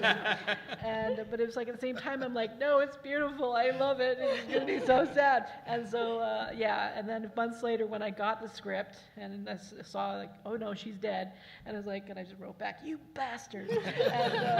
But it was good, and so yeah, that was the hard one. Was just like, oh. But there was one earlier on, the safe word arc. It was just a random idea I had in the middle of the night. I was falling asleep and was like, he's like a master of escape, and he should go up against someone who's like a master of the opposite. What's that? A master of bondage. Ooh, how would that work?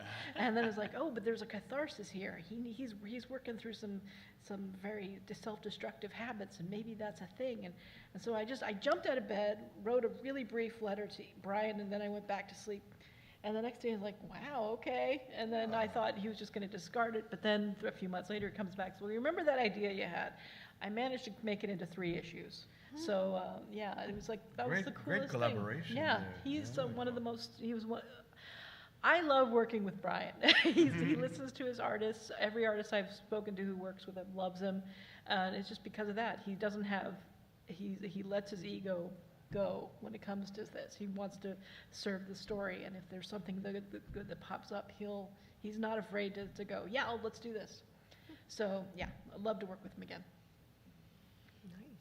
Renee, with the Handmaids, different. The story already exists. The story already existed, and was there a moment where there were talks of could we update it to now? Or? Not really, because it's sort of like is its own time and place. Yeah. So it wasn't really necessary. We did talk about how we didn't want to have any really obvious time markers like cars or phones and stuff.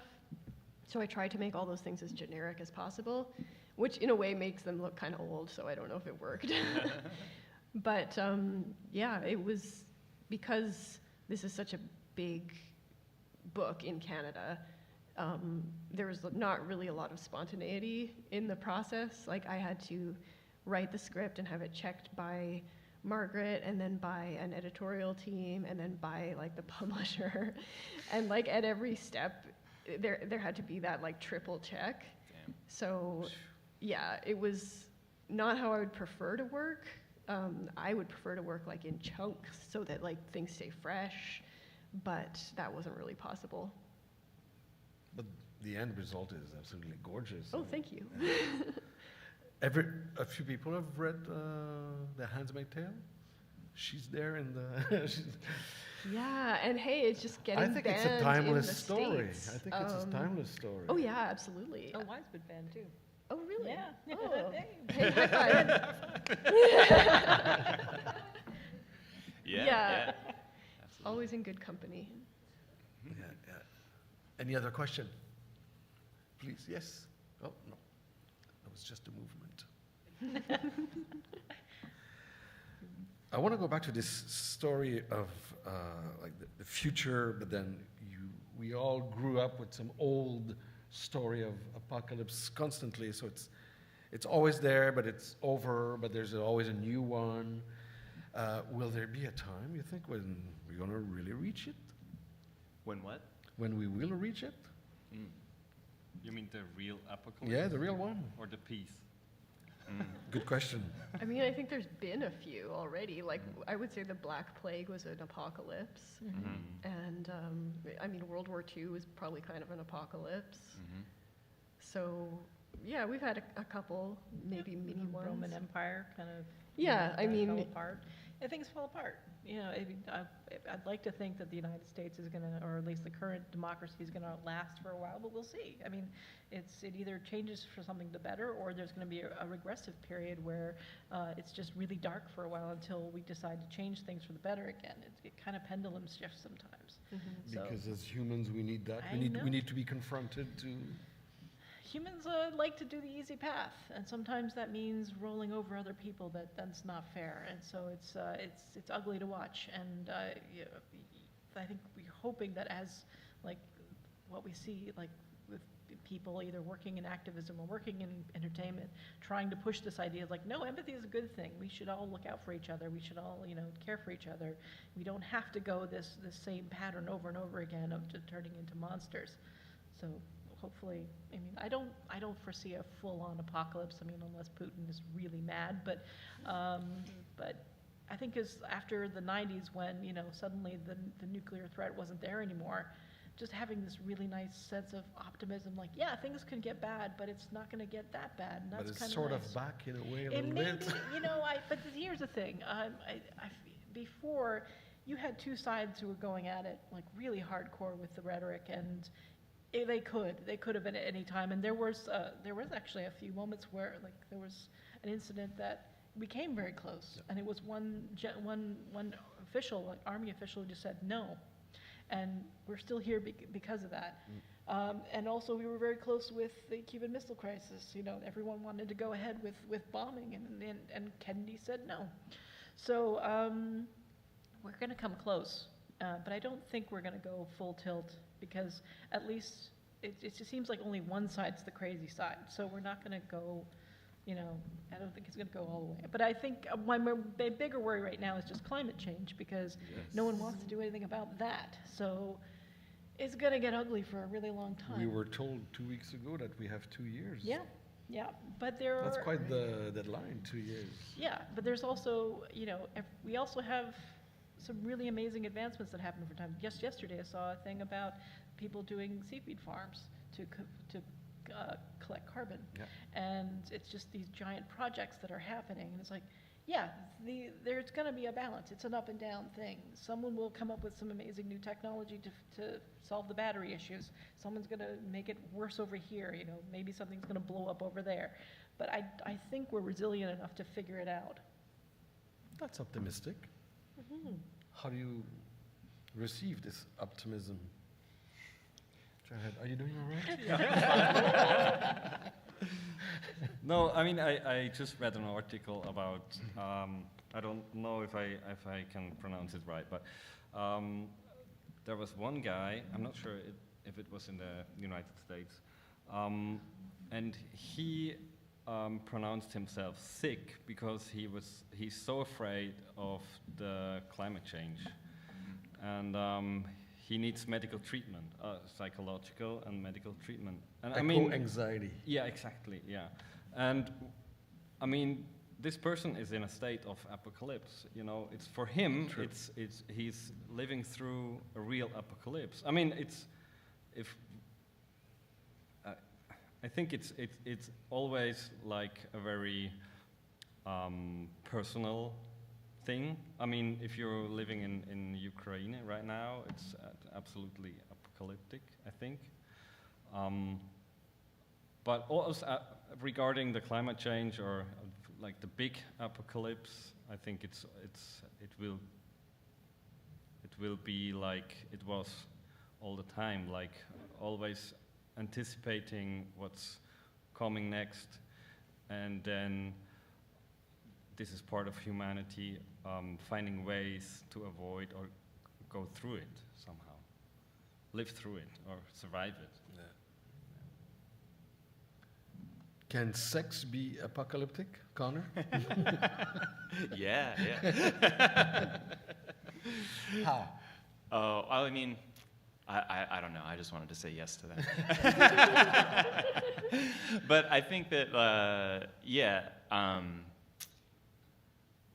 I was just thinking in terms of everything we're talking about, just like trying to, I find a lot of hope in like trying to remain human scaled, like one-on-one interactions or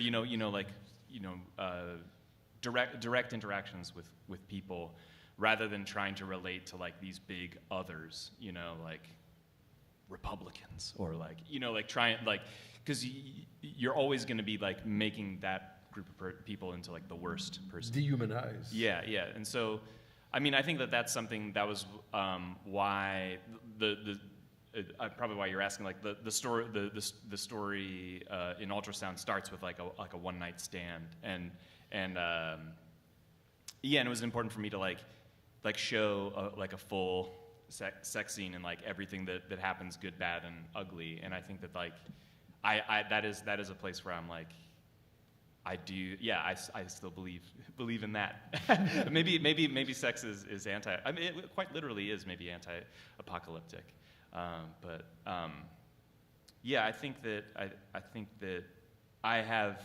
It was just thinking and talking about like optimism or hope or whatever. I mean, I can definitely go down to the dark places, but I'm very optimistic actually about like the way people are losing faith in institutions, because I think institutions are like largely what, but yeah, no, not largely. Institutions are what have gotten us into like the climate crisis and all of this stuff. And so while we're seeing some really nasty symptoms of people disregarding or distrusting institutions in the immediate term, I think that I actually think it's a really good thing to not trust people and institutions in power and to take power back at the grassroots level. I think that's where I get hope from, you know, when I see people, you know, losing their minds and, you know, losing faith in elections and things like that. And it's like, while I don't agree with that particular strain of everything, but it's like, yeah, we shouldn't trust these elections. Like the Electoral College, like what are we doing? And any idea that like democracy is representative, you know, like we should be distrusting that, because it's not. Like, yeah. So I think, yeah, taking the power back. I think we have time for one more question or two. Yes.